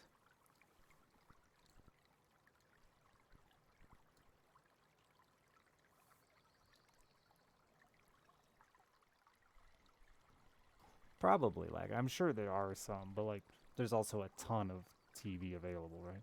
It's not like I'm starving for great content. I mean, there's... If the argument is that, like, I could just watch Korean TV or whatever, you know, there's a ton of stuff to consume.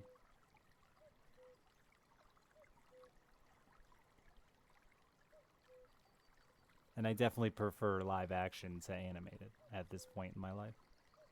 I'm immediately more interested in the characters. Because, like, almost every show is going to have some love interest, and I just can't be entertained by fake cartoon titties. Which, by the way, Cowboy Bebop and whatever her name is, I can't... Faye? I mean, those things are just the star of the show most episodes. Ridiculous. So I watch a lot of hockey, and I frequently, like, I don't watch a lot of cable, but I have cable, and I leave my cable on the sports channel for hockey.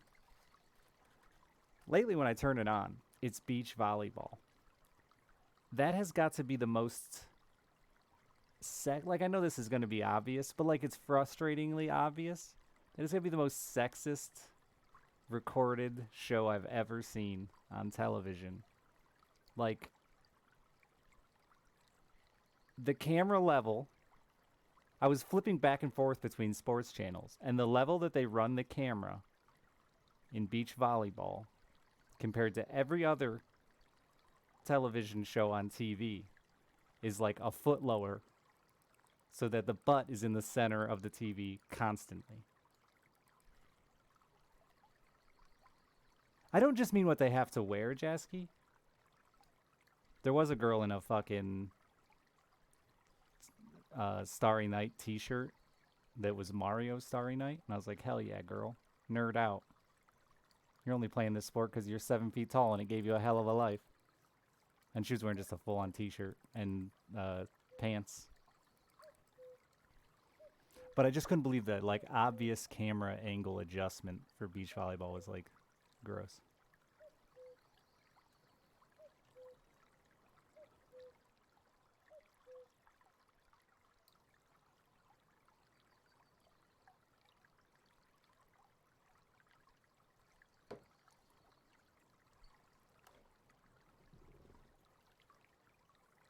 Like, I'm a horny dude. Don't get me wrong. I love an ass. Huge fan of asses. Favorite thing on this earth is a finely tuned ass. But, like, it's not even enjoyable when you just point the camera at the ass. I don't feel like I'm even sneaking a peek then. I feel like it's just me and 3,000 other dudes at home all looking at her ass at the same time. Not like, you know, it's not the same. Give me that, like, ooh, that was an accidental good angle. Don't just follow the ass with the camera. That's no fun. Yeah, oh yeah, every time there was one girl specifically that was struggling with her top, and every single time you'd watch her do it. So bad, dude, and so obviously bad. That's what was frustrating about it. Like, why do you gotta make it so obvious? You're not even subtle. But I guess that's also why they were playing reruns of women's volleyball on the men's sports channel. Sexist too, but you know what I'm saying.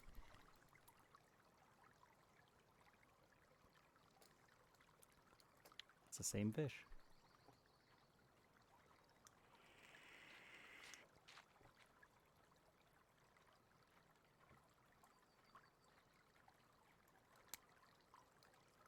Yeah, and I have a daughter, you know? Like, I'm not just trying to like make a heated debate, but I have a daughter, and that shit sucks. That shit sucks to see. Luckily, she's gonna be short and won't be playing volleyball.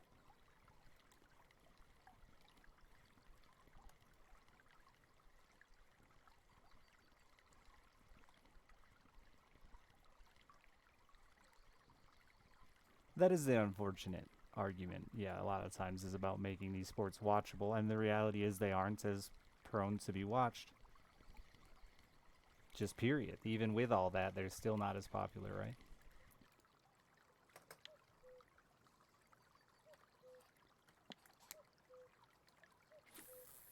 I mean, WNBA has been fighting hard against that for so long because they have some incredibly talented athletes in a sport that is wildly popular in America, but they just can't convince men to watch it.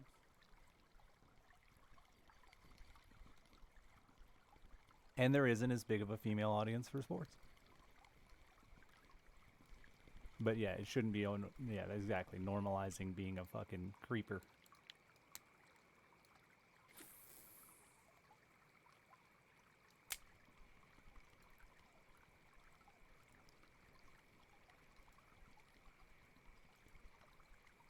That's where basketball, I think, is a great argument, though, Lackard. I mean, we can get into the physical side of things. That discussion hardly needs to be had, but I think basketball is a fine argument. Volleyball as well. They're not the most incredibly physical demanding sports. You know, basketball is dominated by height and skill, not by the best athletes, physical specimen.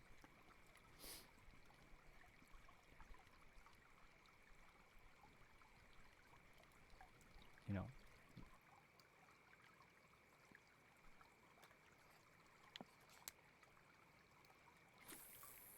that's not really true of the NBA now. You're gonna tell me it's still not a height-dominated sport? A height and skill-dominated sport? You think it's truly the dude who's in the best physical shape of his life? Because, like, I just watched LeBron out there, dude. How old's that motherfucker now? Did you see him karate chop that dude in the face? He, like, took a man's eye out with a karate chop. The next LeBron action figure is going to have karate chop action.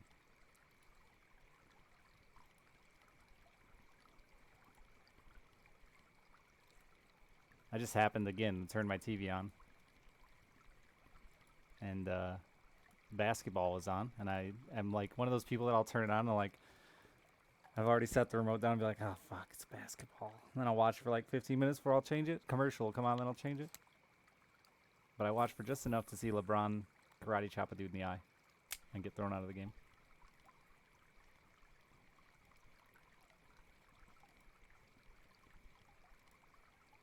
Women's tennis and soccer. Oh, yeah. And fucking Williams is like one of the greatest athletes ever to exist. Just from a, you know, a winning standpoint.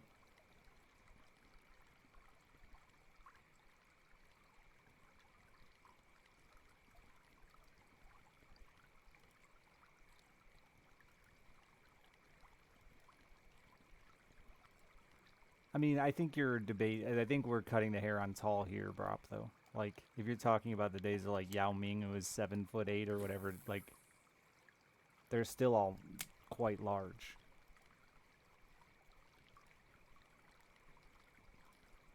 Exactly. I'm with Mighty Woe on this one.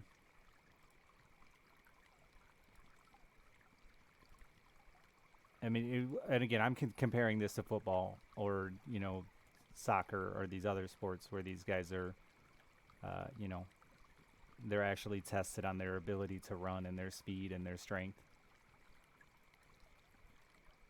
Sure, I'm not downplaying. I think, again, from a sports standpoint, I mean, you can make the argument, you know this too, Brop, you can make the argument that racers are athletic and in shape, right? NASCAR drivers have to be athletic and in shape. Like, you can make that about any sport, but, like, comparing the workout regime of a football player to a basketball player and the true physique required,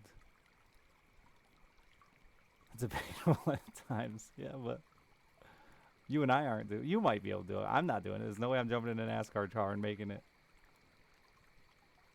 I won't survive. My dad was like afraid he wasn't gonna make it through his first race.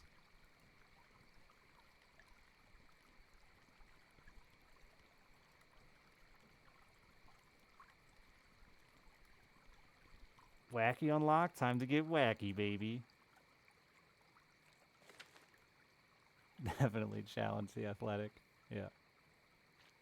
But so I think I mean, I think there's a muscle thing there too, though. After doing it for that long, you know what I mean? Like my dad hasn't worked in 5 years, but his forearms are still as big around as my two arms put together from all his years of working as a mechanic.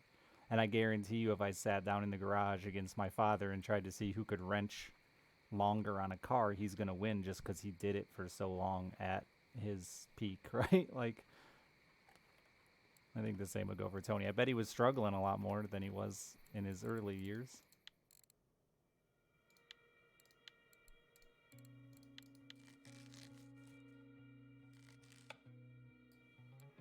Even hockey is getting dominated by tall guys now, which is such a weird thing to see. Goaltending especially, dude. Dominated by tall people.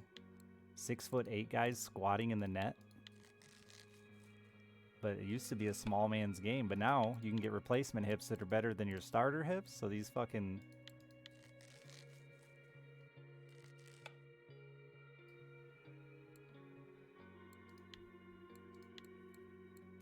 It makes sense except the up and down, because you know how much harder it is. Anyone who's tall in here. Like, I have a friend who's 6'4", and like we have a joking arrangement that he does all the heavy lifting and I do all the bending and squatting.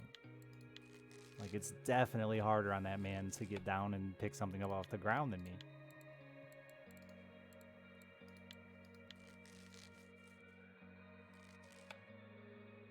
Because large, Jesse, yeah. And the butterfly stuff with hockey's been so popular for so long now. You know, those guys they don't stay on their skates. They're just constantly down.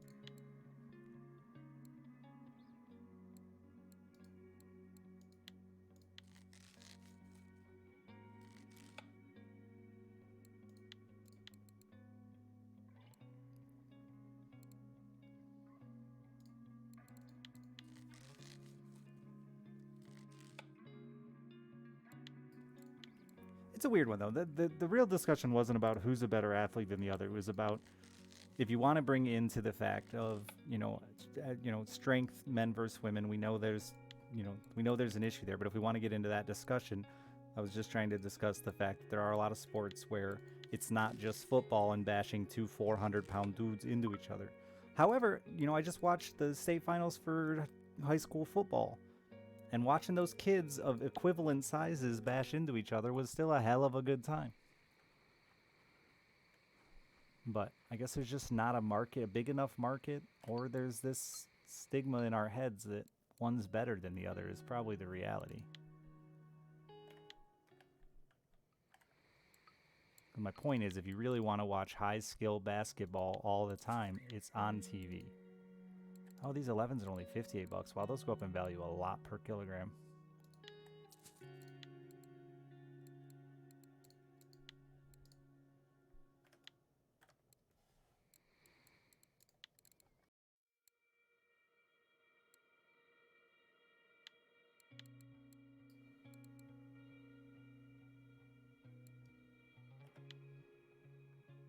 I hate basketball, but it's for the dumbest, well, maybe not the dumbest reason ever. But it's the shoes. I can't listen to it, man. I don't know how anyone does. And it's gotten worse over the years. They've got like court microphones now, like and on players and stuff like that. Dude, the squeaks are, it's like, why would you do this to my ears? Please stop.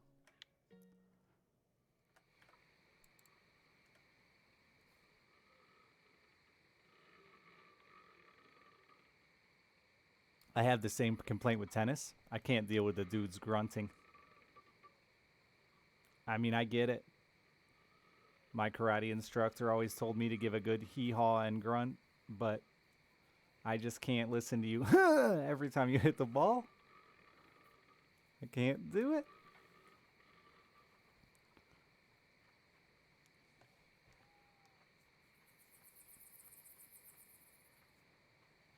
Ice hockey's the opposite. The sound of the skates on the ice and the sticks is the most relaxing thing in the world to me. I fall asleep during like at least 50% of hockey games I watch because of the sound of shh, shh, shh, shh, shh, shh, shh, shh, shh.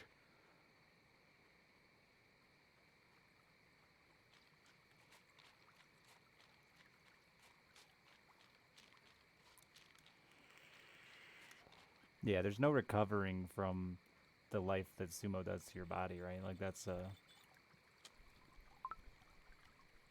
insane sport to put your body into.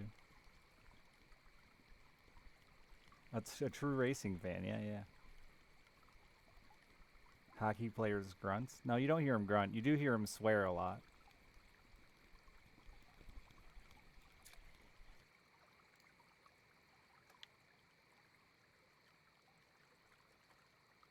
There's no money in sumo. We went over this the other day. Yeah, like the highest paid sumo dude in the world is like not paid that well.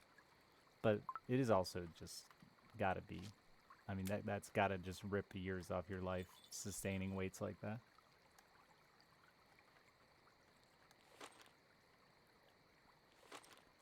But football and boxing have been that way for decades. We're well aware of the issues of concussions in football and boxing, and they're still going. So.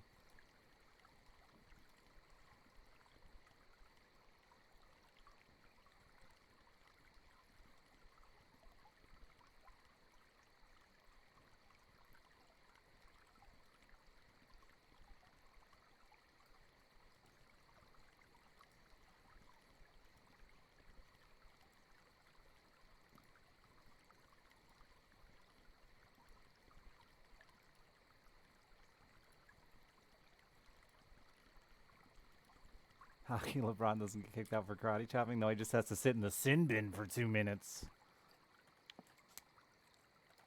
Maybe 5 if he drew blood. Like he would have had 5 for that eye chop.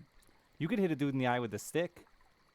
Like just do it on purpose, and it's 5 minutes. If you draw blood, it's 2 if you don't. Oh yeah, lots of guys have lost. I mean, way back in the day, Eiserman almost did, right? Broke his eye socket and shit eating a puck. And they still don't wear their visors down. So they have these visors on their helmet to protect their eyes, but all the dudes do this with them. So they're like, here, protecting my eyebrows. You'd have to really prove it was intentional, though, unknown. Like anybody, hockey is like doing your taxes. You cheat as much as you can and hope you don't get caught.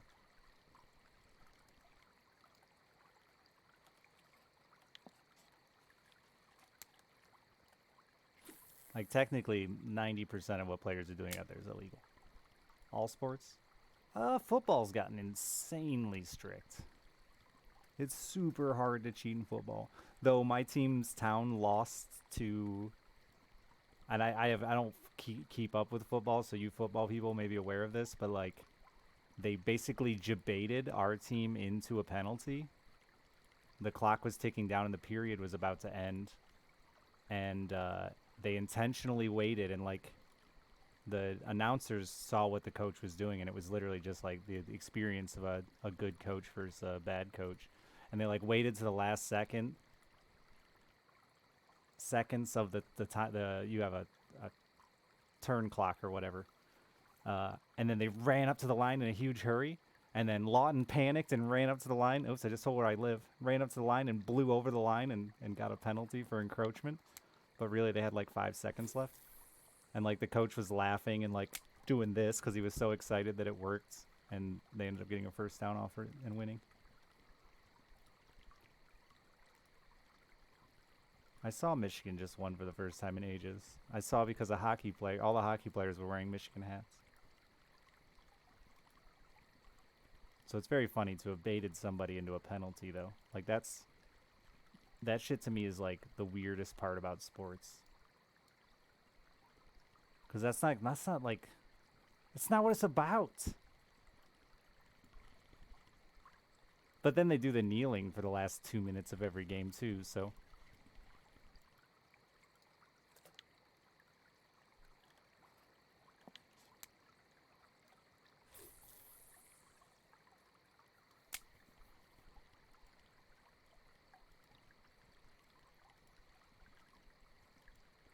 But the that's how rules get complicated, though, right, Crafty? We talk about this all the time when we're discussing things here. We get rules on top of rules to cover up, like, there's a rule that exists so that people are in line and ready to go at the start of the play. So they had to have that rule. Then you'd have to make a rule to try to prevent people from abusing that rule. Like, that's how you end up with just a million fucking rules. So it's unfortunately just, it should be more sportsmanlike instead of what it is. Yeah.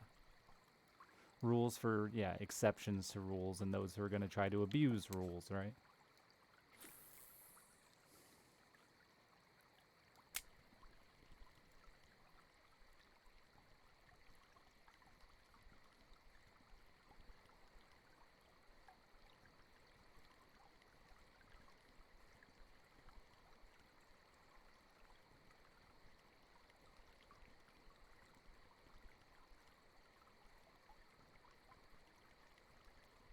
The kneeling is really weird to me, though.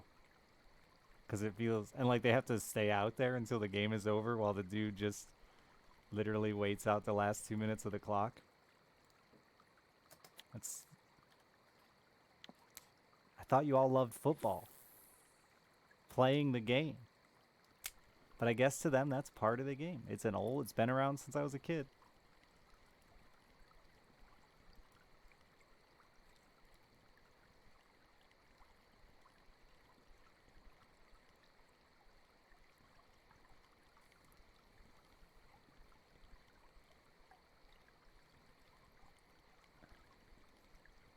And I guess kneeling, the reason they started allowing the kneeling thing, I assume, is because the other option is like to fake you fall down, hike the ball back to the quarterback and have him, oops, I fell over. The fact of the matter is they have the ball and they can do that either way. So they might as well do it in a way that's safest for all the players. I guess it makes sense. But it still looks fucking dumb to watch.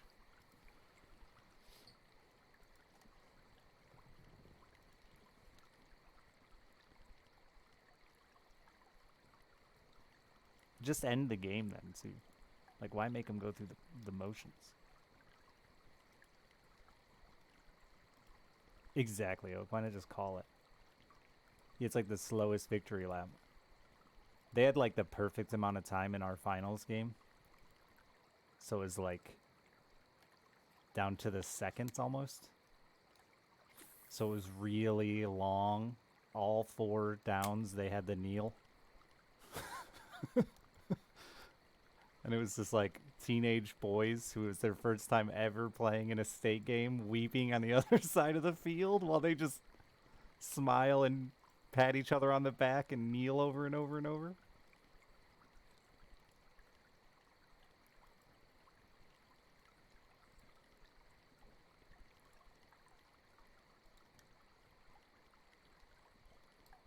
I felt so bad for my little team, dude. Like, we're a town of 1,400 people. Obviously, we're playing similar districts, but we're a poor town who had never made it to states before. And the team we're up against has made it to states 5 out of the last 6 times, and they only didn't make it last year because of COVID. They had to forfeit their play because they had too many players with COVID. And they've won 4 out of the 5 times they made it. I mean, like the highest money high school ball you can play.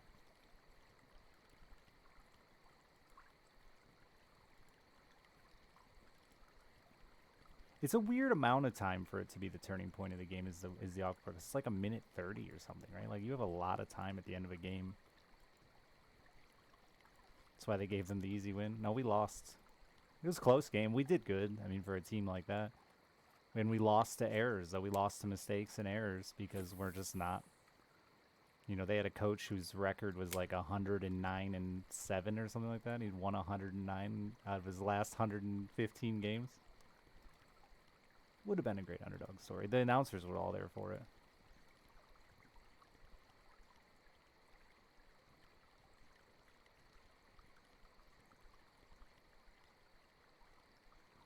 Yeah, and timeouts. You can pause the clock that way too.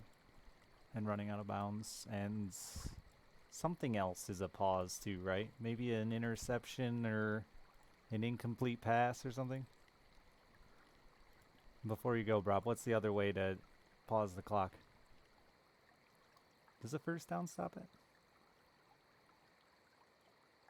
Maybe it's just a penalty. Incomplete pass? Yeah.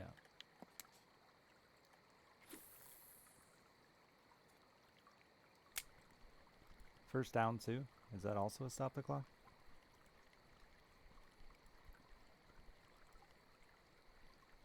Oh, okay. You're a big sports guy, huh, bro? How do you have this much time for video games and this much sports?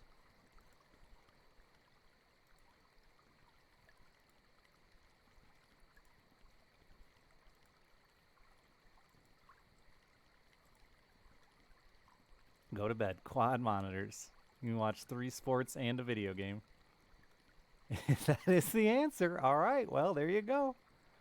And problem solved.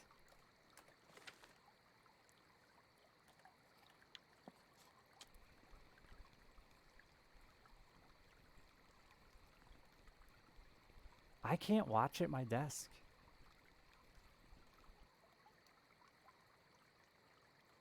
I loved playing sports growing up. I wish I would have done it more in high school, but I was a coward. I wish I would have done it more in general. I'm not just a coward. I'm also, I don't want to say lazy.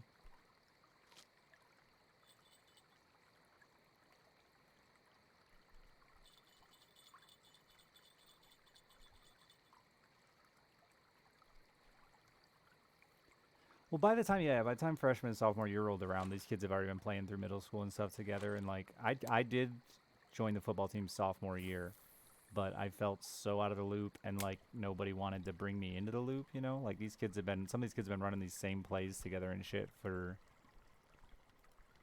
already 5 years at that point. You know, like I knew football a little bit, but I didn't know.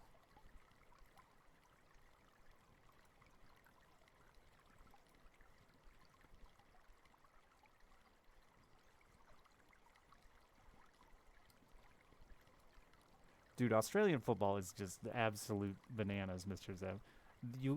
It's like Harry Potter. It's like Quidditch. You can get points in Australian football for getting close to the goal. It's like, hey, you tried. Here's 1 point.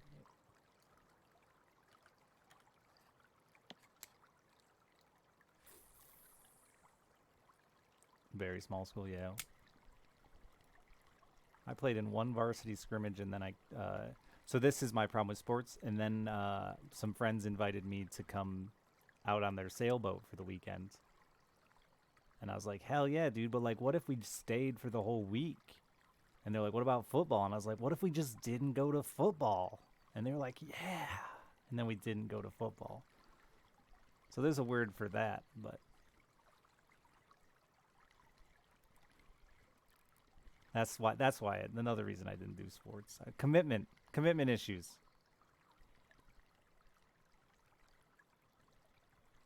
The idea of playing sports was really cool, except like I could have also been doing other things. My class was 78. My class was 62.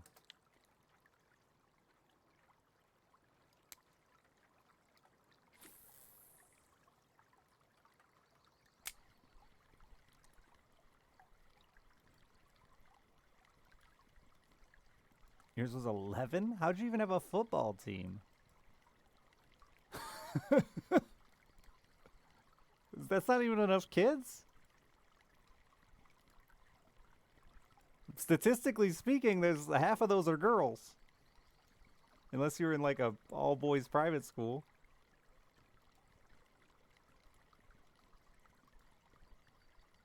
Yeah, no, our high school has 262 kids currently. I saw it on the TV when I was watching the game. In all 4 grades. It was an 8-man football team, and they don't have a team anymore. 8 men. Well, you acted like making a spot was like kind of a challenge. But like, I feel like your competition could have been Air Bud. Like it was you versus a dog for the 8s. Oh, you played basketball. Oh, okay.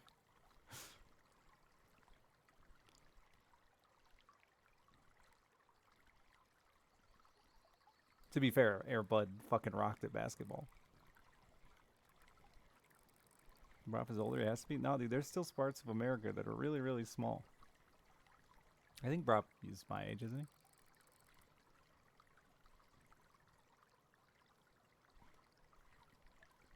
he? Yeah, 30s. Oh, same age. Okay. That's right, there's an 88 in your name. It's obviously your birth year. Duh.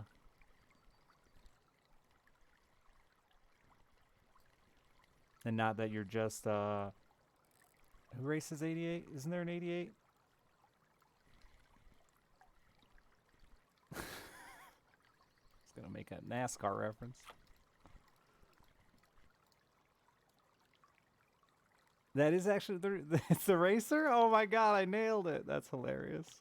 But is the reason you're a fan because it's also your birth year? So I was born 8/8/88. So my parents forced eights down my throat. It was the worst, dude. Dale Jarrett, yeah.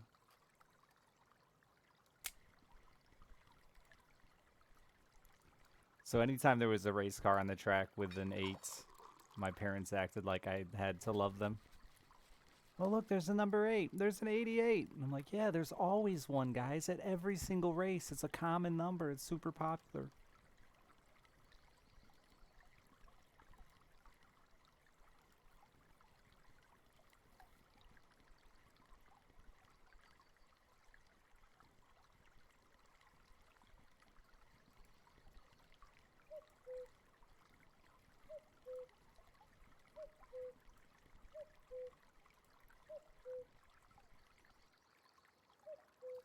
No symmetry. Yeah, it was required here.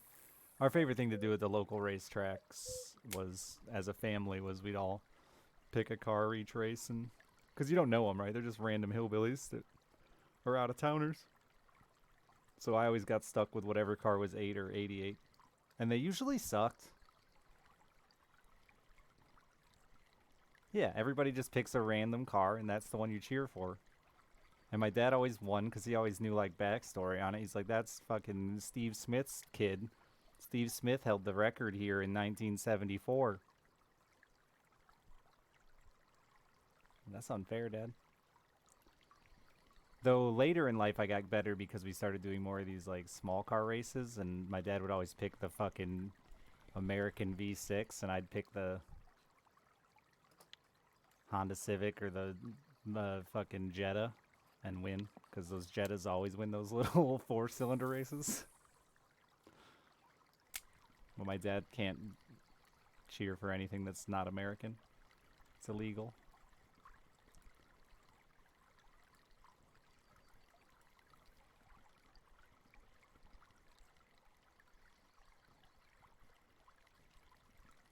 Common racing fan trade. My grandpa also worked for GM, so we have like a die-hard GM family.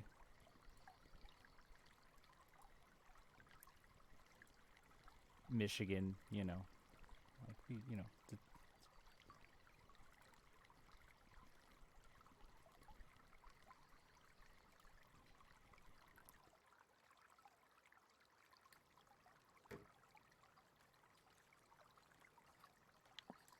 Weirdly, GM fucked my grandpa out of his retirement by claiming they were going to close the factory and then never closing it.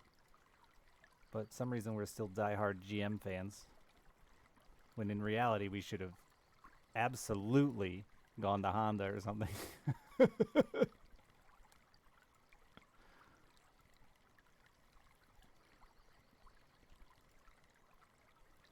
There's a big lawsuit and everything over it. They fucked him out of his pension real bad.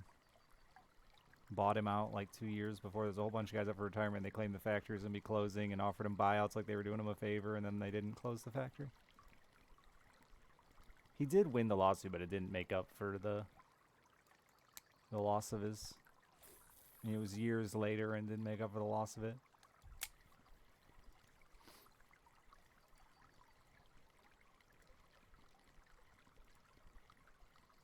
Or they won it as a... That's part of it, too. It was a big group lawsuit, like class action. Yeah, you gotta get lawyers involved, and lawyers take their cut. And there's years of battling with GM.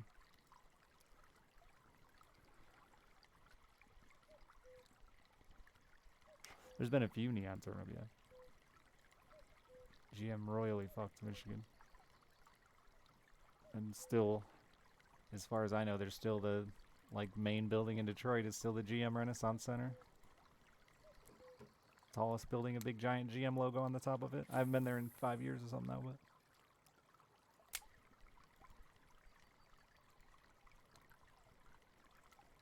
a lot of awesome cars in that building.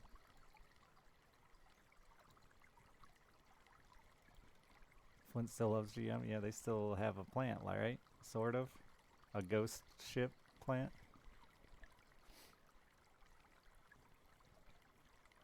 Yeah, they run like... It's just like our Welch's here. We have a Welch's in my town that's pretty much supported my town since I was a kid, and they did this kind of the same thing. So they were closing, and instead...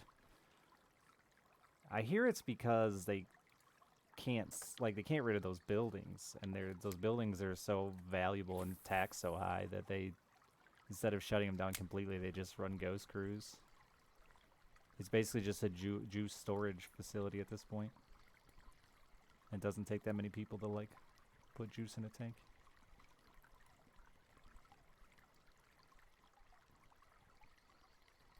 Flint's a horribly sad story that people just don't understand. Every time we talk about Flint, people are just confused. But like it's like the definition of a boomtown, a modern day boomtown, you know.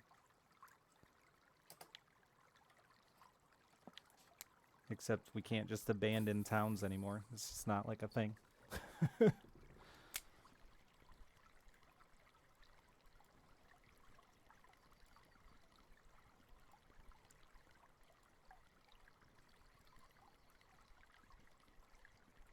And also corruption, yeah. That's inevitable, though.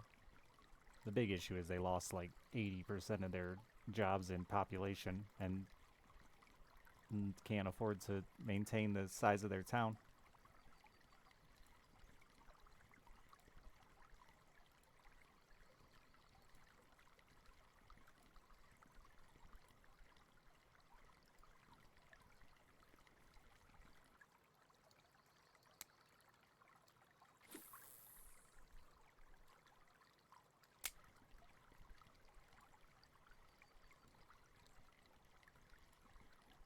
Oh yeah, still act like it's poor people's fault for sure.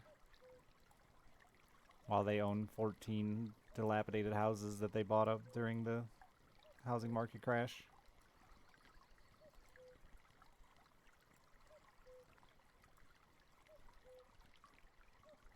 In an attempt to keep the property values high.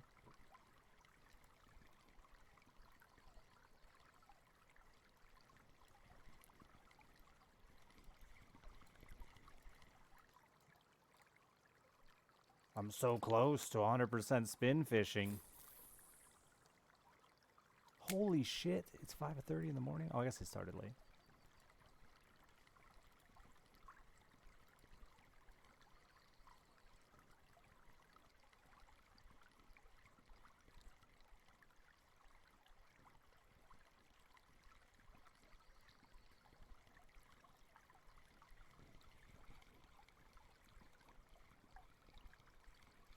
Yeah, I don't ever remember Flint when it was actually big. Like, it's been dead that long. But as much as people talk about it, it's just not a big place. It's dead.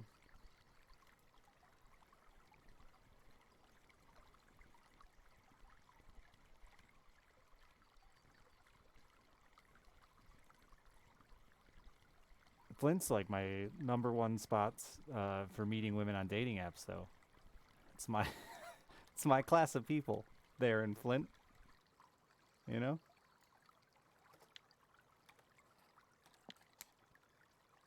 Because they're desperate to leave? No. Because we have like we were just mutually poor folks, you know? Low expectations for like... If I look for somebody in Kalamazoo or Grand Rapids, they've been to like Spain and they have a doctorate, and I'm like, yeah, that's not gonna work. If I look for somebody in Flint, like they work at Walmart, and I'm like, hell yeah, that's a good quality. You have low expectations of life like me.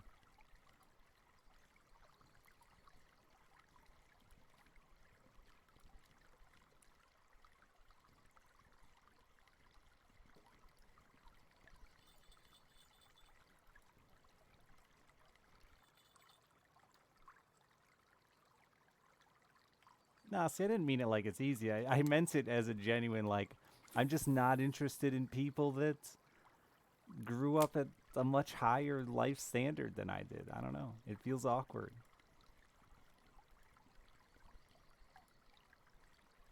Like, if you had a dishwasher in your house, we're probably not, growing up, we're probably not going to be good friends. Just a fact. We're just not going to have a lot in common.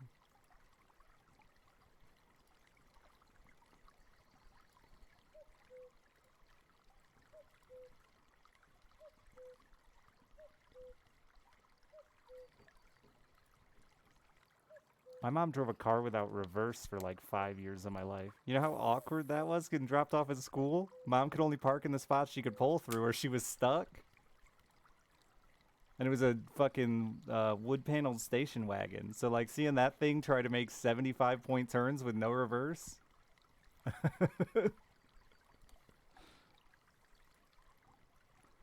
She'd get out of the car to look and see if she was going to clear the curb or clear the car in front of her.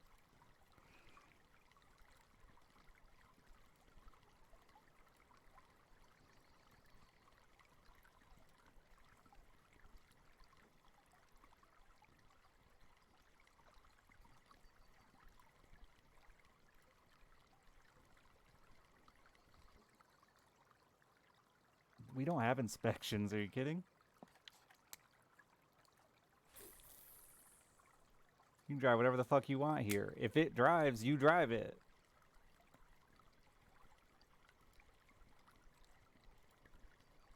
I do love states with inspections, though, dude. Like, I hate it here, man. Like, you drive behind cars that you're genuinely afraid pieces are gonna fall off and shatter through your windshield.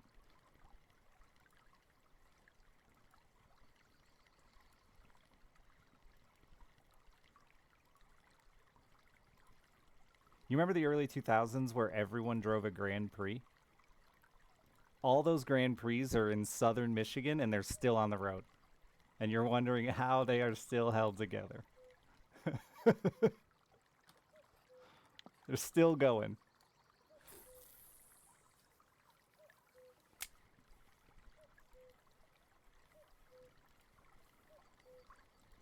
Grand Prix, Grand Am, they're the same shit.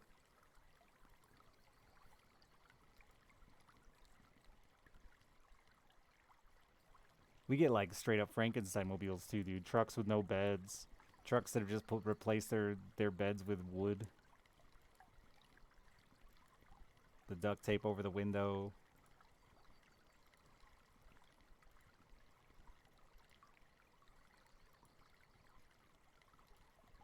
I've seen no doors.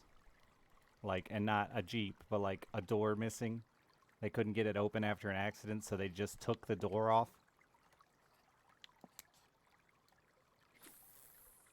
No hoods. It's just like common. Kids like to do that because they think it's fun to have bad airflow. Not even a cardboard one. I mean, sometimes you get a fake door, but usually. Screwdriver for a key was my childhood. My dad drove like exclusively classic cars my entire life, so he never opened a single trunk on any car he ever owned with anything but a screwdriver until I was like a teenager. Yeah, my dad got his first newer car when I was like 16.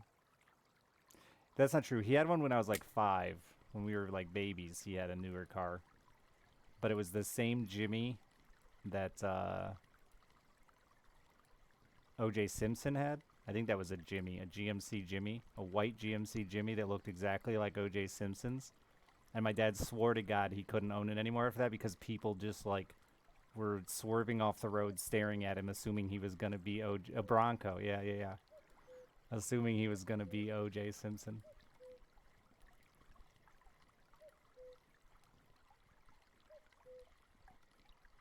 My mom was heartbroken we got rid of that Bronco. That's right, it was a Ford.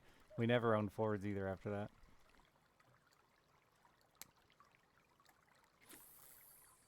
My mom always liked Fords, Mustangs, and stupid shit.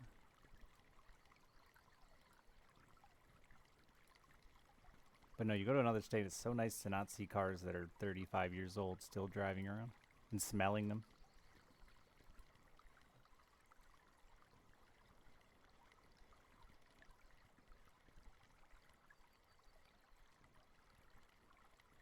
Did they see the road through? Oh yeah. I rusted the floorboards out of my Honda Civic with a wet towel. You could hear it. We drove home once. We pissed some kids off and they threw a tire iron through our window. So we drove to Walmart and bought snowboarding goggles and drove home with no windshield. Wearing snowmobile goggles down the freeway. It worked surprisingly well.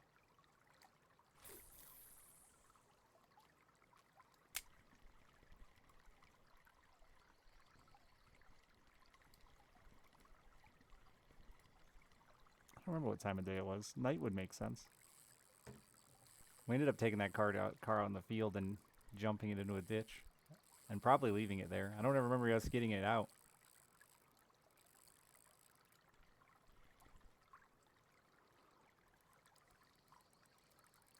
Salting roads. We don't salt anymore, really. They only salt, like, super main roads. We use dirt now. Which I hear is just as bad. Because they're just digging this dirt from God knows where. And it's super messy. I grew up around Harleys, so loose dirt in corners is, like, the #1 thing that takes bikes down every year.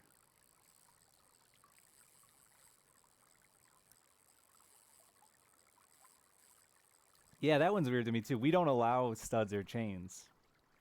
And we're like as far north as, you know, besides very few places. We're in the top 10% of far north. My uncle in Virginia has chains for his little S10. It snows like twice total. But we're not allowed to use them. One of my favorite things for racing, actually, is dirt bikes on ice. They put actual, like, screws and nails through their tires and rip around on the ice. Is super cool. The problem with salt is it doesn't, I would assume in Alaska is a bigger issue, is it doesn't work on incredibly cold days. I think salt only works to, like, X negative temperature. Close to Greenville? I bet Greenville is in like the top 25 most common named places in America. Is Greenville some suburb of Detroit? It sounds like a suburb of Detroit.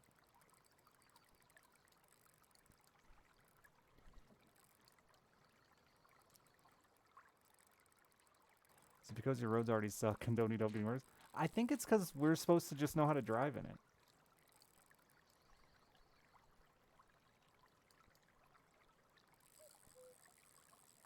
That's always been my argument. They just don't want us to deal with it. No, the reality I think is because we would spend so long a year driving on it, right? If people in the city of Kalamazoo all had chains on their tires for 4 months out of the year, that's a lot of wear and tear to the roads. And instead we plow salt and snow. So the salt and chains and studs and stuff are for places where you don't know you're gonna get plowed, right? I'm sure there's plenty of places where Crafty's at where it doesn't get plowed.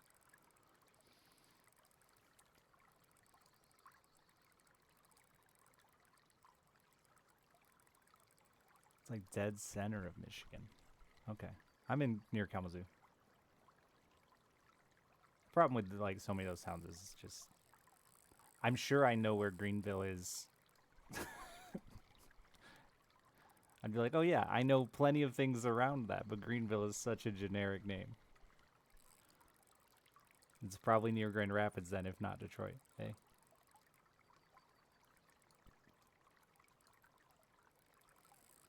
School buses get chains. Yeah, we don't get them here. Were you in Michigan, Sanjay? Because you mentioned Michigan before, I thought. Our school buses don't get chains.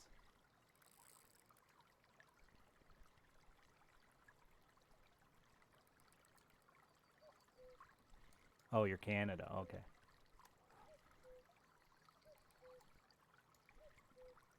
Hour outside Grand Rapids? Okay. So, like, right between Lansing and GRA. Yeah, I'm not super familiar with that area. I used to drive as a road rep for a motorcycle company, and that I covered the area from Flint to Grand Rapids, so I'm pretty familiar with like lower Michigan and western Michigan.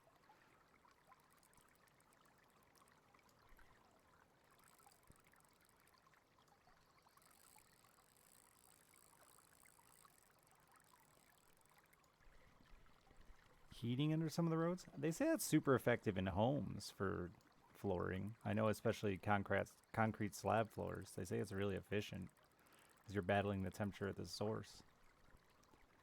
I wouldn't be surprised if someday that was an effective way, especially because you can use other methods for heat too, like steam and stuff. Oh, dude, heated floors are so nice. So nice.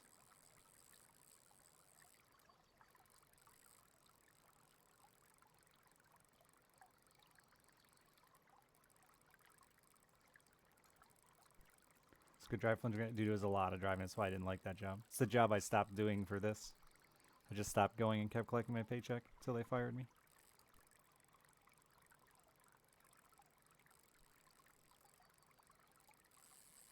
You live in California, you can't participate in this conversation? Oh, dude, I bet people have heated floors in California. Especially in the bathroom. I guarantee it.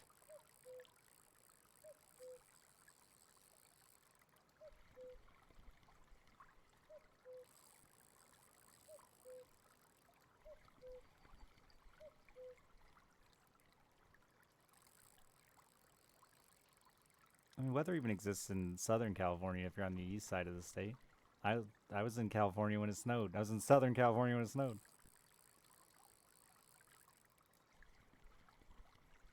Because you're rich, Tommy. And some days it's 50 and you want to get out of the shower and have warm floors to step out onto instead of cold. But you also live in hot hell.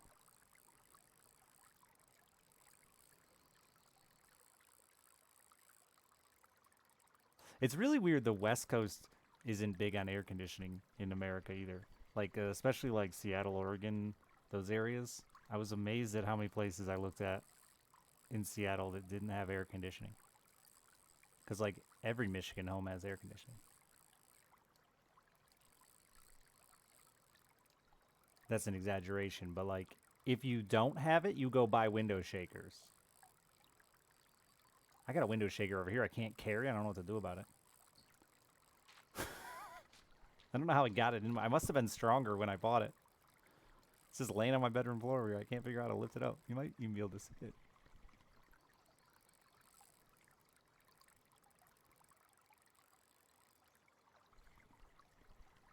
Yeah, you live in actual hot. You're still right by Fresno, right, Tommy?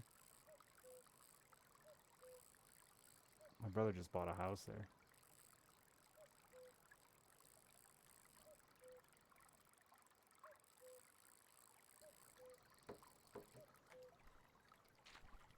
I don't think I can get a cherry picker is what we call those, by the way, William. Then there's a cherry picker in my bedroom without disassembling it. I'll just let it sit there until summer.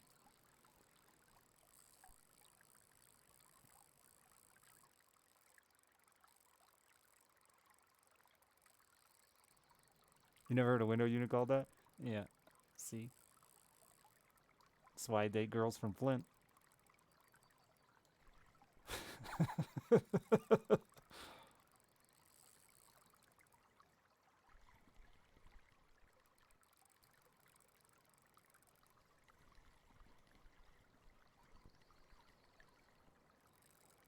Never heard it called that, yeah. The newer ones, the floor model ones, are really nice too. They've gotten better with the. They used to have to be drained and emptied all the time.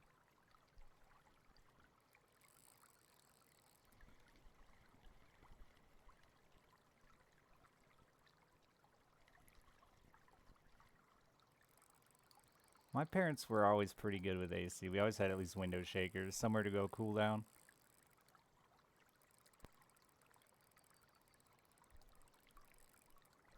Wall rattlers? Do you actually put holes in your wall for them instead of through the window? You might because of your extreme heat. We just stick them out the window. Little A little 3M tape, a little foam tape around the edges.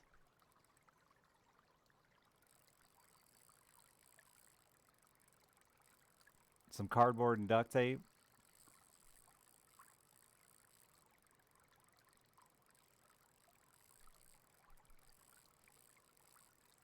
It's a window shaker is a air conditioning unit that you just hang out of your window.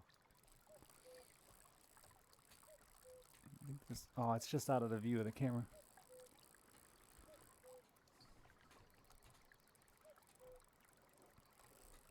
Yeah, most of us have central air now because we all have furnaces and HVAC already because of winter.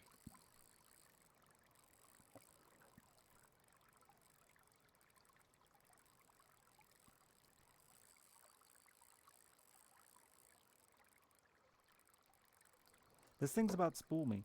I'm a little worried.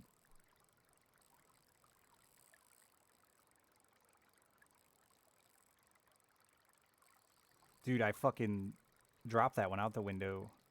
My brackets that I have loosened up and they like went bow-legged on me and the air conditioner fell out. And I was like hanging out the window holding onto that air conditioner going, I don't know that I'm strong enough to pull this thing back in. But I did, luckily. Because it would have sucked. I would have went out the window and then down a mountain. It's not an actual mountain, but it's a very steep hill that my house is built on.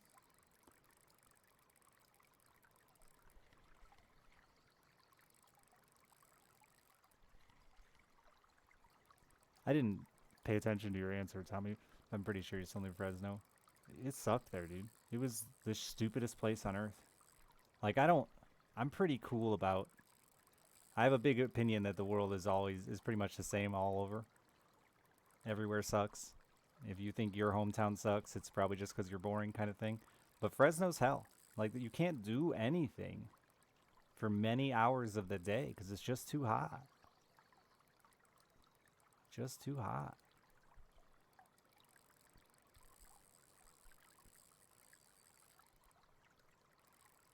Like, I'll never... Nah, that's not true. I'll still complain about our heat, but I'll never complain about it without thinking about how bad it was in Fresno. I just had to move my car in the middle of the day. And walking across blacktop in the middle of the day and like feeling that heat off the blacktop hit you in the face. You know, oh, it's like 109. Yeah, and even at night, like to go out to vape, because they wouldn't let me vape in the house, to go out to vape, like 11 o'clock at night. And this was late in the year. It wasn't like we were... Oh, I guess no. Maybe it was pretty hot then. But anyway, yeah. Even going out tonight to vape, it was still 90-something degrees. And like everything around you was just hot. The concrete, his grill, his railings on his deck were just still hot. Why live there sounds like hell. Some people don't have great choices. Some people were born there. You know, it's not as easy to abandon your whole life and family as it sounds. My brother moved there because his wife got a job as a professor, which isn't a really easy job to get. So she took the job she was kind of offered after spending her entire life in school to become a professor.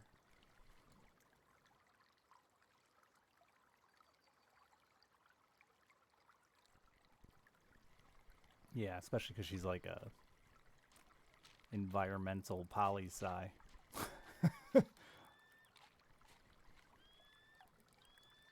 Why do people choose to settle in the first place? That's a great question.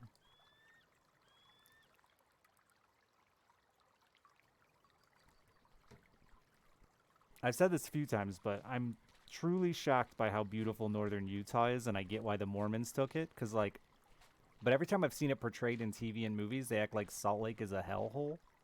But it's fucking gorgeous, man.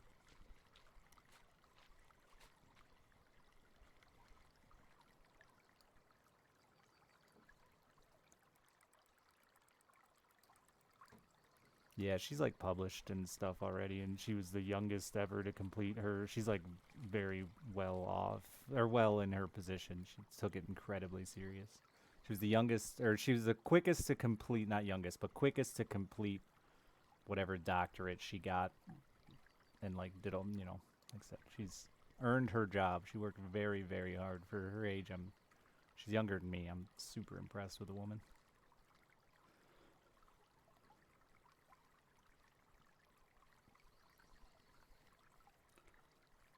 And yeah, her best option was Fresno. Because it's just a, you know, it's what happens with a degree like that.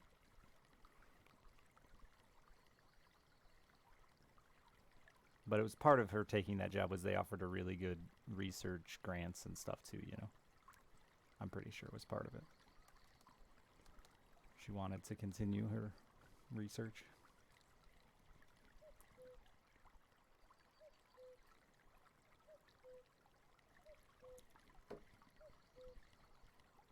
That's the hope for I hope for them. But they just bought a house, Tommy. Nice place. Beautiful.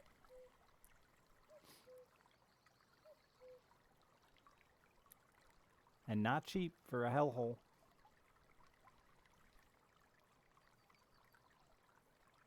Was the lake itself really bad, Mighty? Yeah, I didn't go to actual Salt Lake. The lake.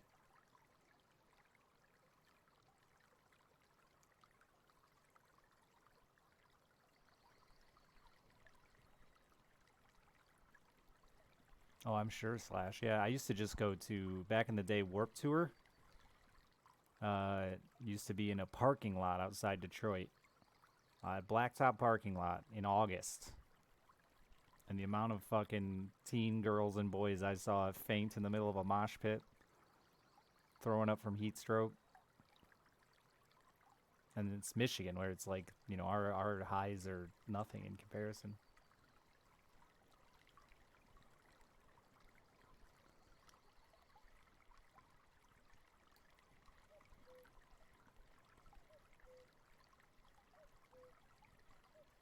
Yeah, that was what pushed my dad.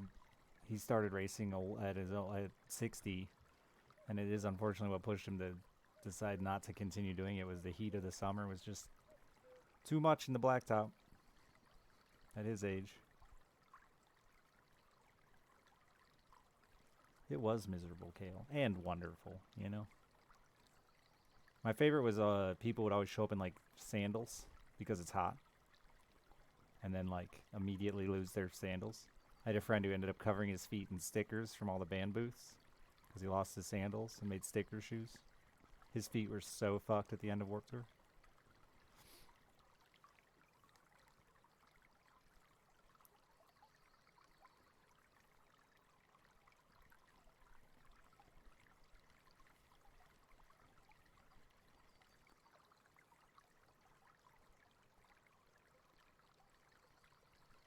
They actually ban water at Warped Tour. Bringing in your own water at Warped Tour. The first couple years we'd bring a gallon. Well, the first year we didn't know. We went naive. The second couple years we brought gallons of water, and we'd tie them with rope to our belts. And then they ban it. You had to buy it in there for $4 a bottle. It's capitalism is what that is, baby. And I remember one year they had like, it was like right when energy drinks were starting to get popular. They had like Monster or Red Bull or somebody there that was giving out free samples. So like everyone was just slamming these tiny little shot glasses of energy drink all day and then going out and moshing on blacktop in 90 degrees.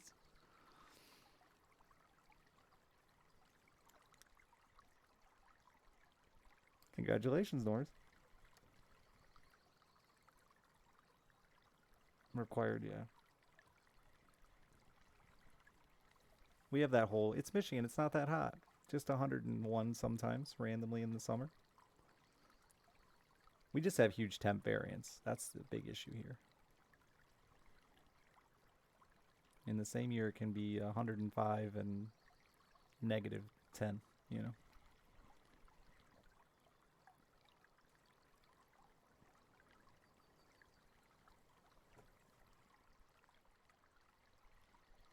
And 100, yeah, right, Mighty? I, dude, the energy drink thing when I was a kid was so bad. It was so unregulated, and my parents had no idea, like, what I was even getting into. But my friend worked at a grocery store, and they'd sell us Von Dutch energy drinks for 50 cents a can, which was like cheaper than any other drink we could buy. So we'd buy cases and cases of them, dude. I remember we were drinking 7, 8 of them a day as teenagers. Playing World of Warcraft.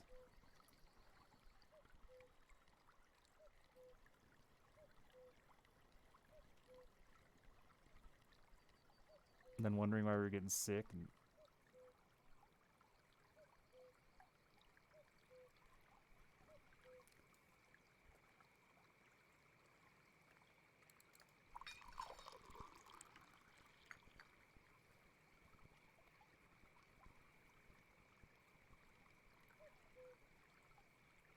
boy, this has been a long one. I think this reel might just be getting beat. Hardcore, you gone? I think you are. I don't know if I fought this as long as he fought his 22 kilo. Though my gear's a little smaller.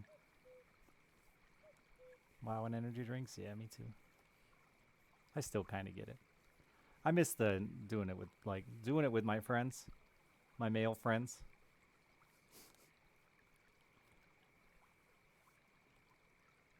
It's not the biggest fish in the water. That would have ran away with my line and never looked back. This gave up, so it can't be that big. Tops were like 20 kilos.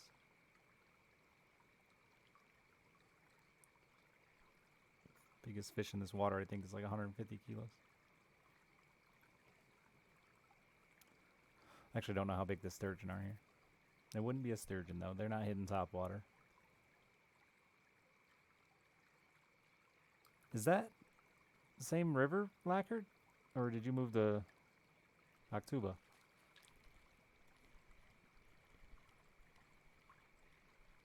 Tuba, yeah.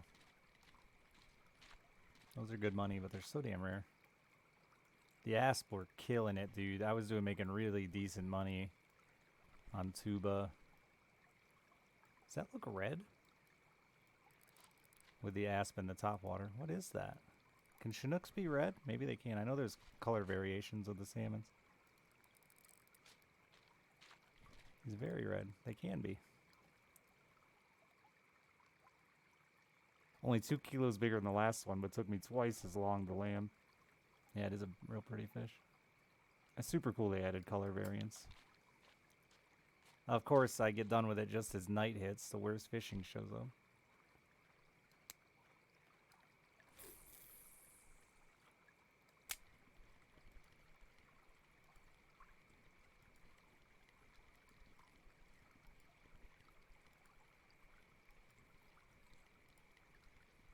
Yeah, oh, you didn't have top water, you said. Never mind, that doesn't help you.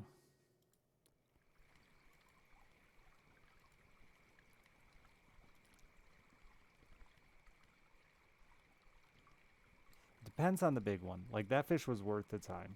100%. That fish was worth it. You just got, oh, you did?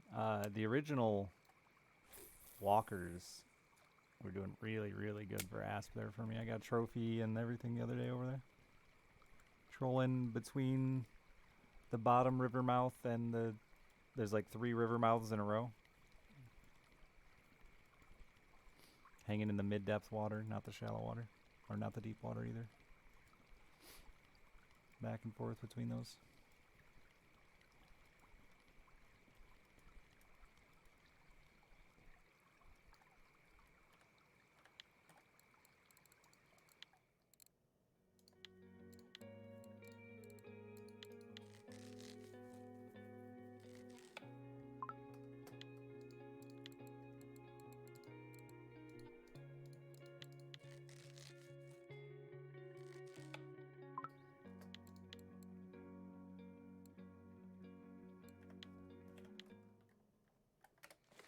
But there are, unfortunately, fish species that do suck for their size. Like, that's why everyone bitches about catfish.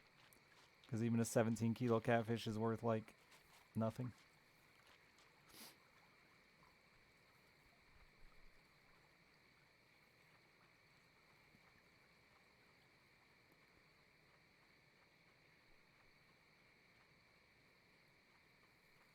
But fish also fight independently too. So a catfish wouldn't have beat my gear up as bad as that would have. Or that did.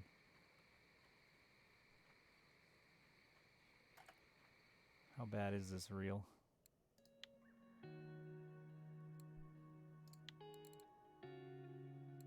What rod do I have it on? Well, it just doesn't show the reel, huh? Thought it did. Oh, you have to disassemble it.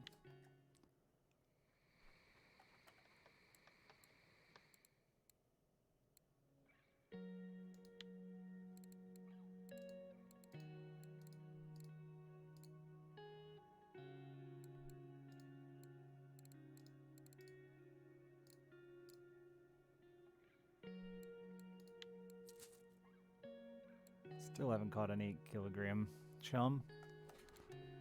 1.2 burbot. I got that. I haven't caught any suckers today.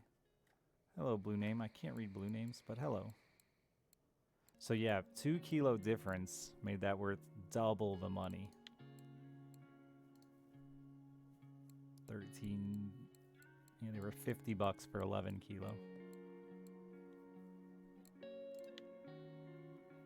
So yeah, I mean, when you say that one wasn't worth it, like I would have had to catch. Is it all of these? No, not even all of these make up that one fish.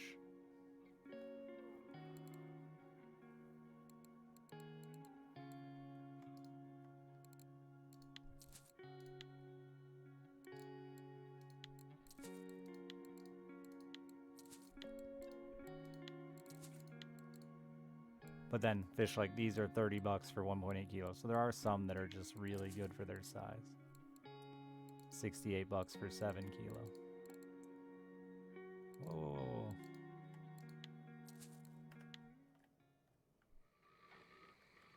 What are you doing in there? What is that sound supposed to be?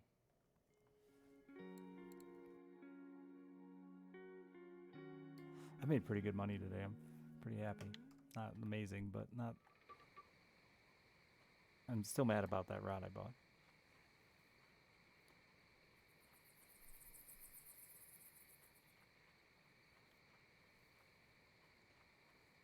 I'm gonna get that damn ultralight. Jasky, how close are you? I can't wait to get that ultralight and join you in Ladoga. Halfway. You slowed down, Jasky. Pedal to the metal, my dude.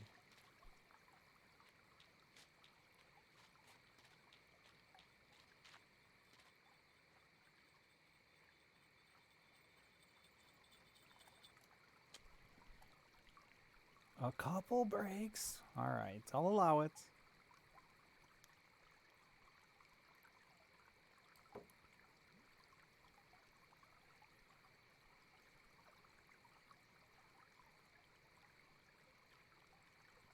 I'm telling you, if you're gonna do the ultralight setup, just save for the big boy. Do the best damn one. Except you want the baitcaster one, right?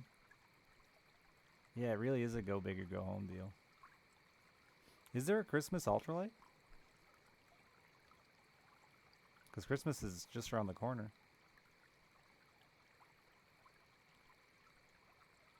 How big is it, though?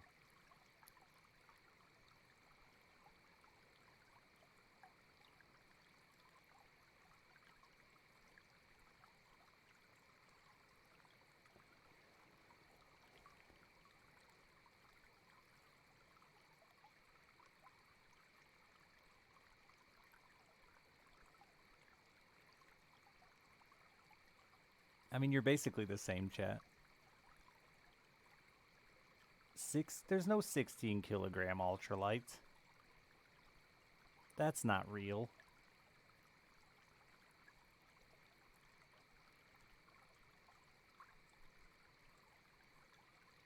Yeah, I want to bet.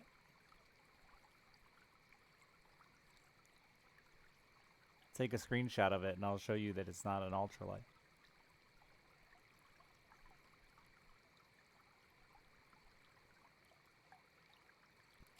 What's my reward, though?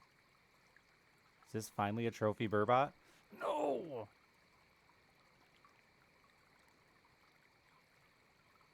It's a big boy burbot, though.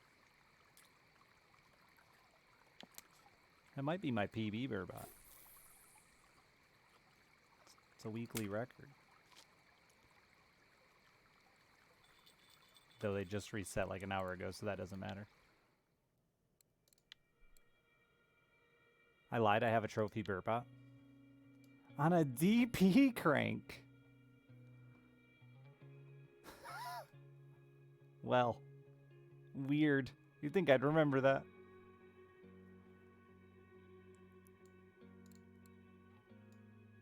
"82 centimeters.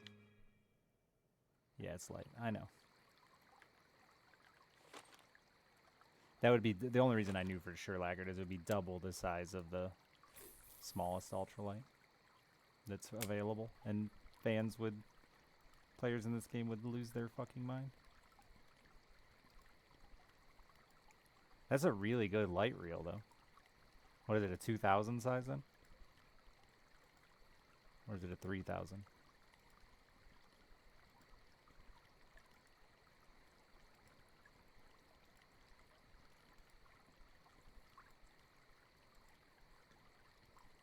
Oh, you're talking rod, not reel?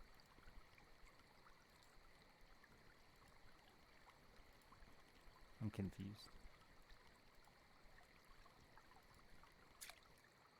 Oh, both, okay.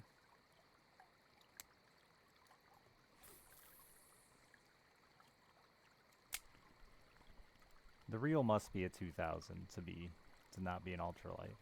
At least a 2000.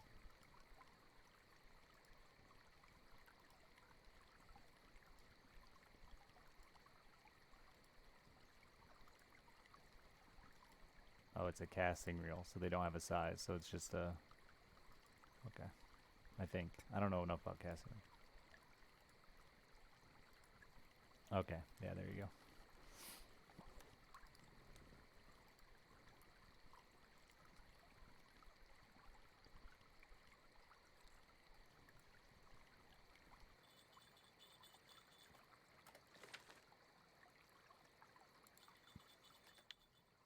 What feed did I have on that? Stuff. I really need to learn ground baits again. That's such a hard thing to like figure out on your own, though. You almost have to guide it. Past the Saber 60. My favorite is the HSV. This one I'm still using right now. The Caliber HSV 80. It's not as strong and it wears down faster than the Beluga Narga. Your other option is the Beluga Narga, but the Beluga Narga is a little more money and has a weaker drag. So the HSV is better, in my opinion, as an all-around reel. There's a lot of people who confuse new players talking about the mech strength of reels, which is the strength if you lock your drag. But so few players are actually using that, actually doing that. So it's kind of an irrelevant thing. I just go for biggest drag strength.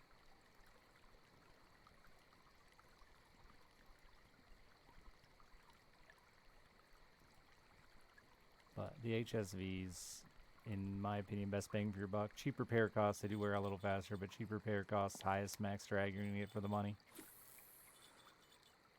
The only complaint with it is it reels a little slow. So it's got a slower retrieval rate. But you can adjust that, you know. Not that big of a deal. Just takes some getting used to.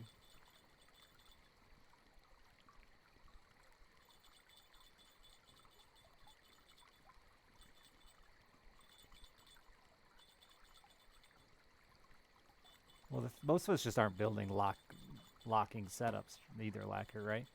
Like, I was talking about this earlier, like, my Beluga Tagara, my 26 kilogram reel, like, in order to build a locking setup for that where I can actually take advantage of its 68 kilogram lock, I have to run a 70 kilogram rod and 70 kilogram line.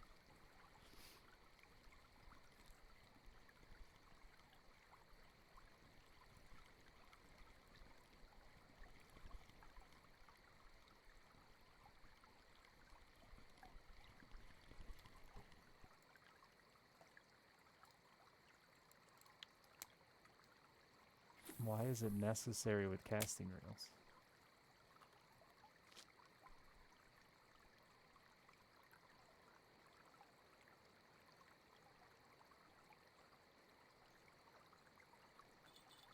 Shouldn't be any reason that it's necessary with casting reels.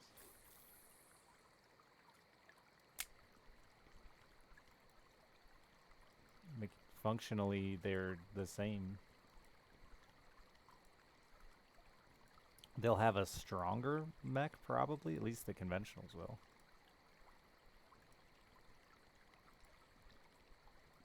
I mean, it's not really even the benefit of most of the casters looking at the stats until you get into conventionals, which are newer. Oh, I type shame for this guy. A lot of people I won't, but that guy.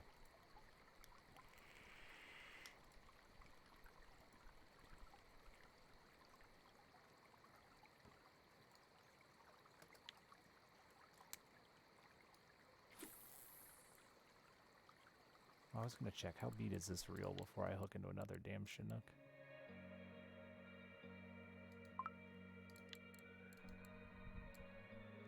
I don't even remember how to check right. It's pretty beat. Different salmon and trout. Fishies. Salmonoids. I don't think you can really be selective on this river. They kinda all eat the same lures.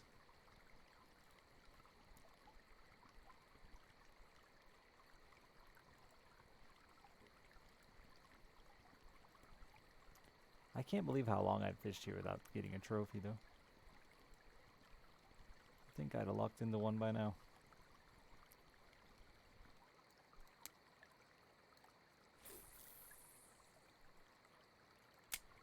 Fishing for burbot. I got 2 rods in for burbot as well. Or suckers. Either or. Whichever bites. Haven't had a sucker in a while.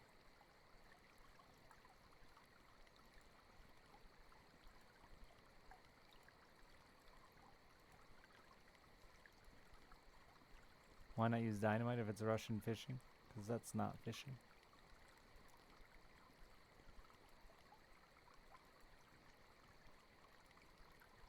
And weirdly, Russia isn't just a giant meme. It's an actual place with normal human beings that also like fishing with a rod and reel and not just dynamite.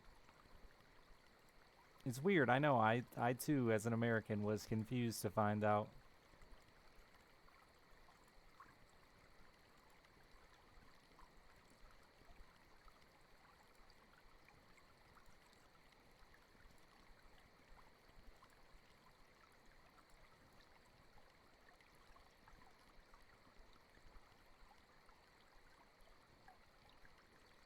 It's more than a big joke on the internet. Who knew? It's so funny, man. If it was called anything else besides Russia, you just wouldn't get that.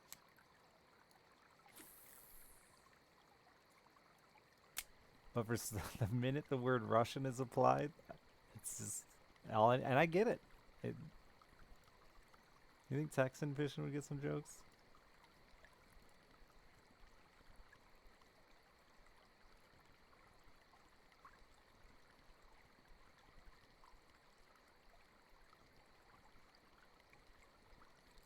I have not fished in very cold glacial waters. That would be cool.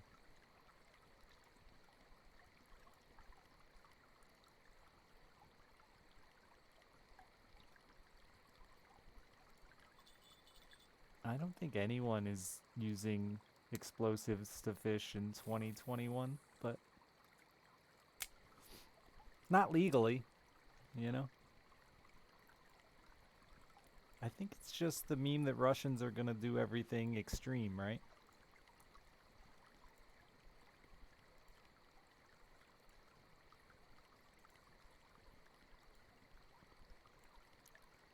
Like that Russian dude who does gun demos on YouTube that almost killed himself with a refrigerator door. He filled a refrigerator with tannerite and shot it, and the refrigerator door flew directly at him and almost killed him. That was tight.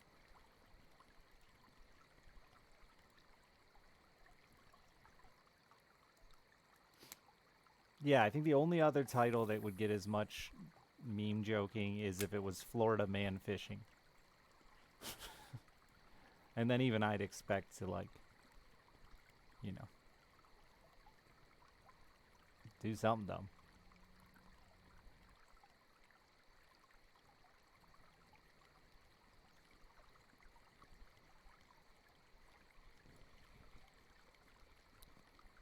Someone in chat might be willing to send you a balsa walker. Normally, begging is frowned upon, but for some reason I don't care that you're doing it. Someone in chat. I just know that crafting in this game, you end up making like 10 of everything on X, just leveling, so there might be someone who wants to get rid of some. I don't have one.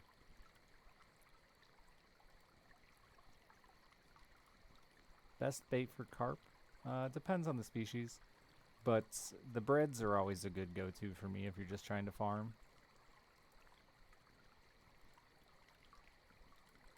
The thing with Russian fishing is it's always changing. It's always adapting. You know, you can check your weekly records, or these are your overall lake body records. But you can also check your weekly records and see, like, you know, biggest common carp this week. Halibut pellets and tuna pellets. Biggest crucian. Is tuna pop up? Weirdly, there's a guy who's got one with worm. It's the week just reset, that's why. Lure making is kind of expensive. The bigger issue is you have to make so many lures you're never going to use. Like,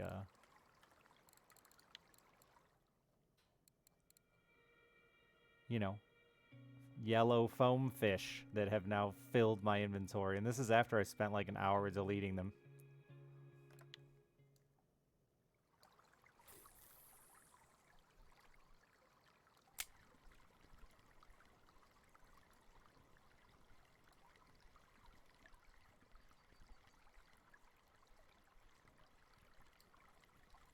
They have started making things stack now. Because, well, the reason those don't stack specifically is because they're different qualities. That's the reason to make more than one, besides leveling your skill. But, yeah, they're different qualities. You saw some of them looked all raggedy and gross. And durability. If you use them once, they start to wear out.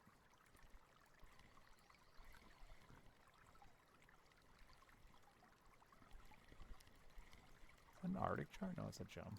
Stupid chum.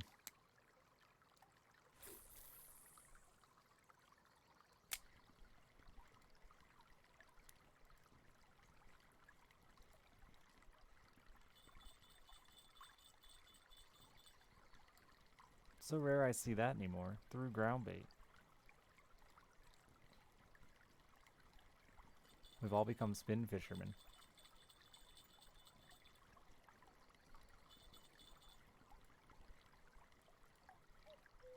I mean, ground bait's great. It works.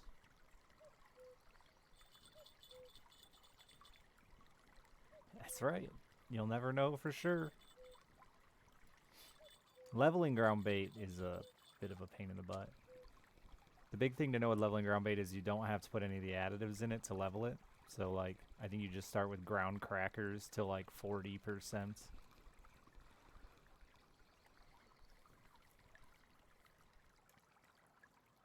There's a whole guide on how to do it affordably.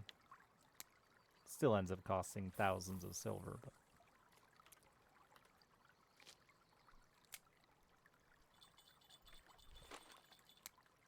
I got to like 90 and then stopped.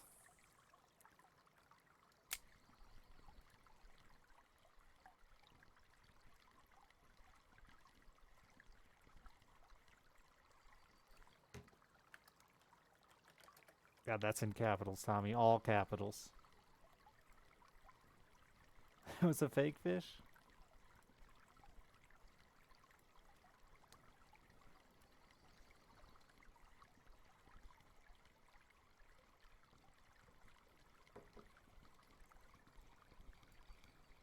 I gotta wake my daughter up for school soon.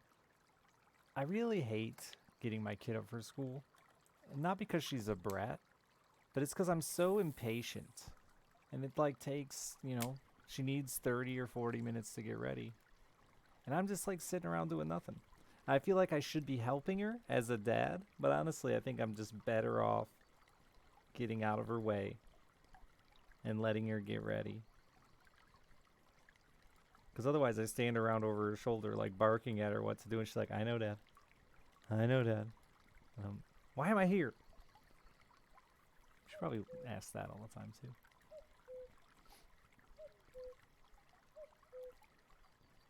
No, yeah, I was her teacher, Sphinx. So she's the best. Actually, we have conferences in a couple days. I haven't really gotten a good status update, but she says she's doing fine. The paper that's coming home seemed fine. We'll see. She hasn't been doing as well with her homework as she had in the past, because Mom and I have been slacking.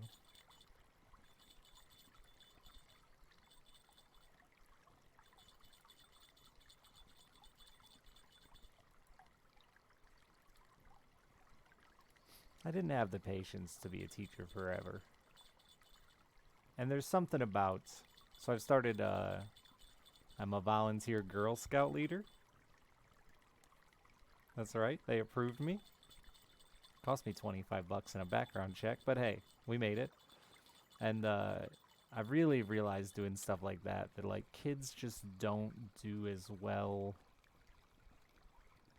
learning from their... It's a hard... Maybe there are some kids out there that do great learning from their parents, but it's just such a hard thing. She's so much more willing to backtalk me to, try to slack with me than she is with her teachers or with another adult. And the same goes with the Girl Scout thing, is why I brought that up, Me and the other mom kind of have like an unspoken agreement that when her daughter's acting up, I deal with it. My daughter's acting up, she deals with it, because they react better to us than to... Which sucks, but it's true, Yeah, there's a weird power dynamic with the parent-kid, for sure.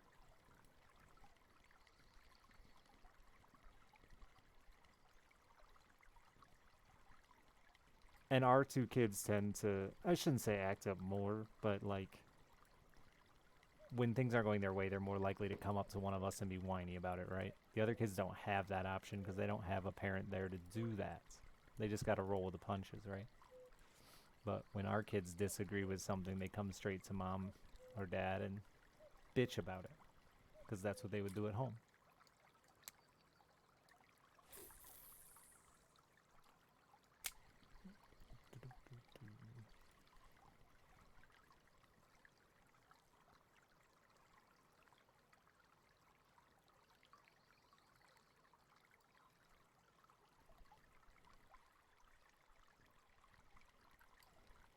Normally I do everything, all the extracurricular volunteering, but my ex-wife volunteered as a Girl Scout helper too. So that sucks. Can't wait to go camping with my ex-wife.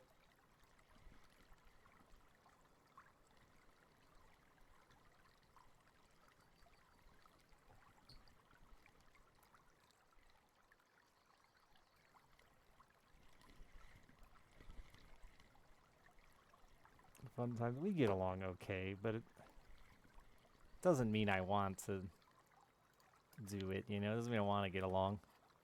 That's the biggest issue with the ex thing.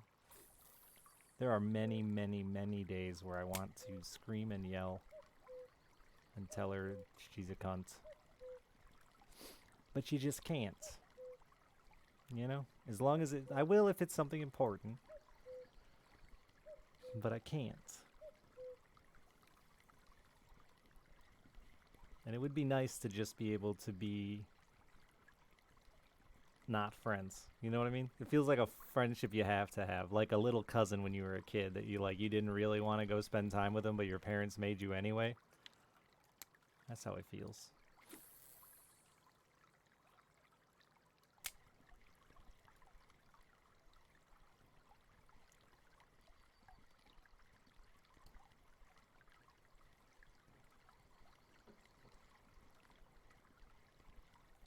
And I thought it would get better with time, but I think it gets worse because it's like more times. There's more times I would have liked to have been like, God, I don't like you as a person. Not to say I didn't. I loved her dearly. I still do. I still care that she doesn't fall in a well. I mean, maybe for like a week or something she could fall in a well. I'd be fine with that. But not die. Just like, you know.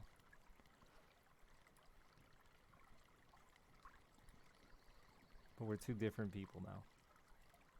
Who'd have thought? Two 18-year-olds grew up and changed.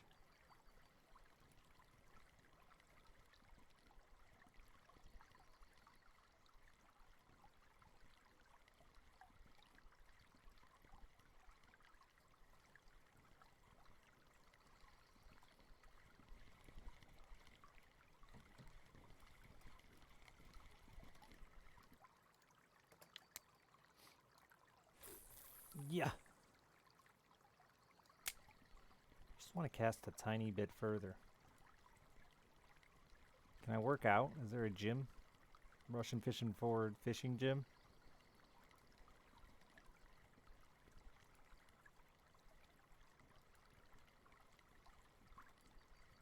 I did have a lady at a cheerleading thing the other day who, like, I know is kind of friends with me and my ex-wife. She's like, man, I feel like I kind of got to tell you that your wife's been at the games with another guy. And I was like, yeah, I know. She's like, what? And she's like, oh my God, it's so relieving to know you know, but like, what's going on there? I'm like, we've been divorced for like 5 years. She like lost her mind. She couldn't believe it.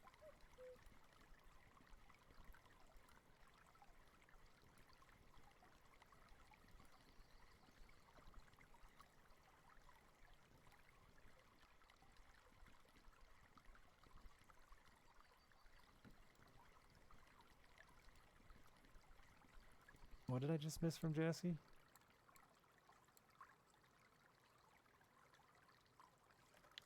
Oh, he's in the char business. Would have pulled her leg for a while. Is she single? She's not. She's married, which was weird because she got real handsy with me. I only know she's married because the wedding ring on her finger when she was getting handsy with me. Ghosty, thank you for the 2 months.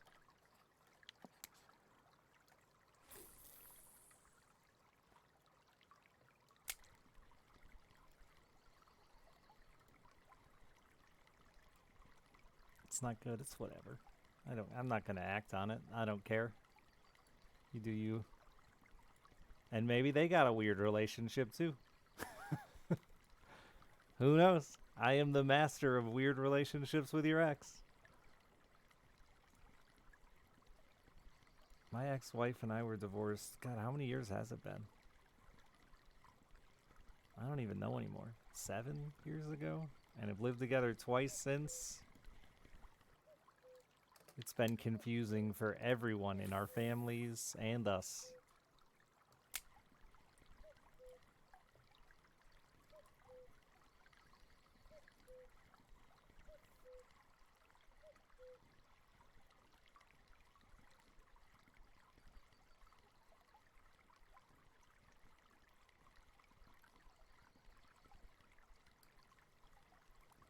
What to do a third time? She asked, no. That's actually why we get along better now, I think. I finally told her, no, you're never allowed back. That's it. Goodbye. No. It certainly, like, she weirdly believed me. She didn't normally believe much I said, but she weirdly believed me when I told her. I think it's because I spent so many years, like, adamantly saying I wasn't going to close the door. So when I finally did say, like, no, door's closed, she's like, oh, all right. Because the other issue is because she left me, right? So, like, I always had to deal with this stupid jealousy card, which is finally gone, and that's made our life a lot better. But every time I'd get mad about something with, you know, her new boyfriend's kids and stuff like that, I'd get, you know, blamed that it was a jealousy thing. And it's like, no, I just don't think kids should be assholes. But now that she believes I have no interest in ever winning her back, and it was never like that. It was I didn't want to be a single dad. I knew long, long ago that my wife and I were. That's why we got divorced.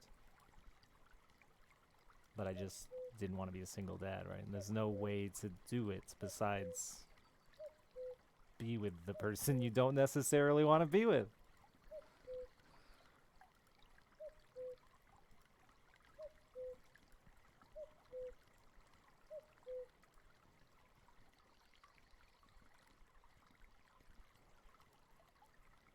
They've been married 3 times. Dude, the worst one I know of is a guy, my girlfriend's uncle. He woke up one night to his girlfriend stabbing him repeatedly in the chest. Survived it. Some years later started dating her again.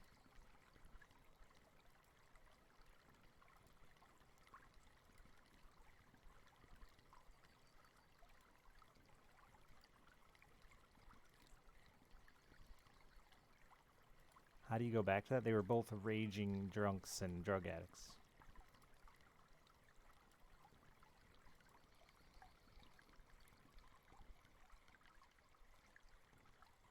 Maybe she got all the stabbing out of her system. That was probably, she probably told him, like, hey, honey, I'm done stabbing now. And he's like, oh, I believe you.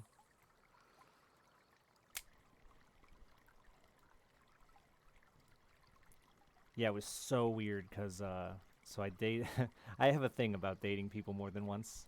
Anyway, so I dated this girl multiple times, but I remember her uncle telling me the story about waking up to her stabbing me, and then some years later, me and the girl were dating again, and I'm at like a Christmas or Thanksgiving, and she's like, "That's the lady," and I'm like, "What?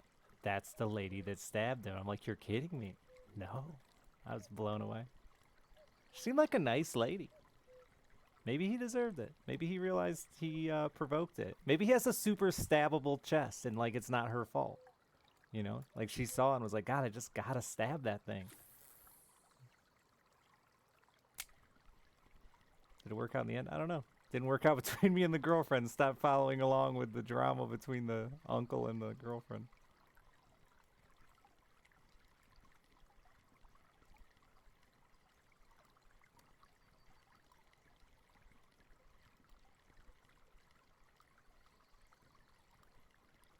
I doubt both of them are alive. Would be if I had to guess, one of them died due to drug or alcohol abuse. That'd be my guess.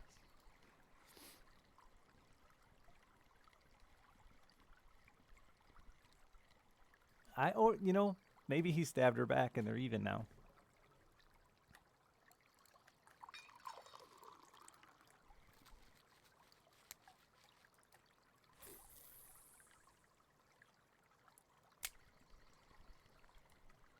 He was just laying there all stabbable. Yeah. What do you want me to do? Not stab him? Like I have a knife. He's so stabbable.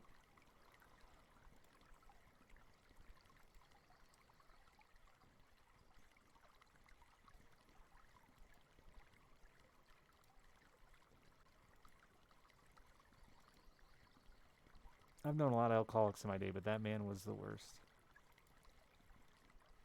Though he introduced me to a bunch of sweet, off the wall classic rock I had never heard of.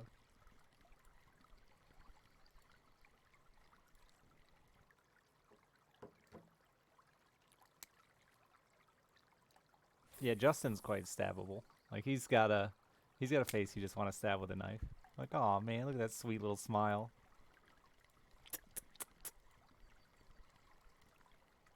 I accidentally stabbed my friend in the hand twice.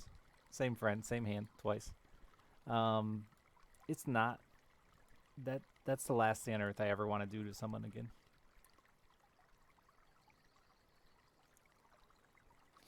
You can like feel this, like, not to gross anyone out, but you can like feel the skin tear. No, Justin's face was that I couldn't I couldn't fuck Justin because he's always so happy and smiling. And like if I'm gonna get pounded in the ass, I want it to be with emotion, and an emotion that's not like I'm so happy to be here, and that's the face I imagine Justin has when he's coming.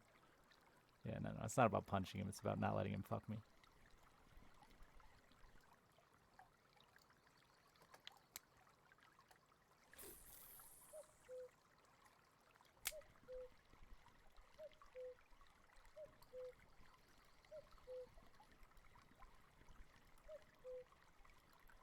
And Justin has one of those like smiles that you can hear it. You know, you can just hear he's happy in his voice. So like, even if I didn't look at his face, I could definitely like hear in his tone while he was fucking me. Dude's got a big dumb grin on his face.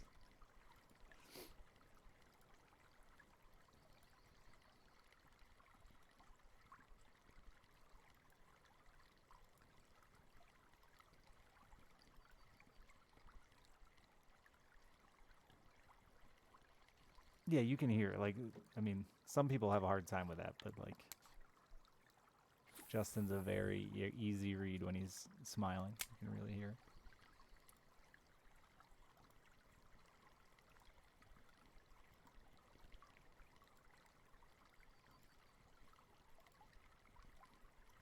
it. Jasky's pretty always happy too, but I think Jasky could get mad. Yeah, I've heard Jasky get upset.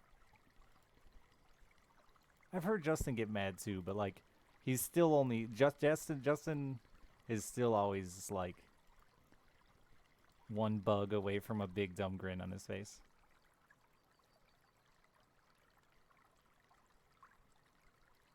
I think I'd seen Jasky get like mad once, and it like actually lasted more than 8 seconds.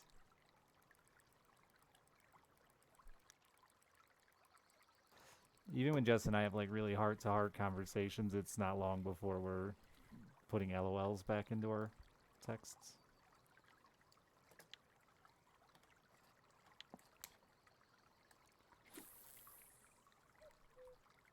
Yeah, it is definitely. I'm mad.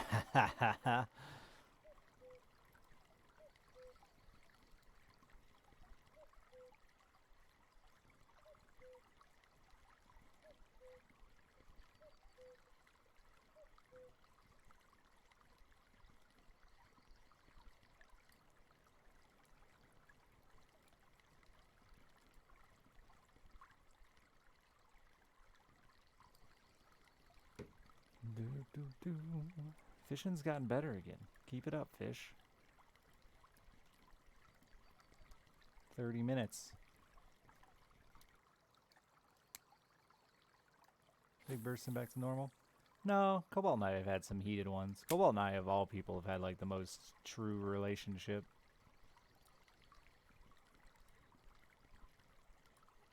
Cobalt and I have had long, like, not happy talks. Not like necessarily fighting, but like being passionate, heated about something without it turning into us joking around.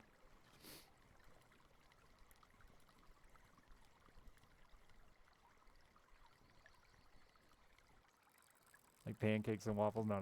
Like actual things. But, yeah, no. Of the people on Twitch, Cobalt's the only one that, like, true friend, like, I've been through stuff with, like, a real human interaction stuff through with. Not just online conversations.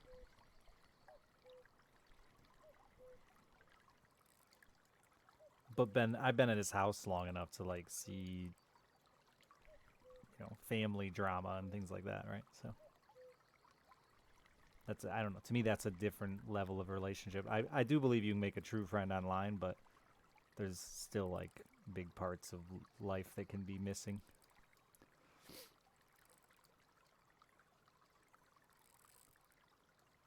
Probably not, Danger. Life has changed so much for both of us with the kids and my divorce and or separate, whatever. That'd be really, really hard for me to do again. And financially, that was an expensive undertaking. Even with the Kickstarter, it still was expensive as fuck. You will call you on your shit kind of friend? Cobalt and I aren't as close as we used to be, but yeah, he would have for sure. And has. And we both have.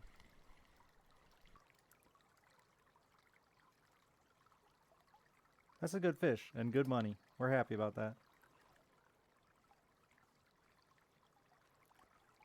And I think that, like, took Cobalt and a while to get there for sure. We both started off with this, like, we're not sure how to have this relationship, this friendship thing.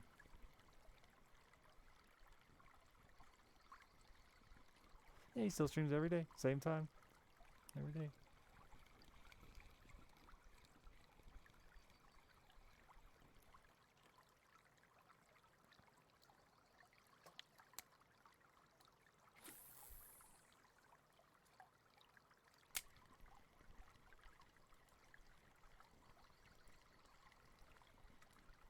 And honestly, no, like, beef between us or anything like that. I just don't. I've been completely unavailable to human beings for many years now. Have not had the drive or energy to try to maintain friendships with people. Period. Like Dan Lasac and Weddy and Excess Profanity and all those guys. Like, it's just, I haven't put any effort into it. I've given them all an apology and explained that I'm just not in a place to be a good friend. And they've all given me the space I've asked for, kind of. I, like, became a hermit. Yeah. I have this bad tendency to ignore people when I'm in a depressed mood or a bad mood. And you get sick of apologizing for it. So you kind of just let people know, like, hey, I suck. And I'm sorry. And some people continue to, like, reach out and maintain a relationship anyway through all that suck. Others don't. I don't blame anybody for it. But like I said, I'm not putting the effort out, so I don't expect anyone to put the effort out. And the worst part is, like, I get these messages and stuff, and then I just ignore them, and it's like, oh, I'll get to that tomorrow. And then, like, 6 days go by, and I'm like, now it's too late to respond without, like, some fucking dumb excuse, and I'm sick of lying to people.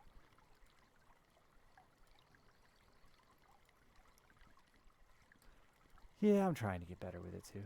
But I don't want to overwhelm myself. When I first was doing Twitch, man, there was so many people, and I was trying to maintain so many relationships with, especially online, dude, and, like, a lot of them weren't real relationships that I cared to keep, and I don't know, I just kind of got burned on it all, man.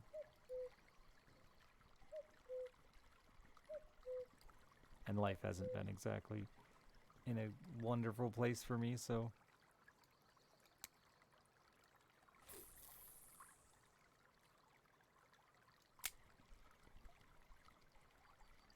Yeah, because I could get a social... Like, I could be overwhelmed socially. If I chose to be... I have the option, right? Not just with other streamers, but with viewers. And, I mean, some of you remember a day that I used to sit and TeamSpeak or whatever it was after stream, and we'd talk for hours a night afterwards and stuff, you know? Like, if I was looking for that social interaction, it's there for me, and I know that. Maybe that's why I can be so selfish with it. I don't know.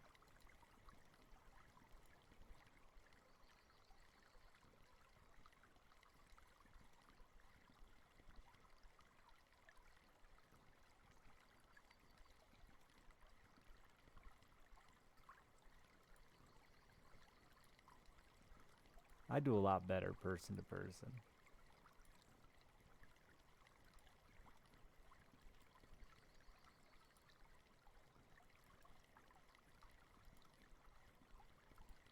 Nah, I don't care about triangulating my position. I'm not afraid of it, man. Like, that's just part of being online, dude. You could piss somebody off in a league game enough, they find you.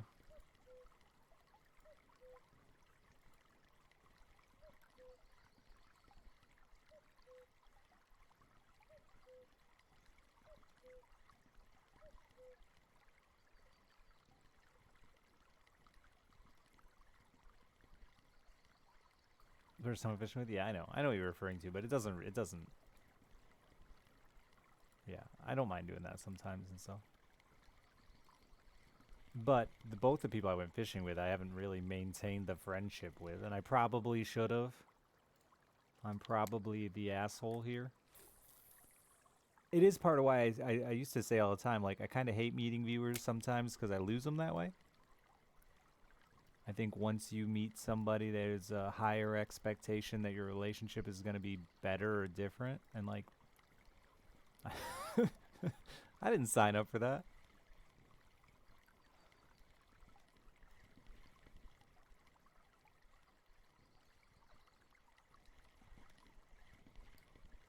Either getting a lunker or getting spooled. On Corey? Are you standing on an island?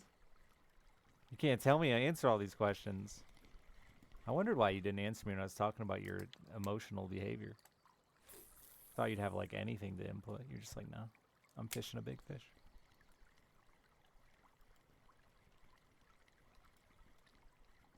Oh, not enough hands. Oh, old trolling 3 rods, not enough hands. Classic.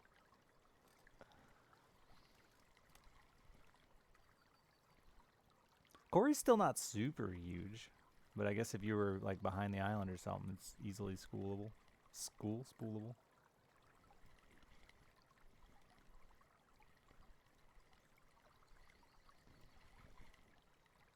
You're in the middle, like you might be okay, yeah.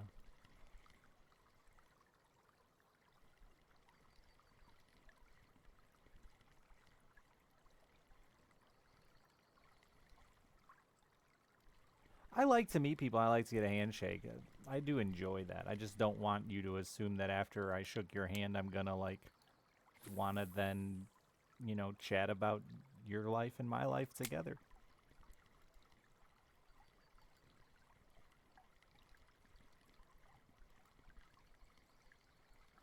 Yeah, Necro. There's certainly a line you gotta set.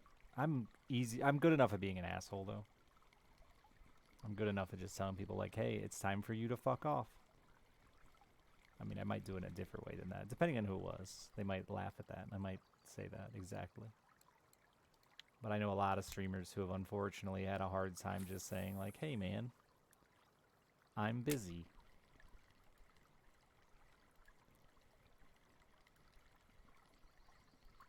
It feels that way, Neon. Like over the years, there's been a few viewers where I've met them or went out to dinner with them, and then they come into chat and like say, I don't know, maybe it's me, maybe it's how I react to it, but like the fact of the matter is they don't continue to come around for very long. I feel like the majority of viewers, maybe I just notice they leave more than I notice regular people leaving.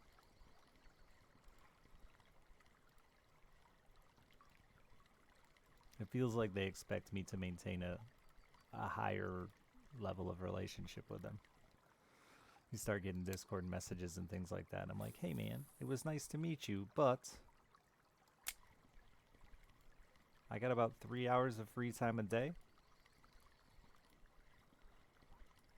And I like to just watch TV. Can be friends, but are not friends yet. Yeah.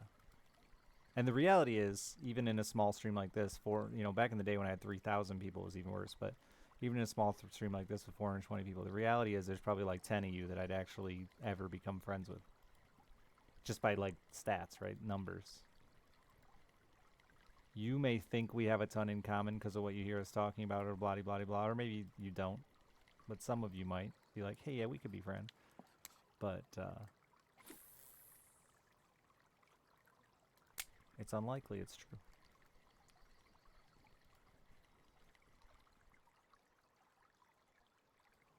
It fucks with me in real life too, though, the viewership thing.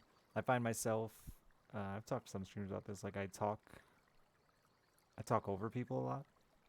I, I, I frequently think that my train of thought is the most important because I do it so often. Like the way we communicate here is someone will say something that's interesting to me and I'll respond and ignore everything else everyone else is saying, right?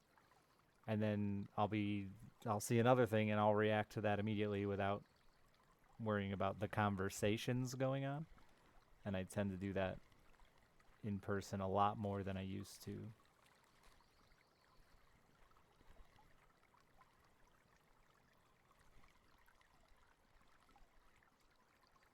I'm fishing at like 191 to 198. I think something like that. I'll look when I get back over there.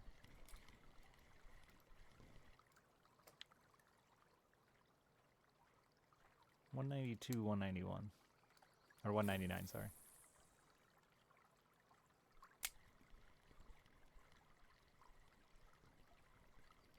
Yeah, I know men are worse for it, but I certainly have gotten worse as a streamer. And, like, recognize how often I do it.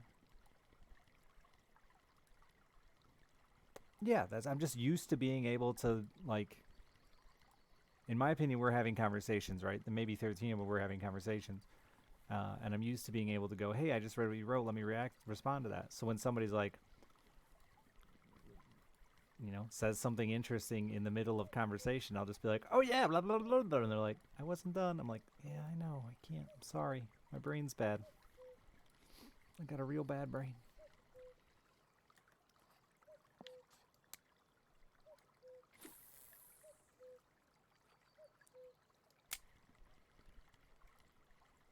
I love small talk. I talk, like, people always ask why I have so many interactions with my cashiers and stuff like that. Like, one, small town, so I have the same cashier every day. Cashiers, you know. And two, I love small talk. When I drove off without paying for gas the other day, the lady put a note on the counter that said, Alice's dad forgot to pay for gas.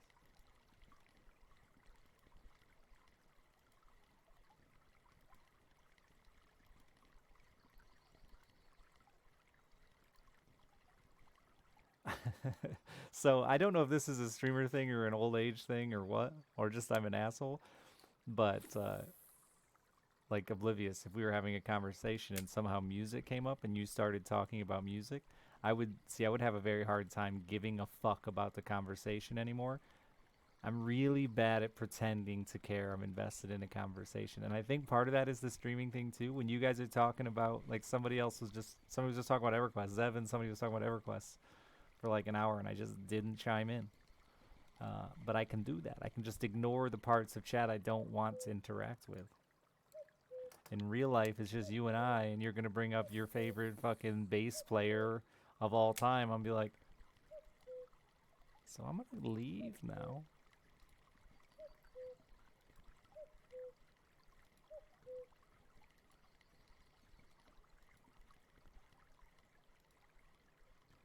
You can't ask cashiers on dates, Sphinx. I mean, you can, but you're an asshole. They're trapped. That's a bad place to do it. It's an incredibly unfair place to hit on people. I had an old black woman yell at me really hard for it once and explain it to me when I hit on a cashier when I was a teenager. And, she was just right. She's just there trying to do her job. Don't hit on her. I'm with you. We all want to hit on people at cash registers, but it's a very inappropriate way to do it, and it might work out. But in the long run, you're still a dick for putting somebody in an incredibly uncomfortable position who's just trying to do their job.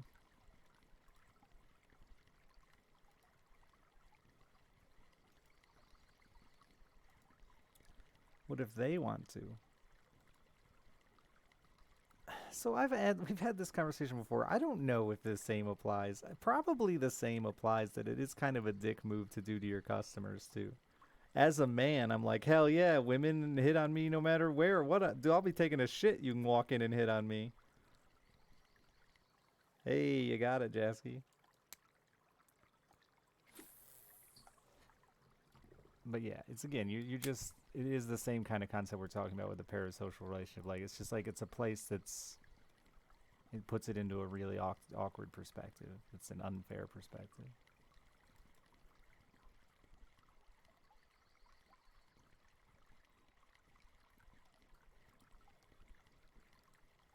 I used to have this cop that hated me in town, but he also really liked my mom. And it got to the point where, like, he just constantly was showing up to, like, question me and then end up spending 20 minutes talking to my mom. But the last time he showed up, I just opened the door and my mom was right there, and I just said, this is not a good way to hit on my mom. And he just stopped coming back.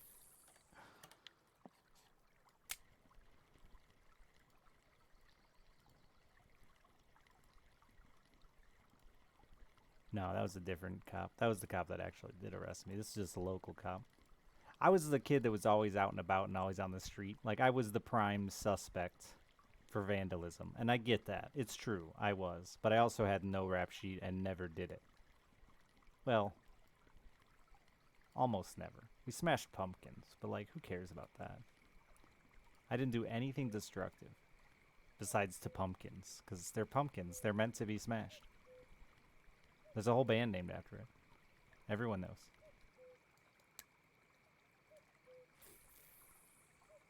But, like, anytime there was vandalism in my town, I was quick to be blamed. Me and my friend group were quick to be blamed. And it was never us. We were just nerds who didn't have parental guidance, so we spent our time playing Magic the Gathering and hacky sack and shit on the street corner instead of at home.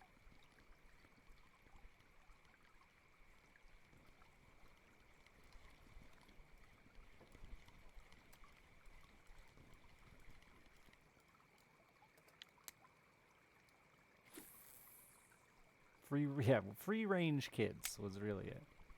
I got out of school, and I usually didn't get home from school. Well, it depends on time of year. Till dark, you know? Sometimes a little after. But I never went straight home from school. It was straight out to either a friend's house. We usually we had like a specific house where we usually would all drop our shit off in his yard and then go hang out from there.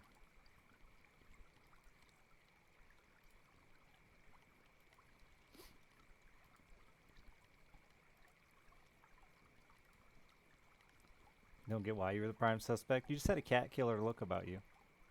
He would look at you and be like, man, that guy kills cats. Look at that face.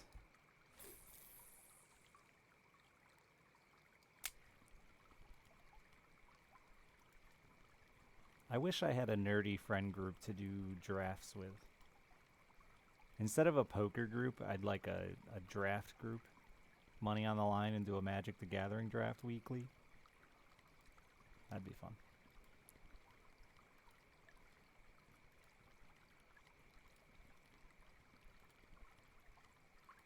Yeah, we were biking around, rollerblading around. And if one of our friends that we usually hung out with wasn't available, we'd just ride around until we ran into somebody else, you know, be like, oh, hey.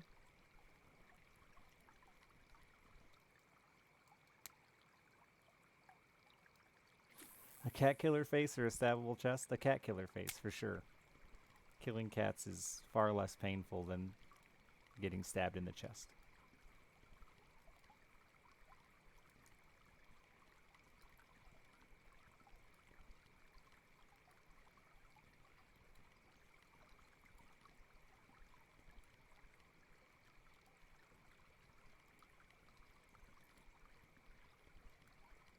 I keep trying to like sneak into my brother's D&D and Magic group, but I think I'm the old man, and they won't let me in. They're all like 18 and 19. I probably wouldn't enjoy it anyway. Probably hate it, but I'm pretty sure they like think I'm too old.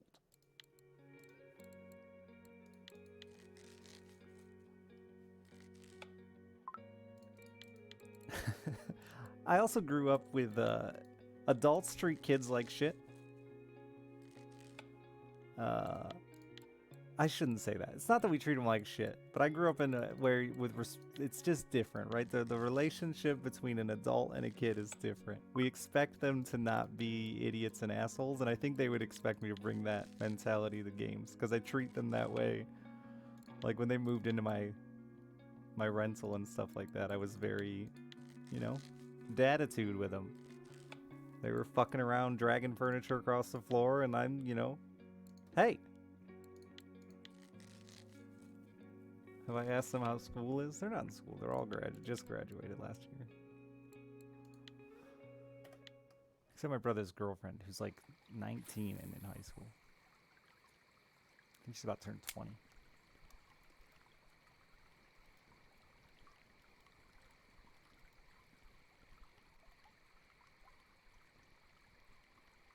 But like, yeah, they all probably have to call me Mr. Hammer.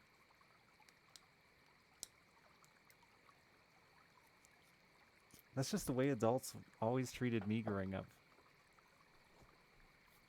And I don't know why. I don't know why I also do it to like teenagers and kids. we fish with I fish with my buddy and his son a lot, and the same deal with him, you know. It's the, like, tough guy,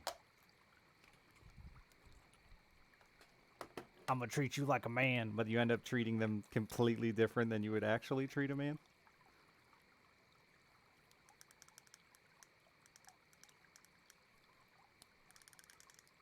Everyone had to call my dad Mr.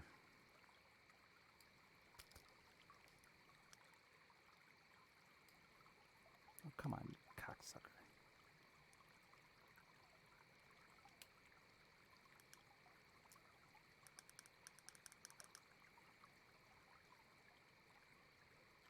Yeah, I went, the first time I separated from my wife, I went out with a friend of mine, and the girls were only like 4 years younger than us, but it was wild how much that age gap just,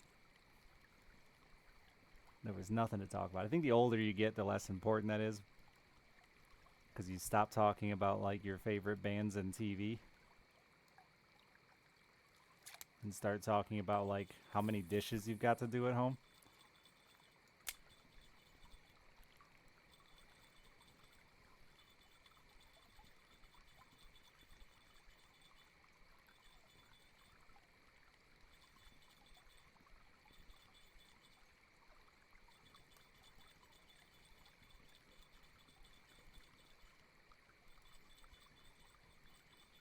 That man caught a lot of weekly records, Sitchell. Oh no, it's two for two different records.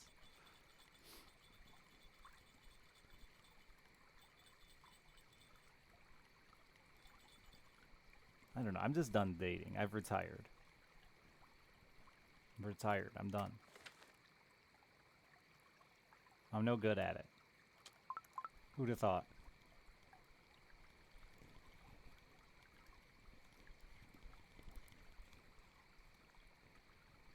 Work, come home, talk about work. Yeah, man. That's life.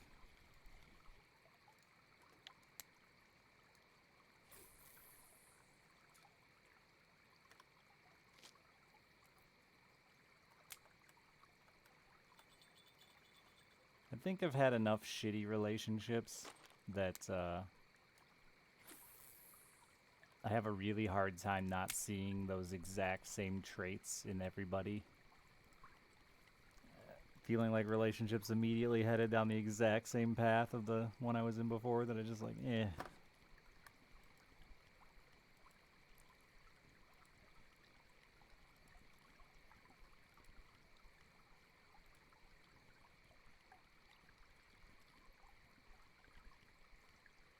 Which isn't fair, because just because two people had the same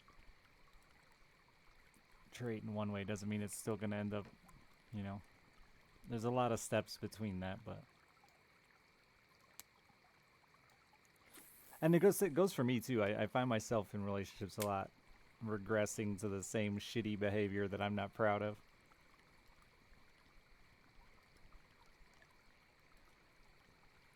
Cheated on once, changing your entire outlook on relationships. Eh. I get that. But also been there and, like, I don't know. People lie and do shitty stuff, even friends, not relationships. So I guess I just... Maybe that's why I'm not meant for relationships. Can't really trust people the way I used to, period. Human beings in general, though. Relationship or not.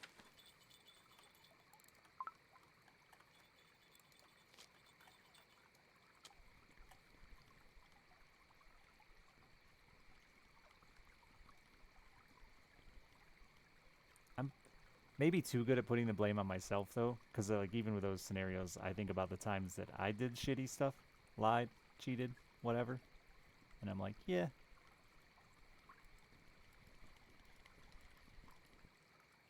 People do be suck.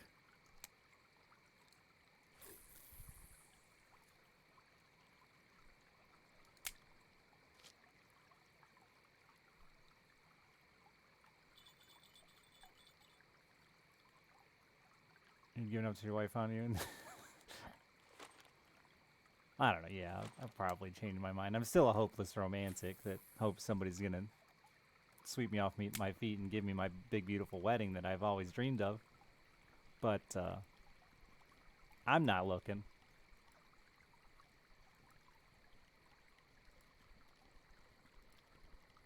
Red Rock Panda, thanks for the 43 months. Wait, that's a raid? I know what I'm saying. In my head, I knew. Fuck it. I know what I meant. Thanks. Sorry, it's 7 o'clock in the morning. My brain's butter. Soft butter. I'm alright. Just talking about life and whatnot. And apparently catching shorefish. Fishing's been okay. Not stellar, but, you know, money. Making some money back.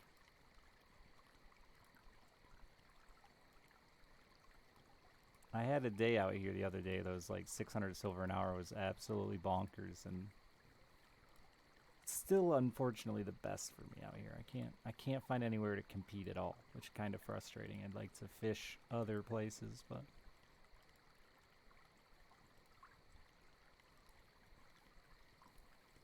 you didn't want the fanfare? Yeah, my first wedding was in Vegas, and she didn't want to do the big wedding. But I secretly want a big beautiful wedding someday. Never. There's a butter emote? God, the internet's got everything.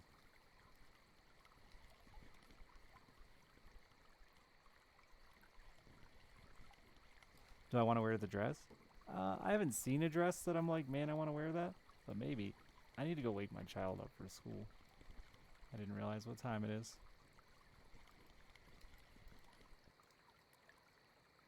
The night bite has been way better. I'm going to cast one more time. I really need to wake my child up for school. Child! She should be awake. Weddings are pretty. I love romance. I can't help it. I'm a sucker for romance. I want it.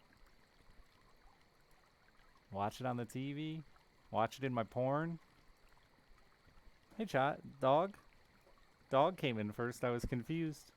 Good morning, child. Need my help with anything? I told chat, when I follow you around in the morning, all I do is annoy you.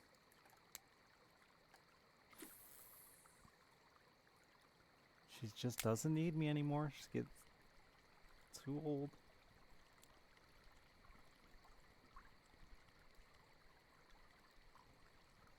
Not for the story. I want to see love in their eyes, though. You can tell, man. No, she didn't say I got this. She gave me, like, the classic, I haven't had my coffee yet, don't talk to me look that her mom used to give me.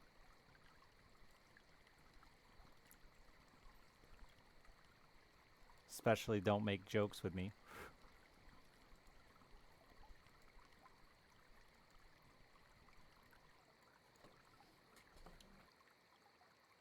No, I said her mom used to give me. She's not.